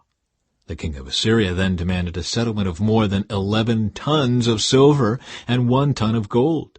To gather this amount, King Hezekiah used all the silver stored in the temple of the Lord and in the palace treasury. Hezekiah even stripped the gold from the doors of the Lord's temple, and from the doorposts he had overlaid with gold, and he gave it all to the Assyrian king. Nevertheless, the king of Assyria sent his commander-in-chief, his field commander, and his chief of staff from Lachish with a huge army to confront King Hezekiah in Jerusalem. The Assyrians took up a position beside the aqueduct that feeds water into the upper pool, near the road leading to the field where cloth is washed. They summoned King Hezekiah, but the king sent these officials to meet with them: Eliakim, son of Hilkiah, the palace administrator; Shebna, the court secretary; and Joah, son of Asaph, the royal historian. Sennacherib threatens Jerusalem.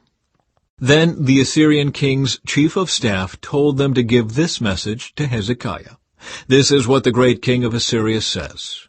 What are you trusting in that makes you so confident? Do you think that mere words can substitute for military skill and strength? Who are you counting on that you have rebelled against me? On Egypt? If you lean on Egypt, it will be like a reed that splinters beneath your weight and pierces your hand. Pharaoh, the king of Egypt, is completely unreliable. But perhaps you will say to me, we are trusting in the Lord our God. But isn't he the one who was insulted by Hezekiah? Didn't Hezekiah tear down his shrines and altars and make everyone in Judah and Jerusalem worship only at the altar here in Jerusalem? I'll tell you what. Strike a bargain with my master, the king of Assyria. I will give you 2,000 horses if you can find that many men to ride on them. With your tiny army, how can you think of challenging even the weakest contingent of my master's troops, even with the help of Egypt's chariots and charioteers? What's more, do you think we have invaded your land without the Lord's direction? The Lord himself told us, attack this land and destroy it. Then Eliakim, son of Hilkiah, Shebna, and Joah said to the Assyrian chief of staff, Please speak to us in Aramaic, for we understand it well. Don't speak in Hebrew, for the people on the wall will hear. But Sennacherib's chief of staff replied, Do you think my master sent this message only to you and your master? He wants all the people to hear it. For when we put this city under siege, they will suffer along with you. They will be so hungry and thirsty that they will eat their own dung and drink their own urine. Then the chief of staff stood and shouted in Hebrew to the people on the wall, Listen to this message from the great king of Assyria. This is what the king says. Don't let Hezekiah deceive you. He will never be able to rescue you from my power. Don't let him fool you into trusting in the Lord by saying the Lord will surely rescue us. This city will never fall into the hands of the Assyrian king. Don't listen to Hezekiah. These are the terms the king of Assyria is offering. Make peace with me. Open the gates and come out. Then each of you can continue eating from your own grapevine and fig tree and drinking from your own well. Then I will arrange to take you to another land like this one, a land of grain and new wine, bread and vineyards, olive groves and honey. Choose life instead of death. Don't listen to Hezekiah when he tries to mislead you by saying, The Lord will rescue us. Have the gods of any other nations ever saved their people from the king of Assyria? What happened to the gods of Hamath and Arpad? And what about the gods of Sepharvaim, Hena, and Ivah? Did any god rescue Samaria from my power? What god of any nation has ever been able to save its people from my power? So what makes you think that the Lord can rescue Jerusalem from me? But the people were silent and did not utter a word, because Hezekiah had commanded them, Do not answer him.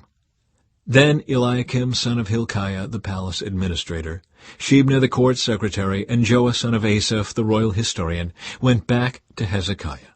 They tore their clothes in despair, and they went in to see the king and told him what the Assyrian chief of staff had said.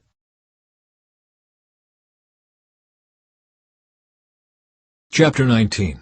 Hezekiah seeks the Lord's help. When King Hezekiah heard their report, he tore his clothes and put on burlap and went into the temple of the Lord. And he sent Eliakim, the palace administrator, Shebna, the court secretary, and the leading priests, all dressed in burlap, to the prophet Isaiah, son of Amos. They told him, "This is what King Hezekiah says. Today is a day of trouble, insults, and disgrace. It is like when a child is ready to be born, but the mother has no strength to deliver the baby. But perhaps the Lord your God has heard the Assyrian chief of staff, sent by the king to defy the living God, and will punish him for his words. Oh, pray for those of us who are left." After King Hezekiah's officials delivered the king's message to Isaiah, the prophet replied, "Say to your master, 'This is what the Lord says. Do not be disturbed by this blasphemous speech against me from the Assyrian king's messengers. Listen, I myself will move against him, and the king will receive a message that he is needed at home. So he will return to his land, where I will have him killed with a sword.'" Meanwhile, the Assyrian chief of staff left Jerusalem and went to consult the king of Assyria, who had left Lachish and was attacking Libnah. Soon afterward, King Sennacherib received word that King Turaka of Ethiopia was leading an army to fight against him. Before leaving to meet the attack, he sent messengers back to Hezekiah in Jerusalem with this message. "This message is for King Hezekiah of Judah. Don't let your God in whom you trust deceive you with promises that Jerusalem will not be captured by the king of Assyria. You know perfectly well what the kings of Assyria have done wherever they have gone. They have completely destroyed everyone who stood in their way. Why should you be any different? Have the gods of other nations rescued them? Such nations as Gozan, Haran, Rezeph, and the people of Eden who were in Tel Assar. My predecessors destroyed them all. What happened to the king of Hamath and the king of Arpad? What happened to the kings of Sepharvaim, Hena, and Ivah?" After Hezekiah received the letter from the messengers and read it, he went up to the Lord's temple and spread it out before the Lord. And Hezekiah prayed this prayer before the Lord. "O Lord, God of Israel, you are enthroned between the mighty cherubim. You alone are God of all the kingdoms of the earth. You alone created the heavens and the earth. Bend down, O Lord, and listen. Open your eyes, O Lord, and see. Listen to Sennacherib's words of defiance against the living God. It is true, Lord, that the kings of Assyria have destroyed all these nations, and they have thrown the gods of these nations into the fire and burned them. But of course the Assyrians could destroy them. They were not gods at all, only idols of wood and stone, shaped by human hands. Now, O Lord, our God, rescue us from his power. Then all the kingdoms of the earth will know that you alone, O Lord, are God." Isaiah predicts Judah's deliverance. Then Isaiah son of Amoz sent this message to Hezekiah. "This is what the Lord, the God of Israel, says. I have heard your prayer about King Sennacherib of Assyria, and the Lord has spoken this word against him. The virgin daughter of Zion despises you and laughs at you. The daughter of Jerusalem shakes her head in derision as you flee. Whom have you been defying and ridiculing? Against whom did you raise your voice? At whom did you look with such haughty eyes? It was the Holy One of Israel. By your messengers you have defied the Lord. You have said, with my many chariots I have conquered the highest mountains, yes, the remotest peaks of Lebanon. I have cut down its tallest cedars and its finest cypress trees. I have reached its farthest corners and explored its deepest forests. I have dug wells in many foreign lands and refreshed myself with their water. With the sole of my foot I stopped up all the rivers of Egypt. But have you not heard? I decided this long ago. Long ago I planned it, and now I am making it happen. I planned for you to crush fortified cities into heaps of rubble. That is why their people have so little power and are so frightened and confused. They are as weak as grass, as easily trampled as tender green shoots. They are like grass sprouting on a housetop, scorched before it can grow lush and tall. But I know you well, where you stay, and when you come and go. I know the way you have raged against me. And because of your raging against me and your arrogance, which I have heard for myself, I will put my hook in your nose and my bit in your mouth. I will make you return by the same road on which you came." Then Isaiah said to Hezekiah, "Here is the proof that what I say is true. This year you will eat only what grows up by itself, and next year you will eat what springs up from that. But in the third year you will plant crops and harvest them. You will tend vineyards and eat their fruit. And you who are left in Judah, who have escaped the ravages of the siege, will put roots down in your own soil and will grow up and flourish. For a remnant of my people will spread out from Jerusalem, a group of survivors from Mount Zion. The passionate commitment of the Lord of heaven's armies will make this happen. And this is what the Lord says about the king of Assyria. His armies will not enter Jerusalem.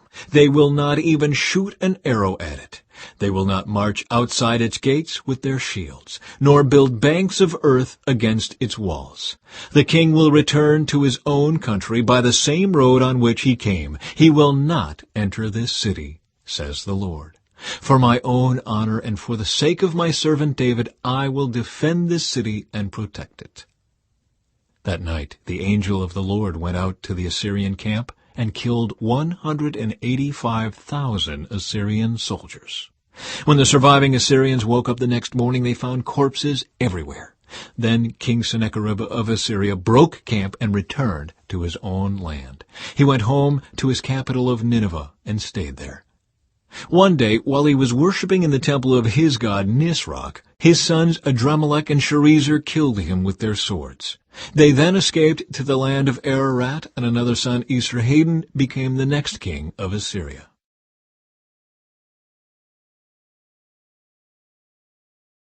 Chapter 20. Hezekiah's sickness and recovery. About that time Hezekiah became deathly ill, and the prophet Isaiah, son of Amoz, went to visit him. He gave the king this message. This is what the Lord says, set your affairs in order, for you are going to die. You will not recover from this illness. When Hezekiah heard this, he turned his face to the wall and prayed to the Lord.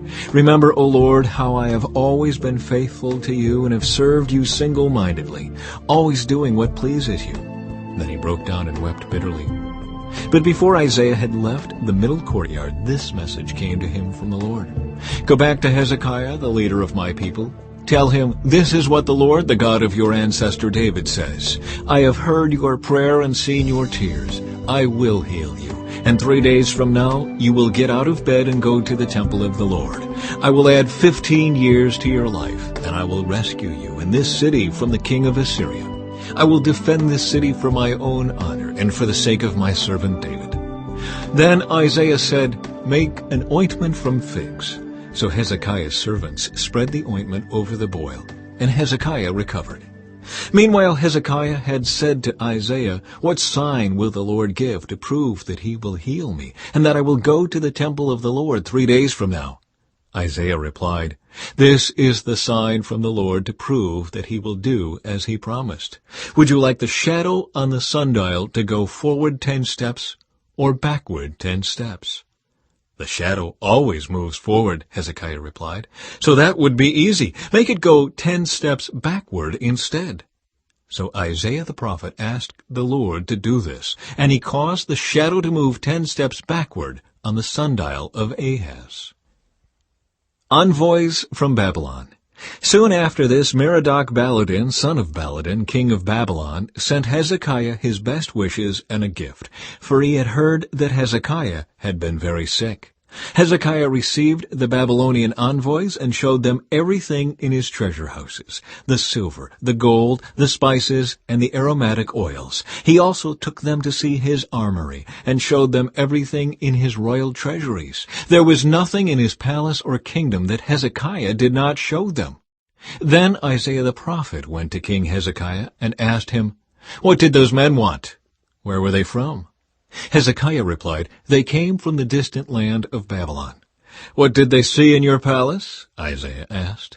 They saw everything, Hezekiah replied. I showed them everything I own, all my royal treasuries.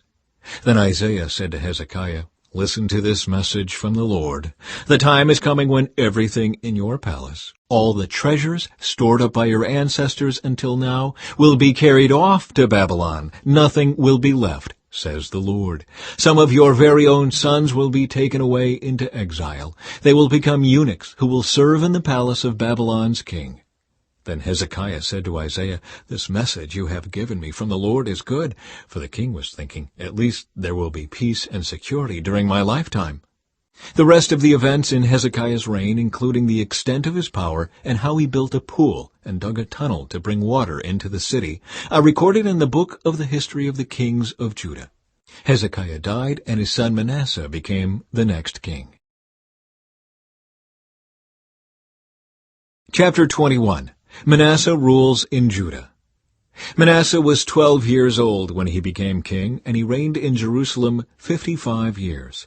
His mother was Hephzibah. He did what was evil in the Lord's sight, following the detestable practices of the pagan nations that the Lord had driven from the land ahead of the Israelites.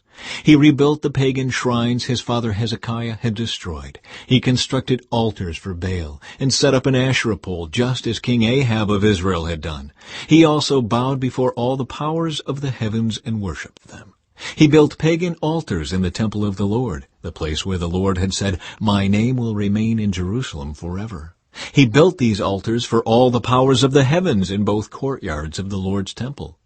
Manasseh also sacrificed his own son in the fire. He practiced sorcery and divination, and he consulted with mediums and psychics. He did much that was evil in the Lord's sight, arousing his anger.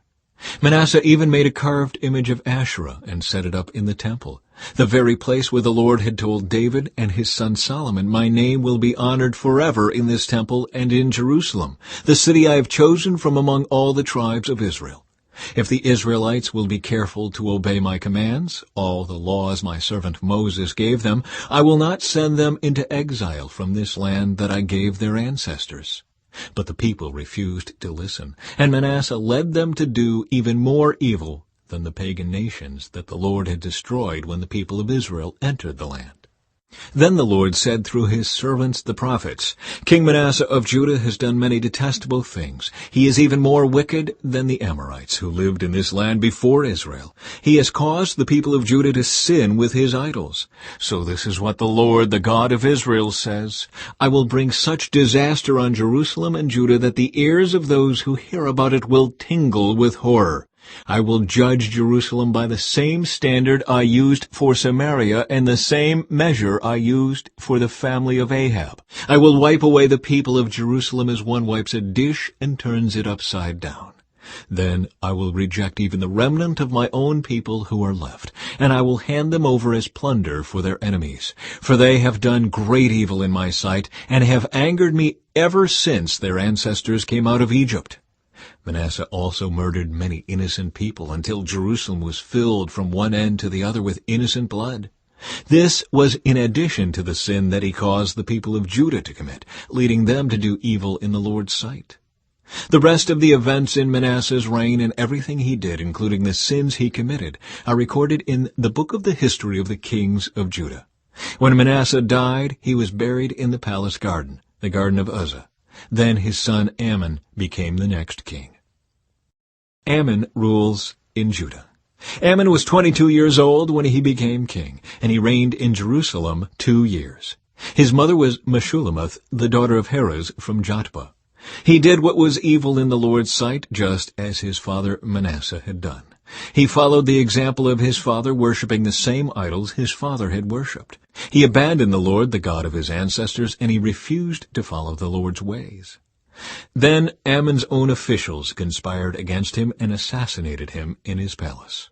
But the people of the land killed all those who had conspired against King Ammon, and they made his son Josiah the next king. The rest of the events in Ammon's reign and what he did are recorded in the book of the history of the kings of Judah. He was buried in his tomb in the garden of Uzzah. Then his son Josiah became the next king. Chapter 22. Josiah rules in Judah. Josiah was 8 years old when he became king, and he reigned in Jerusalem 31 years. His mother was Jedidah, the daughter of Adaiah from Bozkath. He did what was pleasing in the Lord's sight and followed the example of his ancestor David. He did not turn away from doing what was right. In the 18th year of his reign, King Josiah sent Shaphan, son of Azaliah and grandson of Meshullam, the court secretary, to the temple of the Lord. He told him, go to Hilkiah the high priest and have him count the money the gatekeepers have collected from the people at the Lord's temple. Entrust this money to the men assigned to supervise the temple's restoration. Then they can use it to pay workers to repair the temple of the Lord. They will need to hire carpenters, builders, and masons. Also have them buy the timber and the finished stone needed to repair the temple. But don't require the construction supervisors to keep account of the money they receive, for they are honest and trustworthy men. Hilkiah discovers God's law. Hilkiah the high priest said to Shaphan the court secretary, "I have found the book of the law in the Lord's temple." Then Hilkiah gave the scroll to Shaphan, and he read it. Shaphan went to the king and reported, "Your officials have turned over the money collected at the temple of the Lord to the workers and supervisors at the temple." Shaphan also told the king, "Hilkiah the priest has given me a scroll." So Shaphan read it to the king. When the king heard what was written in the book of the law, he tore his clothes in despair. Then he gave these orders to Hilkiah the priest, Ahikam son of Shaphan, Akbor son of Micaiah, Shaphan the court secretary, and Asaiah the king's personal advisor. "Go to the temple and speak to the Lord for me, and for the people, and for all Judah. Inquire about the words written in this scroll that has been found. For the Lord's great anger is burning against us, because our ancestors have not obeyed the words in this scroll. We have not been doing everything it says we must do." So Hilkiah the priest, Ahikam, Akbor, Shaphan, and Asaiah went to the new quarter of Jerusalem to consult with the prophet Huldah. She was the wife of Shallum, son of Tikvah, son of Harhas, the keeper of the temple wardrobe. She said to them, "The Lord, the God of Israel, has spoken. Go back and tell the man who sent you, this is what the Lord says. I am going to bring disaster on this city and its people. All the words written in the scroll that the king of Judah has read will come true. For my people have abandoned me and offered sacrifices to pagan gods. And I am very angry with them for everything they have done. My anger will burn against this place, and it will not be quenched.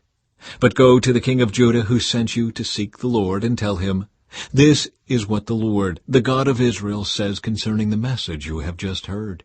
You were sorry and humbled yourself before the Lord when you heard what I said against this city and its people, that this land would be cursed and become desolate. You tore your clothing in despair and wept before me in repentance.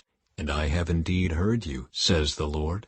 So I will not send the promised disaster until after you have died and been buried in peace. You will not see the disaster I am going to bring on this city." So they took her message back to the king. Chapter 23. Josiah's Religious Reforms. Then the king summoned all the elders of Judah and Jerusalem, and the king went up to the temple of the Lord with all the people of Judah and Jerusalem, along with the priests and the prophets, all the people from the least to the greatest. There the king read to them the entire book of the covenant that had been found in the Lord's temple. The king took his place of authority beside the pillar and renewed the covenant in the Lord's presence. He pledged to obey the Lord by keeping all his commands, laws, and decrees with all his heart and soul. In this way he confirmed all the terms of the covenant that were written in the scroll, and all the people pledged themselves to the covenant. Then the king instructed Hilkiah the high priest and the priests of the second rank and the temple gatekeepers to remove from the Lord's temple all the articles that were used to worship Baal, Asherah, and all the powers of the heavens. The king had all these things burned outside Jerusalem on the terraces of the Kidron Valley, and he carried the ashes away to Bethel.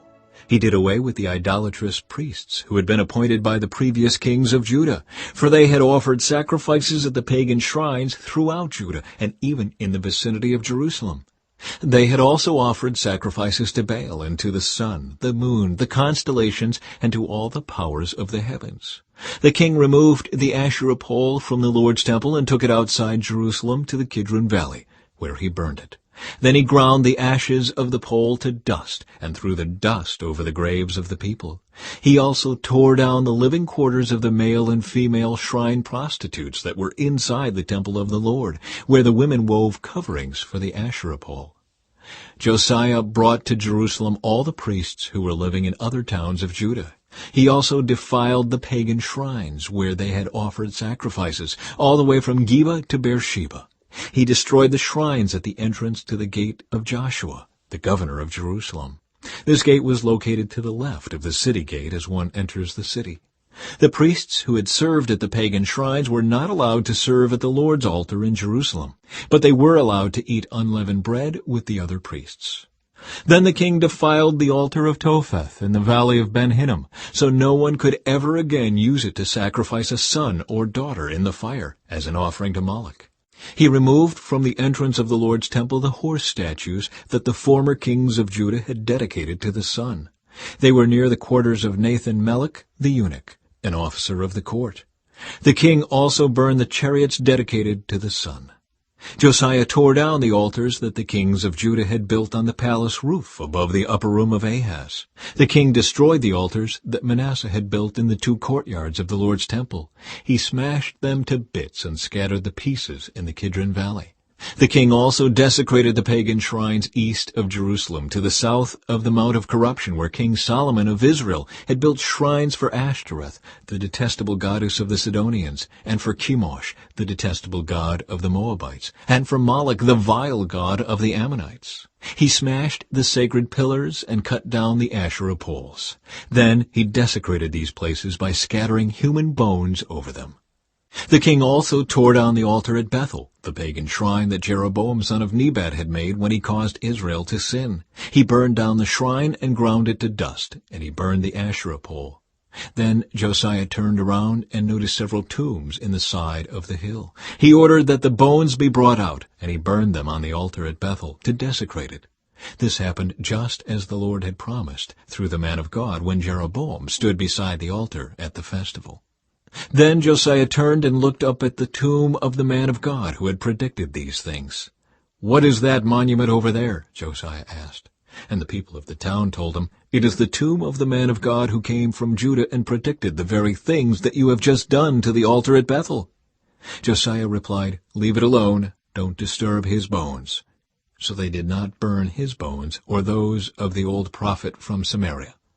Then Josiah demolished all the buildings at the pagan shrines in the towns of Samaria, just as he had done at Bethel. They had been built by the various kings of Israel and had made the Lord very angry. He executed the priests of the pagan shrines on their own altars, and he burned human bones on the altars to desecrate them. Finally, he returned to Jerusalem. Josiah celebrates Passover. King Josiah then issued this order to all the people: "You must celebrate the Passover to the Lord your God, as required in this book of the covenant." There had not been a Passover celebration like that since the time when the judges ruled in Israel, nor throughout all the years of the kings of Israel and Judah. This Passover was celebrated to the Lord in Jerusalem in the 18th year of King Josiah's reign.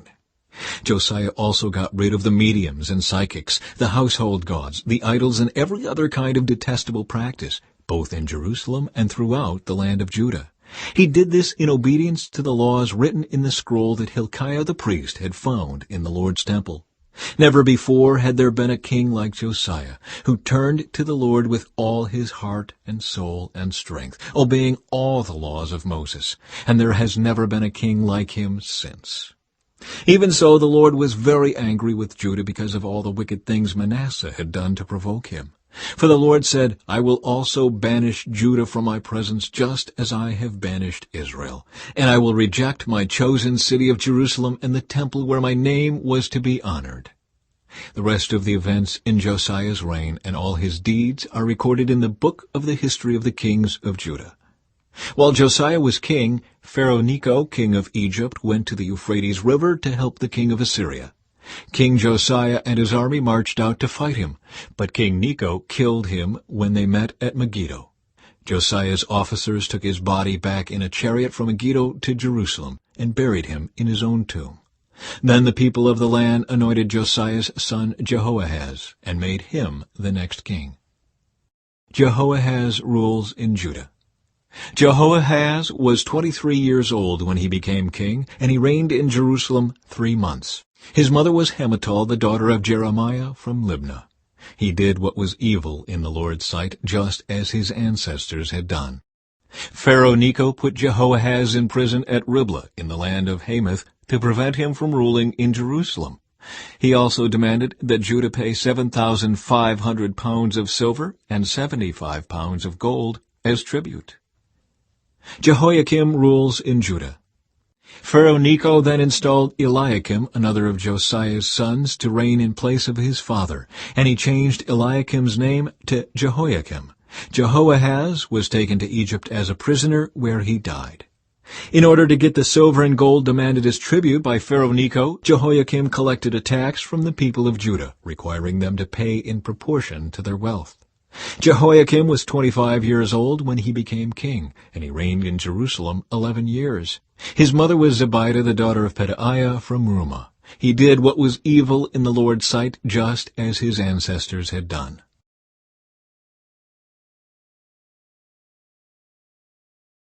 Chapter 24. During Jehoiakim's reign, King Nebuchadnezzar of Babylon invaded the land of Judah. Jehoiakim surrendered and paid him tribute for 3 years, but then rebelled. Then the Lord sent bands of Babylonian, Aramean, Moabite, and Ammonite raiders against Judah to destroy it, just as the Lord had promised through his prophets. These disasters happened to Judah because of the Lord's command. He had decided to banish Judah from his presence because of the many sins of Manasseh, who had filled Jerusalem with innocent blood. The Lord would not forgive this. The rest of the events in Jehoiakim's reign and all his deeds are recorded in the book of the history of the kings of Judah. When Jehoiakim died, his son Jehoiachin became the next king. The king of Egypt did not venture out of his country after that, for the king of Babylon captured the entire area formerly claimed by Egypt, from the brook of Egypt to the Euphrates River. Jehoiachin rules in Judah. Jehoiachin was 18 years old when he became king, and he reigned in Jerusalem 3 months. His mother was Nehushta, the daughter of Elnathan from Jerusalem. Jehoiachin did what was evil in the Lord's sight, just as his father had done. During Jehoiachin's reign, the officers of King Nebuchadnezzar of Babylon came up against Jerusalem and besieged it. Nebuchadnezzar himself arrived at the city during the siege. Then King Jehoiachin, along with the queen mother, his advisers, his commanders, and his officials, surrendered to the Babylonians. In the 8th year of Nebuchadnezzar's reign, he took Jehoiachin prisoner. As the Lord had said beforehand, Nebuchadnezzar carried away all the treasures from the Lord's temple and the royal palace. He stripped away all the gold objects that King Solomon of Israel had placed in the temple. King Nebuchadnezzar took all of Jerusalem captive, including all the commanders and the best of the soldiers, craftsmen, and artisans, 10,000 in all. Only the poorest people were left in the land. Nebuchadnezzar led King Jehoiachin away as a captive to Babylon, along with the queen mother, his wives, and officials, and all Jerusalem's elite. He also exiled 7,000 of the best troops and 1,000 craftsmen and artisans, all of whom were strong and fit for war.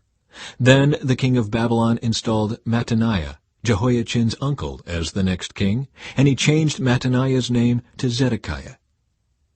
Zedekiah rules in Judah. Zedekiah was 21 years old when he became king, and he reigned in Jerusalem 11 years. His mother was Hamutal, the daughter of Jeremiah from Libnah. But Zedekiah did what was evil in the Lord's sight, just as Jehoiakim had done. These things happened because of the Lord's anger against the people of Jerusalem and Judah, until he finally banished them from his presence and sent them into exile. The fall of Jerusalem. Zedekiah rebelled against the king of Babylon. Chapter 25. So on January 15, during the 9th year of Zedekiah's reign, King Nebuchadnezzar of Babylon led his entire army against Jerusalem. They surrounded the city and built siege ramps against its walls. Jerusalem was kept under siege until the 11th year of King Zedekiah's reign. By July 18, in the 11th year of Zedekiah's reign, the famine in the city had become very severe, and the last of the food was entirely gone. Then a section of the city wall was broken down, and all the soldiers fled. Since the city was surrounded by the Babylonians, they waited for nightfall. Then they slipped through the gate between the 2 walls behind the king's garden and headed toward the Jordan Valley. But the Babylonian troops chased the king and caught him on the plains of Jericho, for his men had all deserted him and scattered. They took him to the king of Babylon at Riblah, where they pronounced judgment upon Zedekiah. They made Zedekiah watch as they slaughtered his sons. Then they gouged out Zedekiah's eyes, bound him in bronze chains, and led him away to Babylon. The temple destroyed. On August 14 of that year, which was the 19th year of King Nebuchadnezzar's reign, Nebuzaradan, the captain of the guard and an official of the Babylonian king, arrived in Jerusalem. He burned down the temple of the Lord, the royal palace, and all the houses of Jerusalem. He destroyed all the important buildings in the city. Then he supervised the entire Babylonian army as they tore down the walls of Jerusalem on every side. Nebuzaradan, the captain of the guard, then took as exiles the rest of the people who remained in the city, the defectors who had declared their allegiance to the king of Babylon, and the rest of the population. But the captain of the guard allowed some of the poorest people to stay behind in Judah to care for the vineyards and fields. The Babylonians broke up the bronze pillars in front of the Lord's temple, the bronze water carts, and the great bronze basin called the sea, and they carried all the bronze away to Babylon. They also took all the ash buckets, shovels, lamp snuffers, dishes, and all the other bronze articles used for making sacrifices at the temple. Nebuzaradan, the captain of the guard, also took the incense burners and basins, and all the other articles made of pure gold or silver.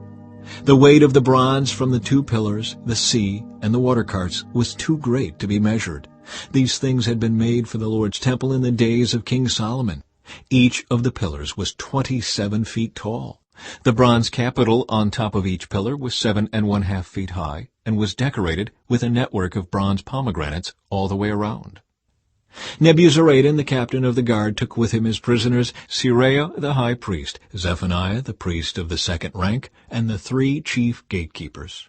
And from among the people still hiding in the city, he took an officer who had been in charge of the Judean army, 5 of the king's personal advisors, the army commander's chief secretary, who was in charge of recruitment, and 60 other citizens. Nebuzaradan, the captain of the guard, took them all to the king of Babylon at Riblah, and there at Riblah in the land of Hamath, the king of Babylon had them all put to death. So the people of Judah were sent into exile from their land. Gedaliah governs in Judah. Then King Nebuchadnezzar appointed Gedaliah, son of Ahikam and grandson of Shaphan, as governor over the people he had left in Judah. When all the army commanders and their men learned that the king of Babylon had appointed Gedaliah as governor, they went to see him at Mizpah. These included Ishmael, son of Nethaniah, Johanan, son of Kareah, Seraiah, son of Tanumeth, the Netophathite, and Jezaniah, son of the Maacathite, and all their men. Gedaliah vowed to them that the Babylonian officials meant them no harm. "Don't be afraid of them. Live in the land and serve the king of Babylon, and all will go well for you," he promised. But in mid-autumn of that year, Ishmael, son of Nethaniah, and grandson of Elishama, who was of the royal family, went to Mizpah with 10 men and killed Gedaliah. He also killed all the Judeans and Babylonians who were with Gedaliah at Mizpah. Then all the people of Judah, from the least to the greatest, as well as the army commanders, fled in panic to Egypt, for they were afraid of what the Babylonians would do to them. Hope for Israel's royal line. In the 37th year of the exile of King Jehoiachin of Judah, Evil-Merodach ascended to the Babylonian throne. He was kind to Jehoiachin and released him from prison on April 2 of that year. He spoke kindly to Jehoiachin and gave him a higher place than all the other exiled kings in Babylon. He supplied Jehoiachin with new clothes to replace his prison garb and allowed him to dine in the king's presence for the rest of his life. So the Babylonian king gave him a regular food allowance as long as he lived.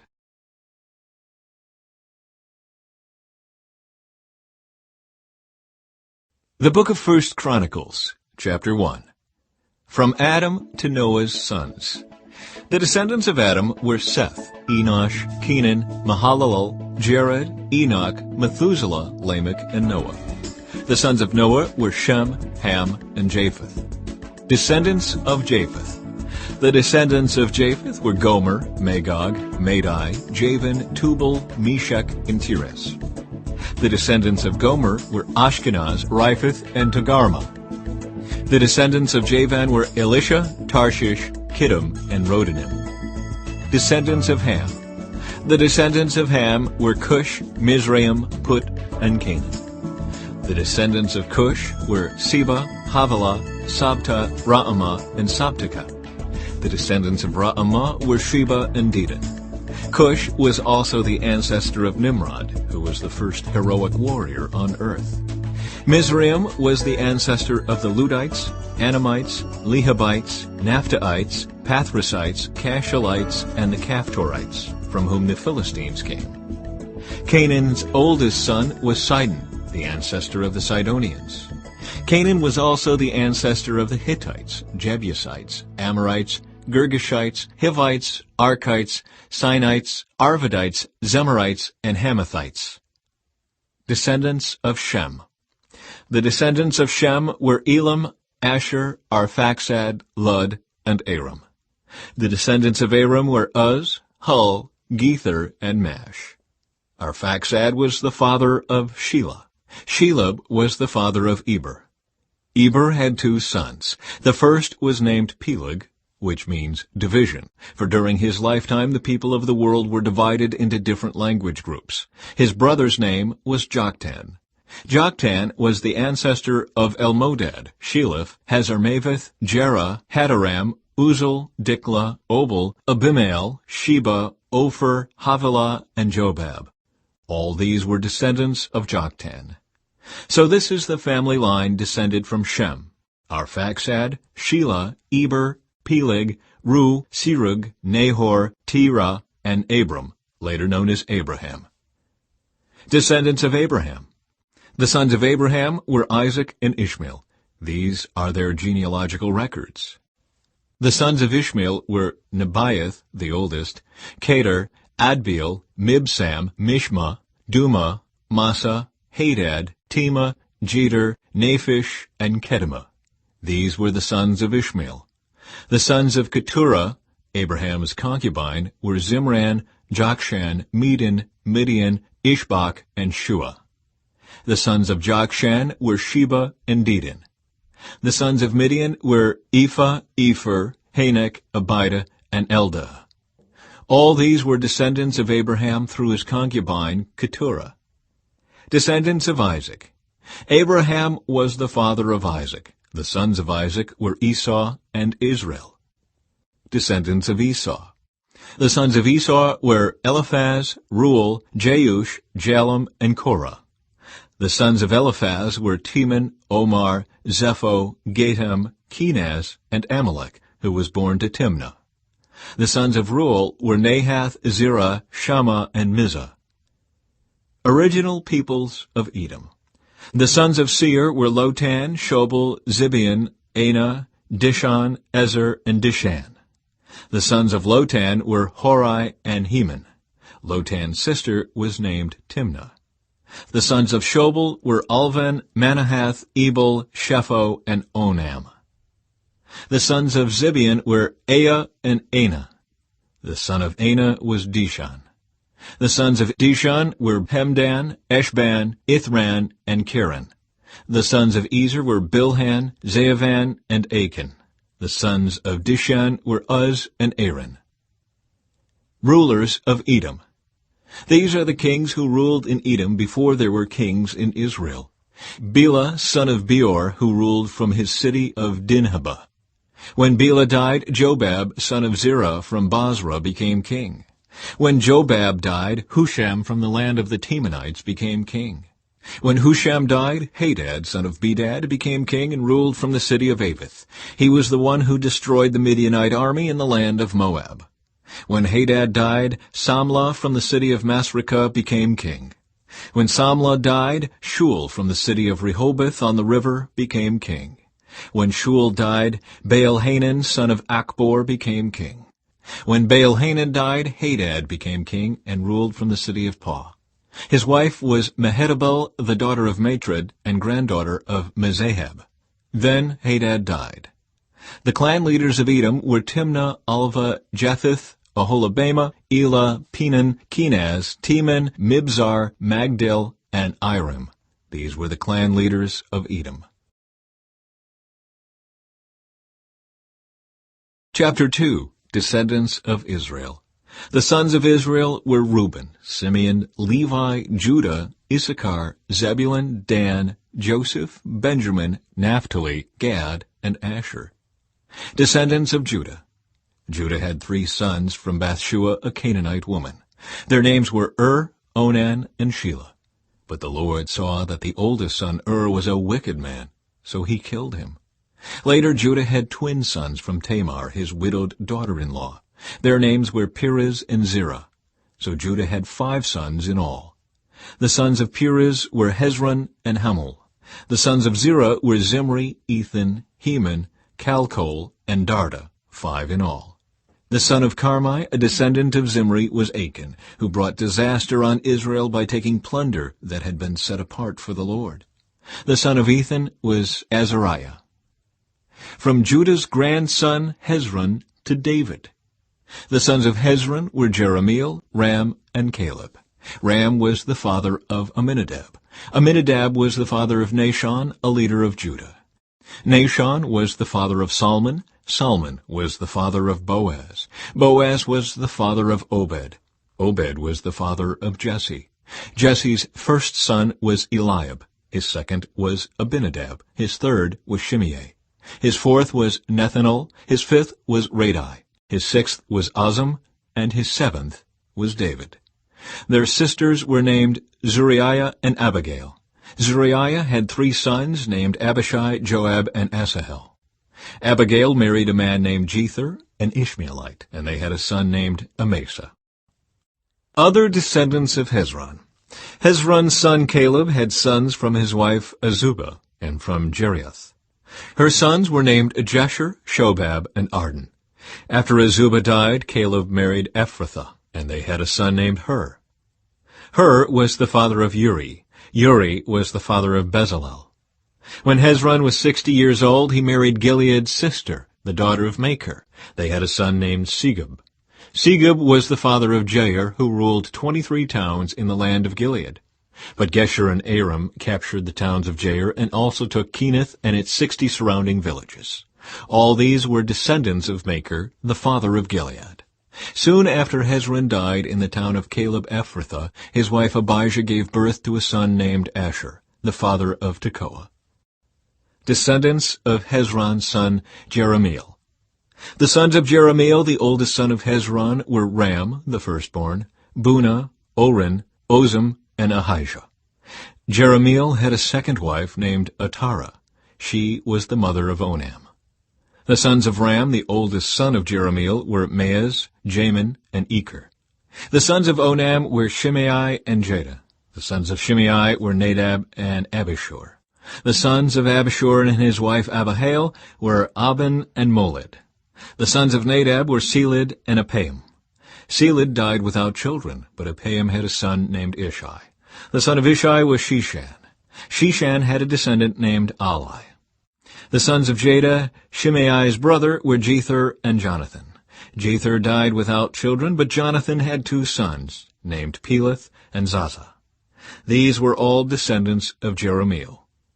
Shishan had no sons, though he did have daughters. He also had an Egyptian servant named Jarrah. Shishan gave one of his daughters to be the wife of Jarrah, and they had a son named Edai. Edai was the father of Nathan. Nathan was the father of Zabad. Zabad was the father of Ephlal. Ephlal was the father of Obed. Obed was the father of Jehu. Jehu was the father of Azariah. Azariah was the father of Helez. Helez was the father of Elasa. Elasa was the father of Sismai. Sismai was the father of Shallum.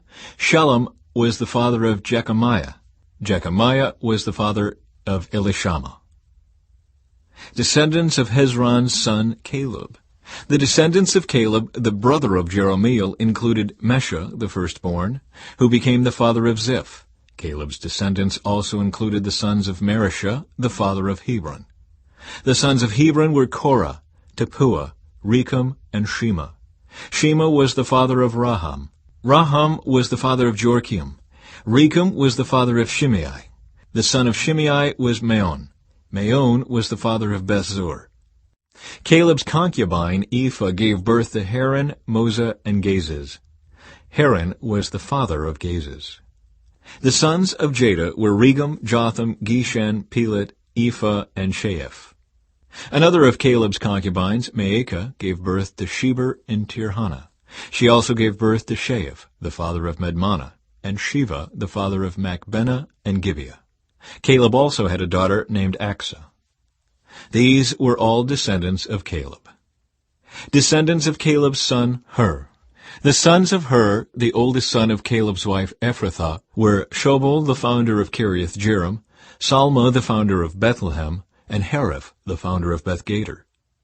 The descendants of Shobal, the founder of Kiriath-Jearim, were Haroah, half the Manahathites, and the families of Kiriath-Jearim, the Ithrites, Puthites, Shumathites, and Mishraites, from whom came the people of Zorah and Eshtaol.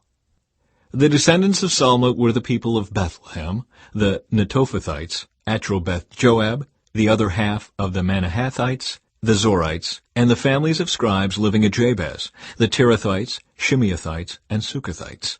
All these were Kenites who descended from Hamath, the father of the family of Rechab. Chapter 3. Descendants of David. These are the sons of David who were born in Hebron. The oldest was Amnon, whose mother was Ahinoam from Jezreel. The second was Daniel, whose mother was Abigail from Carmel. The third was Absalom, whose mother was Maacah, the daughter of Talmai, king of Geshur. The fourth was Adonijah, whose mother was Haggith. The fifth was Shephatiah, whose mother was Abital. The sixth was Ithream, whose mother was Eglah, David's wife. These 6 sons were born to David in Hebron, where he reigned 7.5 years.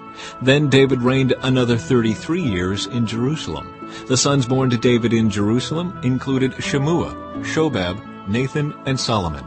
Their mother was Bathsheba, the daughter of Amiel.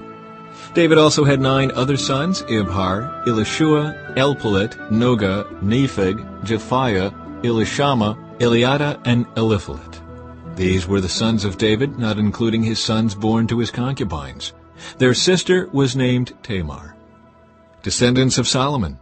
The descendants of Solomon were Rehoboam, Abijah, Asa, Jehoshaphat, Jehoram, Ahaziah, Joash, Amaziah, Uzziah, Jotham, Ahaz, Hezekiah, Manasseh, Amon, and Josiah. The sons of Josiah were Johanan, the oldest, Jehoiakim, the second, Zedekiah the third, and Jehoahaz the fourth.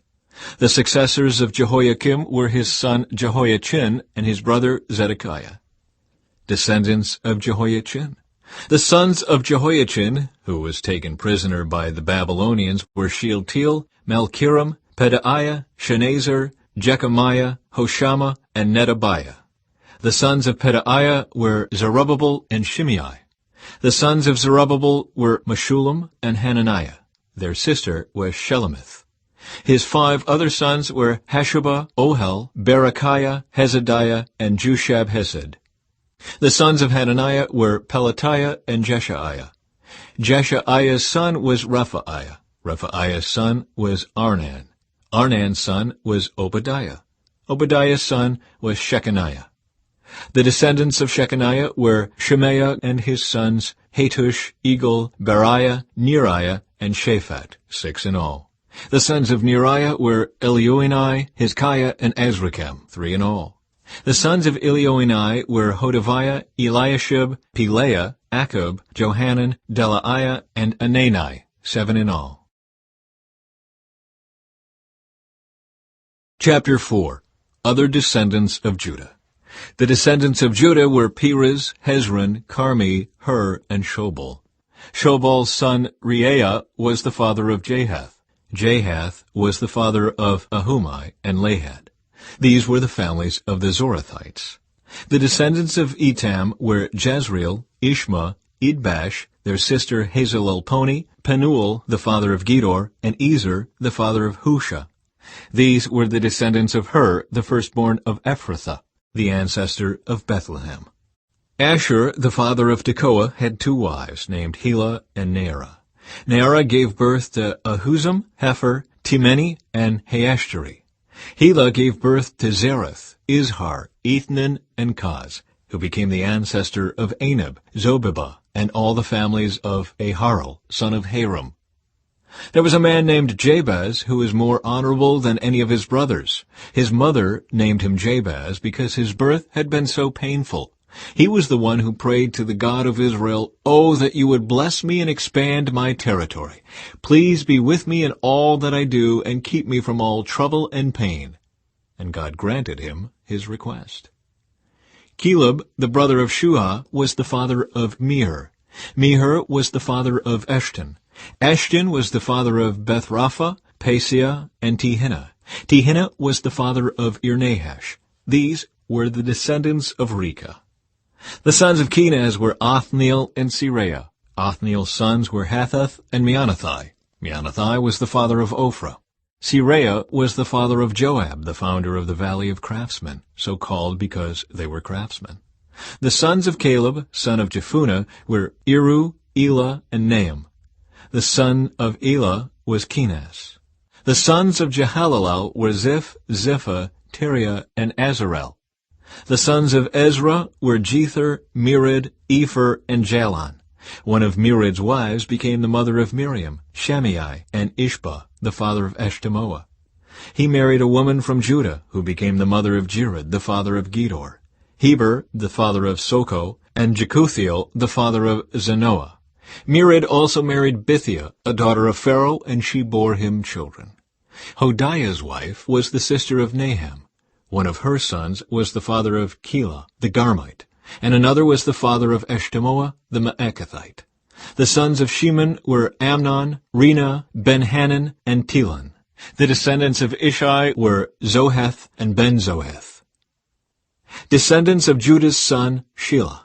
Shelah was one of Judah's sons. The descendants of Shelah were the father of Lekah, Laada, the father of Mareshah, the families of linen workers at Beth-Ashbea, Joachim, the men of Kozeba, and Joash and Seraph, who ruled over Moab, and Jashubai-Lehem. These names all come from ancient records. They were the pottery makers who lived in Netaim and Gedera. They lived there and worked for the king. Descendants of Simeon. The sons of Simeon were Jemuel, Jamin, Jerib, Zohar, and Shaul. The descendants of Shaul were Shalom, Mibsam, and Mishma. The descendants of Mishma were Hamuel, Zakur, and Shimei. Shimei had 16 sons and 6 daughters, but none of his brothers had large families, so Simeon's tribe never grew as large as the tribe of Judah. They lived in Beersheba, Moladah, Hazar-Shul, Bilhah, Ezem, Tolad, Bethul, Hormah, Ziklag, Beth-Markaboth, Hazar-Susim, Beth-Biri, and Shearaim. These towns were under their control until the time of King David. Their descendants also lived in Etam, Ain, Rimmon, Token, and Ashan, 5 towns and their surrounding villages as far away as Baalath. This was their territory, and these names are listed in their genealogical records. Other descendants of Simeon included Meshobab, Jamlech, Joshua, son of Amaziah, Joel, Jehu, son of Joshabiah, son of Seraiah, son of Aziel, Elioenai, Jaekobah, Joshahiah, Asaiah, Adiel, Jezemiel, Benaiah, and Ziza, son of Shiphi, son of Alon, son of Jedaiah, son of Shimri, son of Shimea. These were the names of some of the leaders of Simeon's wealthy clans. Their families grew, and they traveled to the region of Gerar, in the east part of the valley, seeking pasture land for their flocks. They found lush pastures there, and the land was quiet and peaceful. Some of Ham's descendants had been living in that region, but during the reign of King Hezekiah of Judah, these leaders of Simeon invaded the region and completely destroyed the homes of the descendants of Ham and of the Meunites. No trace of them remains today. They killed everyone who lived there and took the land for themselves, because they wanted its good pasture land for their flocks. 500 of these invaders from the tribe of Simeon went to Mount Seir, led by Pelatiah, Neriah, Rephaiah, and Uzziel, all sons of Ishai. They destroyed the few Amalekites who had survived, and they have lived there ever since. Chapter 5. Descendants of Reuben. The oldest son of Israel was Reuben, but since he dishonored his father by sleeping with one of his father's concubines, his birthright was given to the sons of his brother Joseph. For this reason, Reuben is not listed in the genealogical records as the firstborn son. The descendants of Judah became the most powerful tribe and provided a ruler for the nation. but the birthright belonged to Joseph.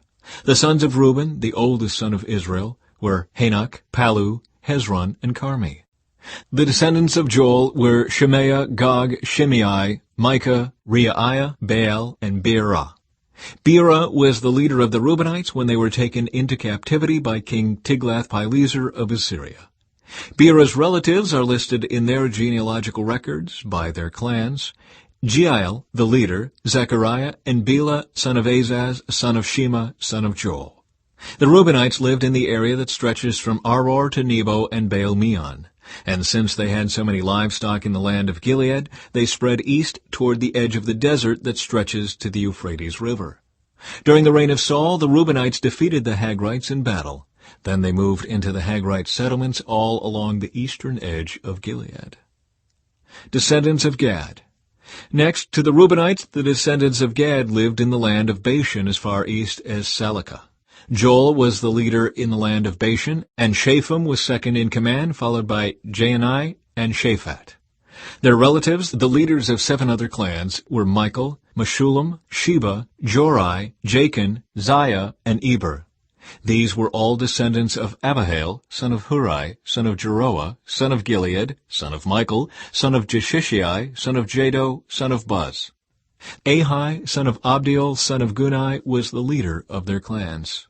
The Gadites lived in the land of Gilead, in Bashan and its villages, and throughout all the pasture lands of Sharon. All of these were listed in the genealogical records during the days of King Jotham of Judah and King Jeroboam of Israel. The tribes east of the Jordan.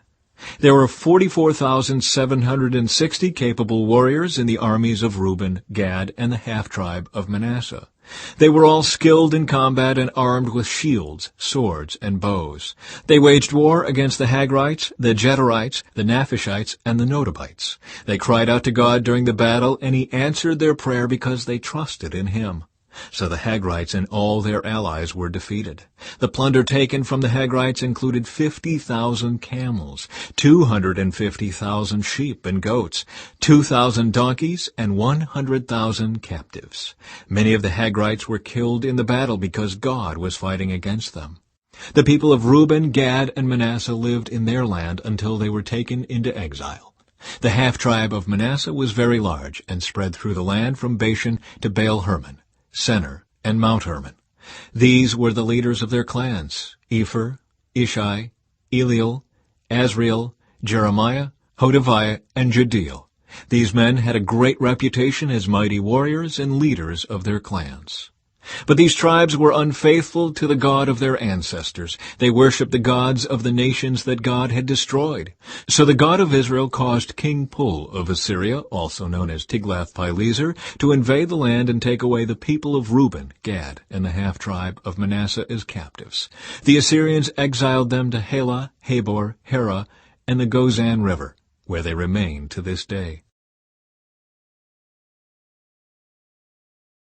Chapter 6. The Priestly Line. The sons of Levi were Gershon, Kohath, and Merari. The descendants of Kohath included Amram, Izhar, Hebron, and Uzziel. The children of Amram were Aaron, Moses, and Miriam.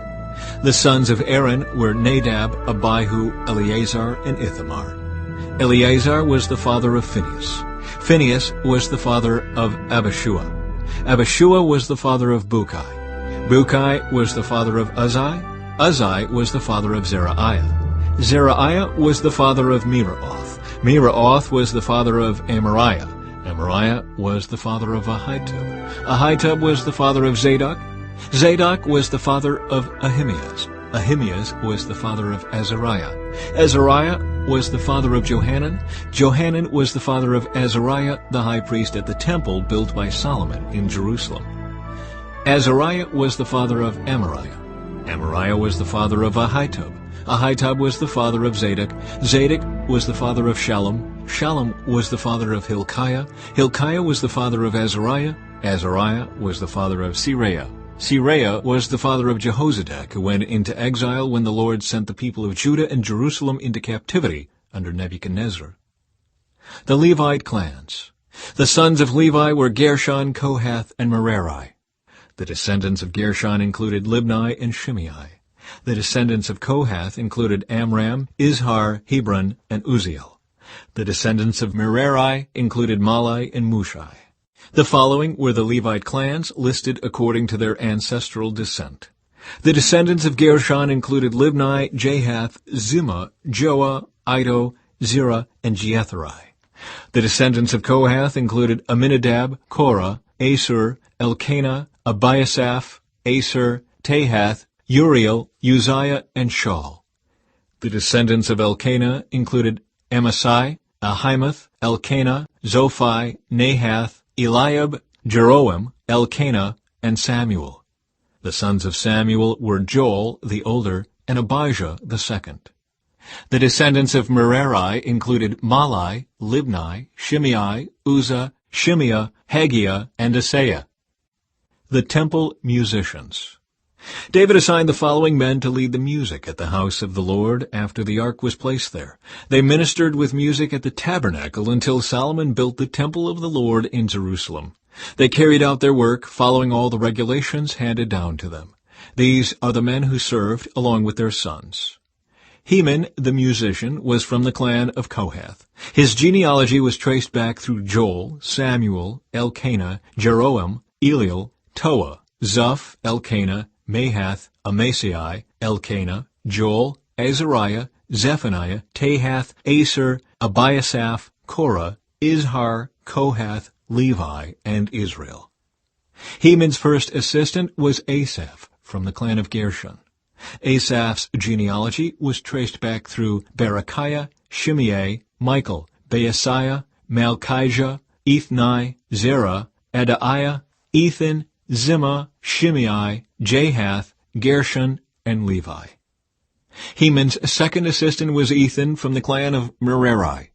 Ethan's genealogy was traced back through Kishai, Abdi, Moloch, Hashabiah, Amaziah, Hilkiah, Amzi, Bani, Shemer, Malai, Mushai, Merari, and Levi. Their fellow Levites were appointed to various other tasks in the tabernacle, the house of God. Aaron's descendants. Only Aaron and his descendants served as priests. They presented the offerings on the altar of burnt offering and the altar of incense, and they performed all the other duties related to the most holy place. They made atonement for Israel by doing everything that Moses, the servant of God, had commanded them.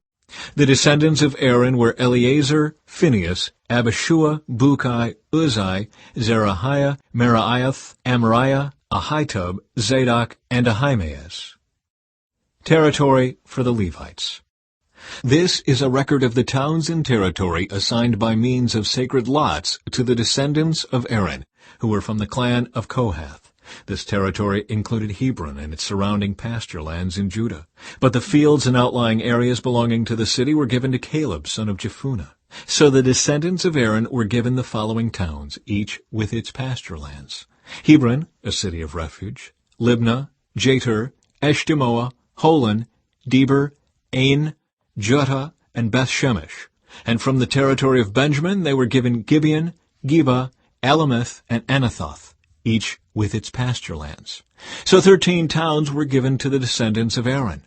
The remaining descendants of Kohath received 10 towns from the territory of the half-tribe of Manasseh by means of sacred lots. The descendants of Gershon received by sacred lots 13 towns from the territories of Issachar, Asher, Naphtali, and from the Bashan area of Manasseh east of the Jordan. The descendants of Merari received by sacred lots 12 towns from the territories of Reuben, Gad, and Zebulun.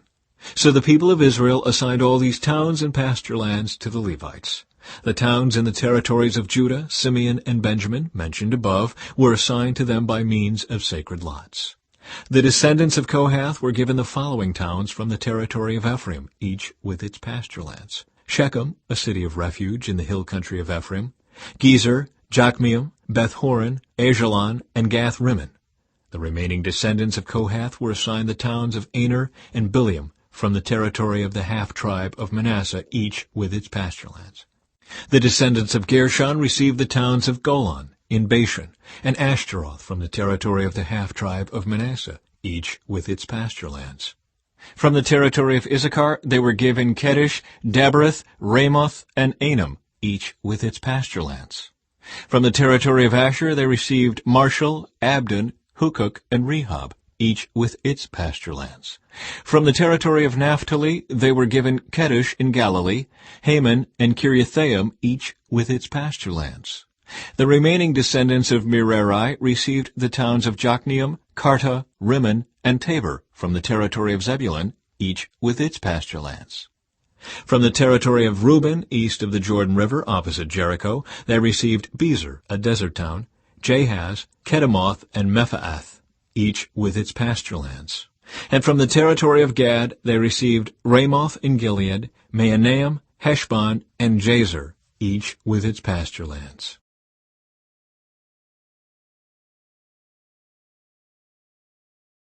Chapter 7. Descendants of Issachar. The four sons of Issachar were Tola, Puah, Jashub, and Shimron. The sons of Tola were Uzai, Rephaiah, Jeriel, Jemai, Ibsam, and Shemuel. Each of them was the leader of an ancestral clan. At the time of King David, the total number of mighty warriors listed in the records of these clans was 22,600. The son of Uzai was Israiah. The sons of Israiah were Michael, Obadiah, Joel, and Ishiah. These five became the leaders of clans. All of them had many wives and many sons, so the total number of men available for military service among their descendants was 36,000. The total number of mighty warriors from all the clans of the tribe of Issachar was 87,000. All of them were listed in their genealogical records. Descendants of Benjamin. Three of Benjamin's sons were Bela, Becher, and Jediael. The five sons of Bela were Esbon, Uzai, Uzziel, Jeremoth, and Eri. Each of them was the leader of an ancestral clan. The total number of mighty warriors from these clans was 22,034, as listed in their genealogical records. The sons of Becher were Zemira, Joash, Eliezer, Elioenai, Omri, Jeremoth, Abijah, Anathoth, and Alameth. Each of them was the leader of an ancestral clan. The total number of mighty warriors and leaders from these clans was 20,200, as listed in their genealogical records.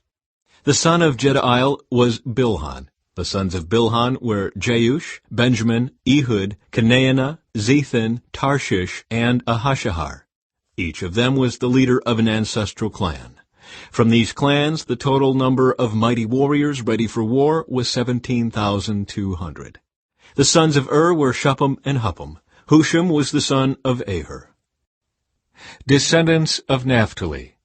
The sons of Naphtali were Jeziel, Guni, Jezer, and Shillem. They were all descendants of Jacob's concubine Bilhah. Descendants of Manasseh. The descendants of Manasseh through his Aramean concubine included Azriel.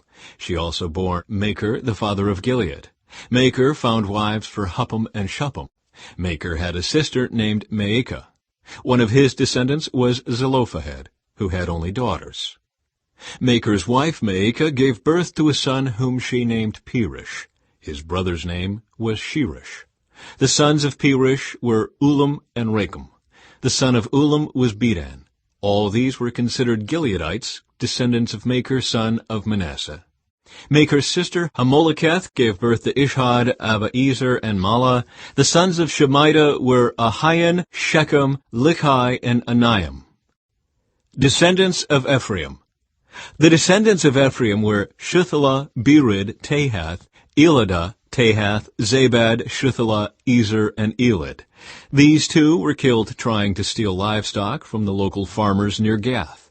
Their father Ephraim mourned for them a long time, and his relatives came to comfort him. Afterward, Ephraim slept with his wife, and she became pregnant and gave birth to a son. Ephraim named him Beriah, because of the tragedy his family had suffered. He had a daughter named Shirah. She built the towns of Lower and Upper Beth-horon and Uzan-Shirah.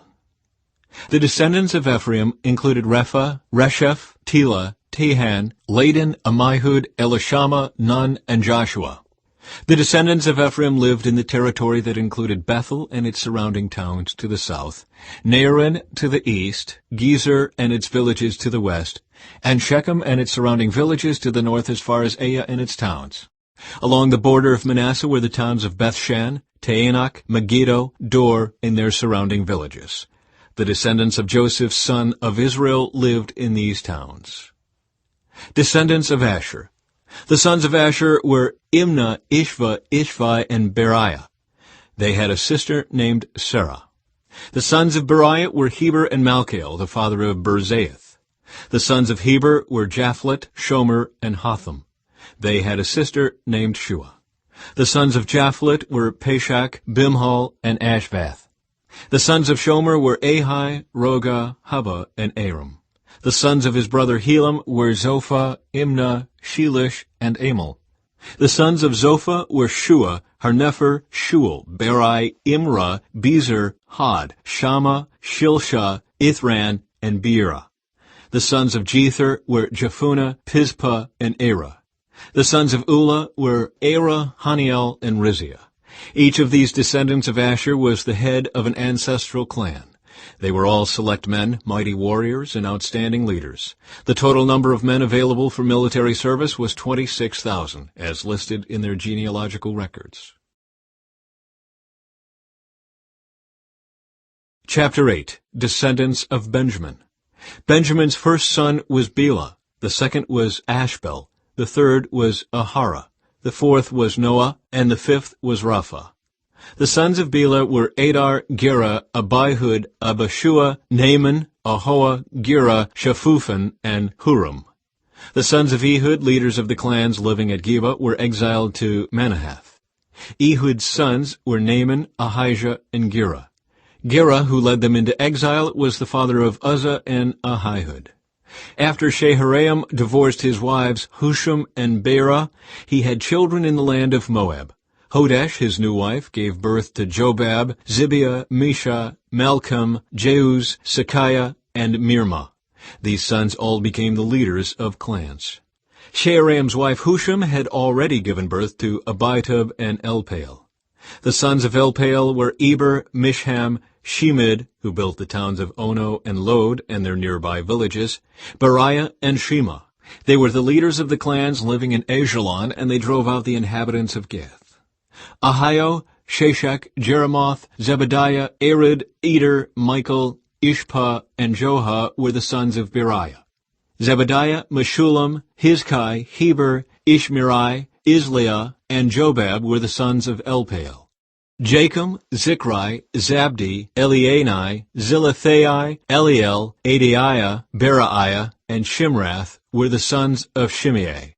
Ishpan, Eber, Eliel, Abdon, Zichri, Hanan, Hananiah, Elam, Anthothijah, Iphdiah, and Penuel were the sons of Sheshach. Shamsherai, Shehariah, Athaliah, Jerushiah, Elijah, and Zichri were the sons of Jeroham. These were the leaders of the ancestral clans. They were listed in their genealogical records, and they all lived in Jerusalem. The family of Saul. Jeiel, the father of Gibeon, lived in the town of Gibeon.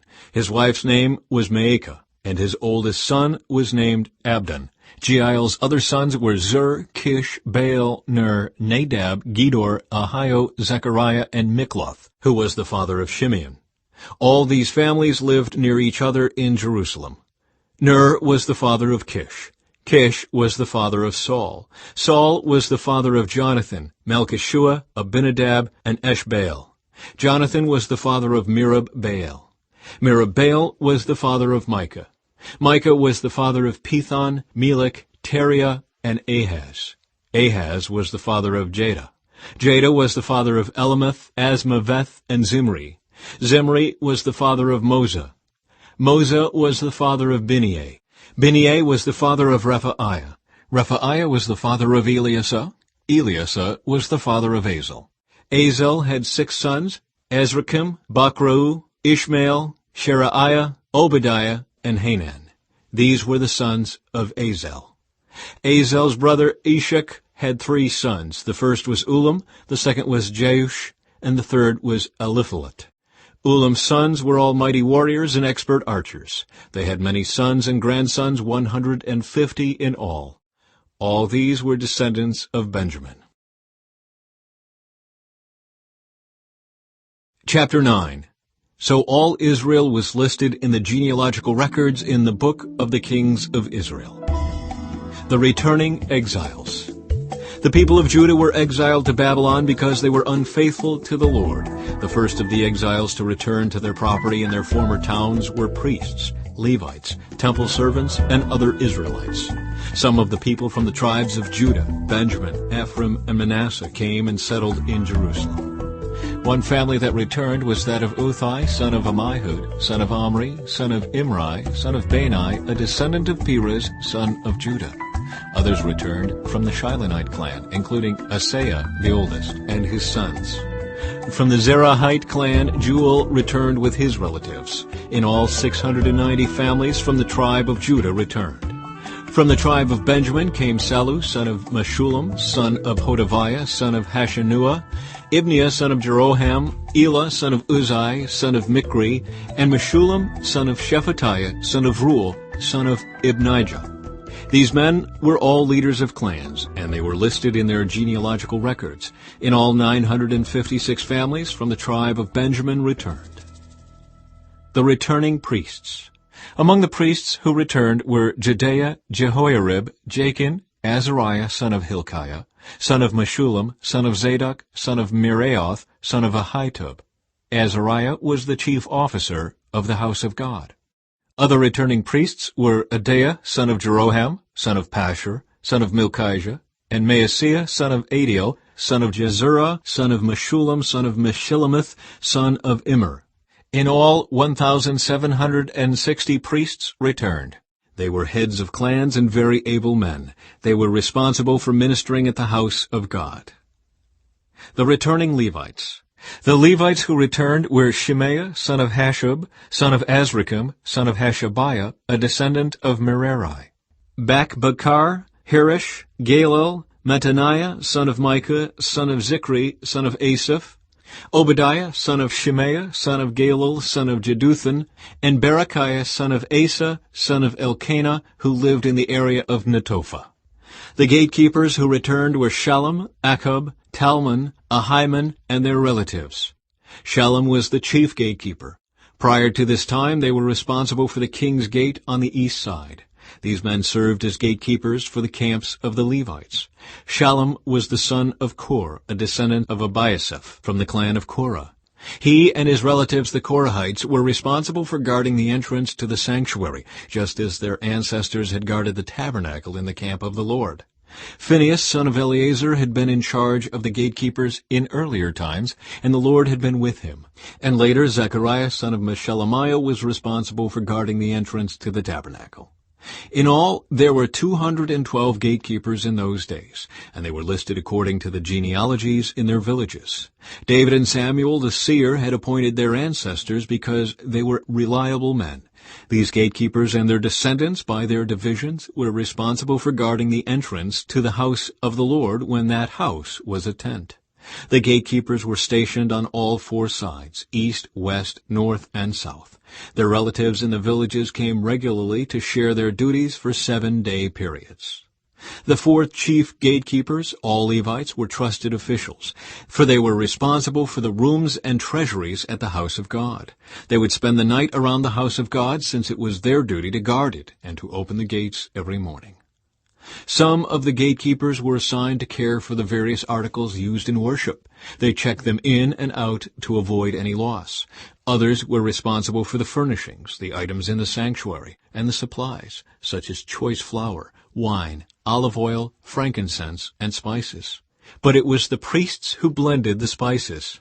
Mattithiah, a Levite, and the oldest son of Shallum the Korahite, was entrusted with baking the bread used in the offerings, and some members of the clan of Kohath were in charge of preparing the bread to be set on the table each Sabbath day. The musicians, all prominent Levites, lived at the temple. They were exempt from other responsibilities, since they were on duty at all hours. All these men lived in Jerusalem. They were the heads of Levite families and were listed as prominent leaders in their genealogical records. King Saul's family tree. Jeiel, the father of Gibeon, lived in the town of Gibeon. His wife's name was Maacah, and his oldest son was named Abdon. Jael's other sons were Zur, Kish, Baal, Ner, Nadab, Gedor, Ahio, Zechariah, and Mikloth. Mikloth was the father of Shimeam. All these families lived near each other in Jerusalem. Ner was the father of Kish. Kish was the father of Saul. Saul was the father of Jonathan, Malchishua, Abinadab, and Eshbaal. Jonathan was the father of Merib-Baal. Merib-Baal was the father of Micah. The sons of Micah were Pithon, Melech, Tariah, and Ahaz. Ahaz was the father of Jada. Jada was the father of Alameth, Asmaveth, and Zimri. Zimri was the father of Moza. Moza was the father of Bineah. Bineah's son was Rephaiah. Rephaiah's son was Eleasah. Eleasah's son was Azel. Azel had 6 sons, whose names were Azrikam, Bokeru, Ishmael, Sheariah, Obadiah, and Hanan. These were the sons of Azel. Chapter 10. The Death of King Saul. Now the Philistines attacked Israel, and the men of Israel fled before them. Many were slaughtered on the slopes of Mount Gilboa. The Philistines closed in on Saul and his sons, and they killed 3 of his sons, Jonathan, Abinadab, and Malchishua. The fighting grew very fierce around Saul, and the Philistine archers caught up with him and wounded him. Saul groaned to his armor-bearer, "Take your sword and kill me before these pagan Philistines come to taunt and torture me." But his armor-bearer was afraid and would not do it. So Saul took his own sword and fell on it. When his armor-bearer realized that Saul was dead, he fell on his own sword and died. So Saul and his 3 sons died there together, bringing his dynasty to an end. When all the Israelites in the Jezreel valley saw that their army had fled, and that Saul and his sons were dead, they abandoned their towns and fled. So the Philistines moved in and occupied their towns. The next day, when the Philistines went out to strip the dead, they found the bodies of Saul and his sons on Mount Gilboa. So they stripped off Saul's armor and cut off his head. Then they proclaimed the good news of Saul's death before their idols and to the people throughout the land of Philistia. They placed his armor in the temple of their gods, and they fastened his head to the temple of Dagon. But when everyone in Jabesh-Gilead heard about everything the Philistines had done to Saul, all their mighty warriors brought the bodies of Saul and his sons back to Jabesh. Then they buried their bones beneath the great tree at Jabesh, and they fasted for 7 days. So Saul died because he was unfaithful to the Lord. He failed to obey the Lord's command, and he even consulted a medium instead of asking the Lord for guidance. So the Lord killed him and turned the kingdom over to David, son of Jesse. Chapter 11. David becomes king of all Israel. Then all Israel gathered before David at Hebron and told him, "We are your own flesh and blood. In the past, even when Saul was king, you were the one who really led the forces of Israel. And the Lord your God told you, 'You will be the shepherd of my people Israel. You will be the leader of my people Israel.'" So there at Hebron, David made a covenant before the Lord with all the elders of Israel, and they anointed him king of Israel, just as the Lord had promised through Samuel. David captures Jerusalem. Then David and all Israel went to Jerusalem, or Jebus, as it used to be called, where the Jebusites, the original inhabitants of the land, were living. The people of Jebus taunted David, saying, "You'll never get in here." But David captured the fortress of Zion, which is now called the City of David. David had said to his troops, "Whoever is first to attack the Jebusites will become the commander of my armies." And Joab, the son of David's sister Zeruiah, was first to attack, so he became the commander of David's armies. David made the fortress his home, and that is why it is called the City of David. He extended the city from the supporting terraces to the surrounding area, while Joab rebuilt the rest of Jerusalem. And David became more and more powerful, because the Lord of heaven's armies was with him. David's mightiest warriors. These are the leaders of David's mighty warriors. Together with all Israel, they decided to make David their king, just as the Lord had promised concerning Israel. Here is the record of David's mightiest warriors. The first was Jashobeam the Hakmonite, who was leader of the 3, the mightiest warriors among David's men. He once used his spear to kill 300 enemy warriors in a single battle. Next in rank among the 3 was Eleazar son of Dodai, a descendant of Ahoah. He was with David in the battle against the Philistines at Pas-dammim. The battle took place in a field full of barley, and the Israelite army fled. But Eleazar and David held their ground in the middle of the field and beat back the Philistines. So the Lord saved them by giving them a great victory. Once when David was at the rock near the cave of Adullam, the Philistine army was camped in the valley of Rephaim. The three, who were among the 30, an elite group among David's fighting men, went down to meet him there. David was staying in the stronghold at the time, and a Philistine detachment had occupied the town of Bethlehem. David remarked longingly to his men, "Oh, how I would love some of that good water from the well by the gate in Bethlehem." So the three broke through the Philistine lines, drew some water from the well by the gate in Bethlehem, and brought it back to David. But David refused to drink it. Instead, he poured it out as an offering to the Lord. "God forbid that I should drink this," he exclaimed. "This water is as precious as the blood of these men who risked their lives to bring it to me." So David did not drink it. These are examples of the exploits of the three. David's 30 mighty men. Abishai, the brother of Joab, was the leader of the 30.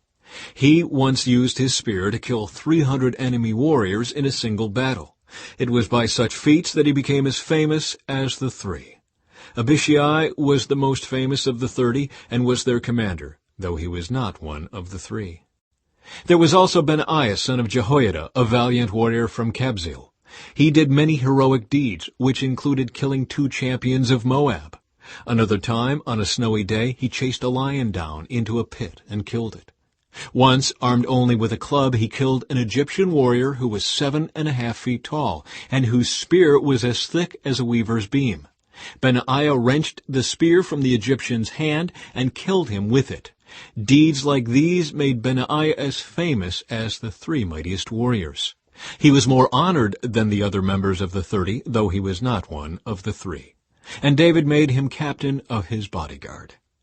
David's mighty warriors also included Asahel, Joab's brother, Elhanan, son of Dodo, from Bethlehem, Shammah from Harod, Heliz from Pelon, Ira, son of Ikish, from Tekoa, Abiezer from Anathoth, Sibbecai from Husha, Zalmon from Ahoah, Maharai from Netophah, Helid, son of Baanah, from Netophah, Ithai, son of Ribai, from Gibeah, in the land of Benjamin, Benaiah from Pirathon, Hurai from near Nahal-Gaash, Abi-Albon from Arabah, Asmaveth from Bahurim, Elabah from Shaalbon, the sons of Jashan from Gizon, Jonathan, son of Shagi, from Harar, Ahiam, son of Shear, from Hair, Eliphel, son of Hefer from Mekirah, Ahijah from Pelon, Hezro from Carmel, Paarai, son of Ezbai, Joel, the brother of Nathan,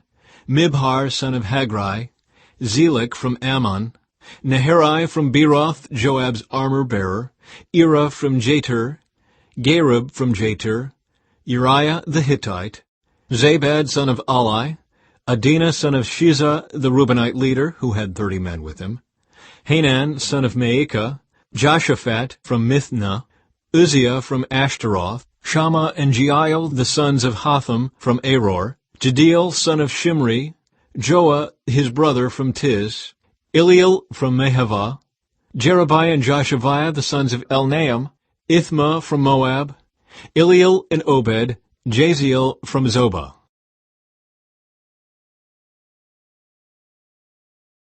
Chapter 12. Warriors join David's army.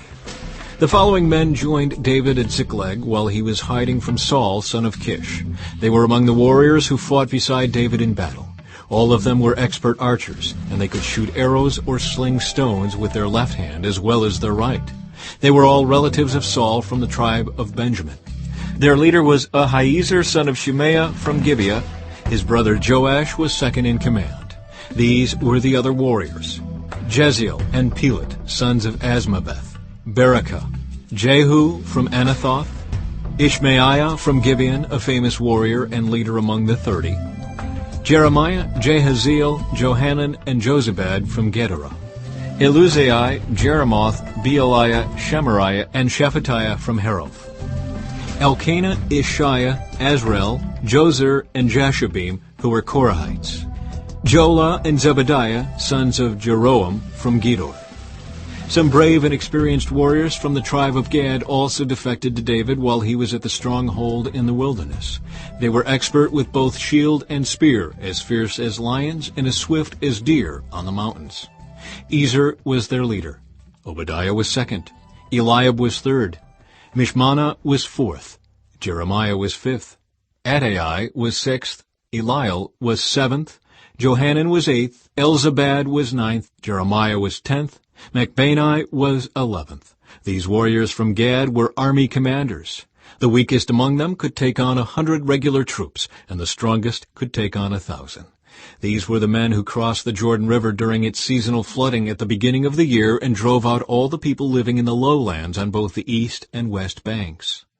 Others from Benjamin and Judah came to David at the stronghold. David went out to meet them and said, "If you have come in peace to help me, we are friends.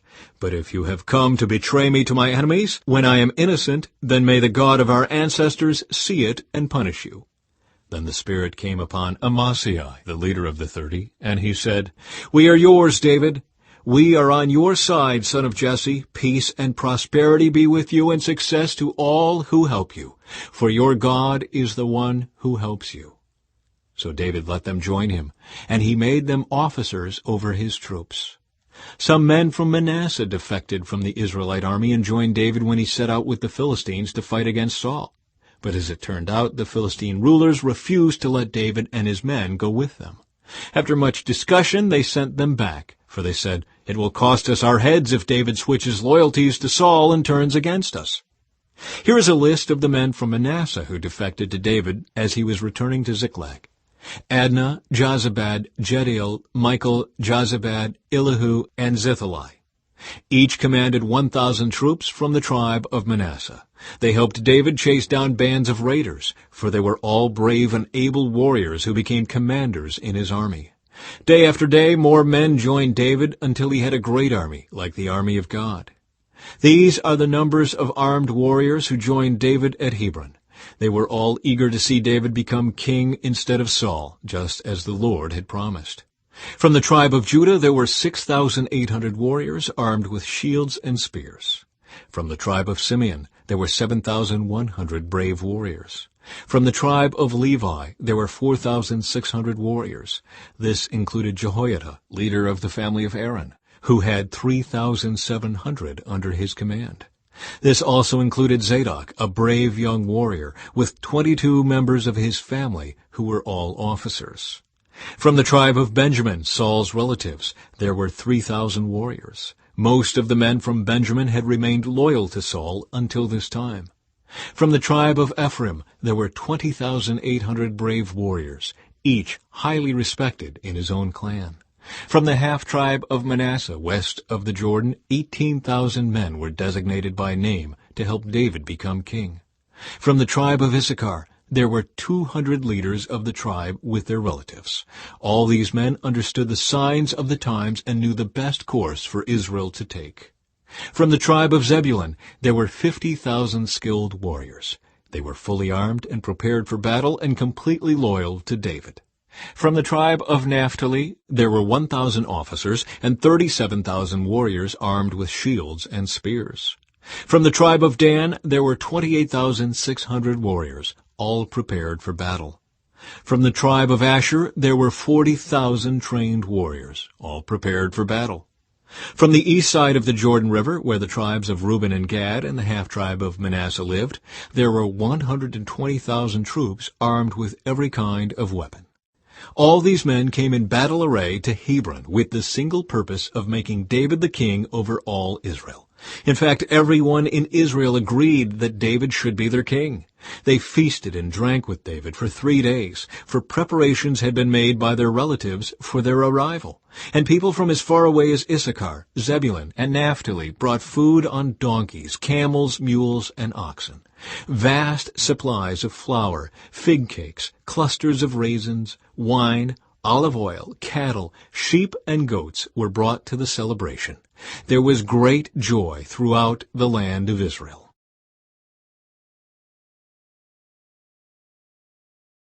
Chapter 13. David attempts to move the ark. David consulted with all his officials, including the generals and captains of his army. Then he addressed the entire assembly of Israel as follows: "If you approve, and if it is the will of the Lord our God, let us send messages to all the Israelites throughout the land, including the priests and Levites in their towns and pasture lands. Let us invite them to come and join us. It is time to bring back the ark of our God, for we neglected it during the reign of Saul." The whole assembly agreed to this, for the people could see it was the right thing to do. So David summoned all Israel, from the Shihor brook of Egypt in the south all the way to the town of Lebo-Hamath in the north, to join in bringing the ark of God from Kiriath-Jearim.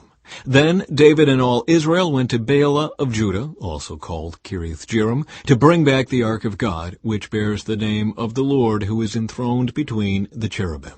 They placed the ark of God on a new cart and brought it from Abinadab's house.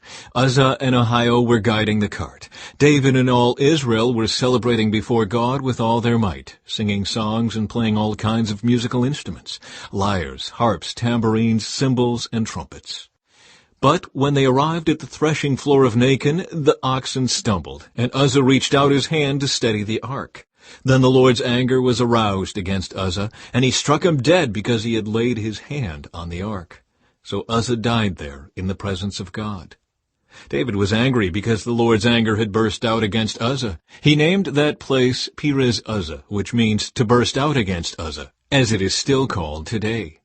David was now afraid of God, and he asked, "How can I ever bring the ark of God back into my care?" So David did not move the ark into the city of David.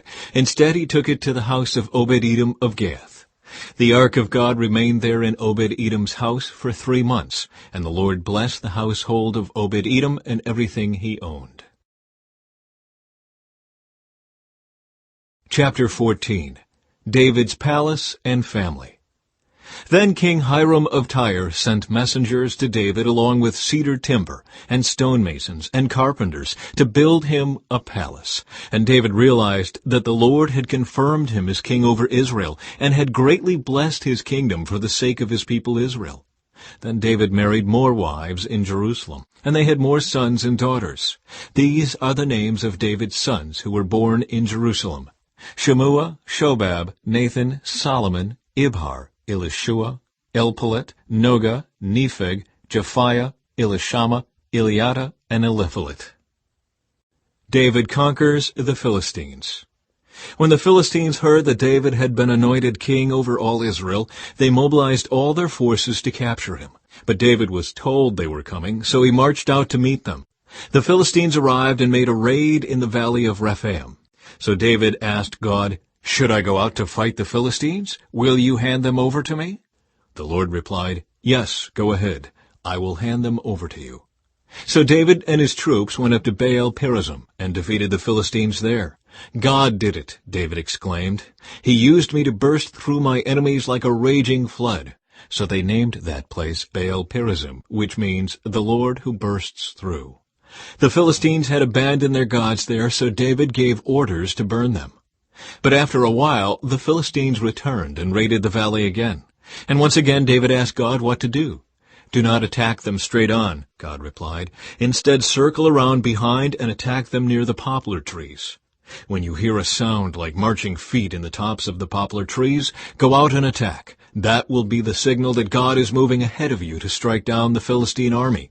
So David did what God commanded, and they struck down the Philistine army all the way from Gibeon to Gezer. So David's fame spread everywhere, and the Lord caused all the nations to fear David. Chapter 15. Preparing to move the ark. David now built several buildings for himself in the city of David. He also prepared a place for the ark of God and set up a special tent for it. Then he commanded, "No one except the Levites may carry the ark of God. The Lord has chosen them to carry the ark of the Lord and to serve him forever." Then David summoned all Israel to Jerusalem to bring the ark of the Lord to the place he had prepared for it. This is the number of the descendants of Aaron, the priests, and the Levites who were called together. From the clan of Kohath, 120, with Uriel as their leader. From the clan of Merari, 220, with Asahiah as their leader. From the clan of Gershon, 130, with Joel as their leader. From the descendants of Elizaphan, 200, with Shemaiah as their leader. From the descendants of Hebron, 80, with Eliel as their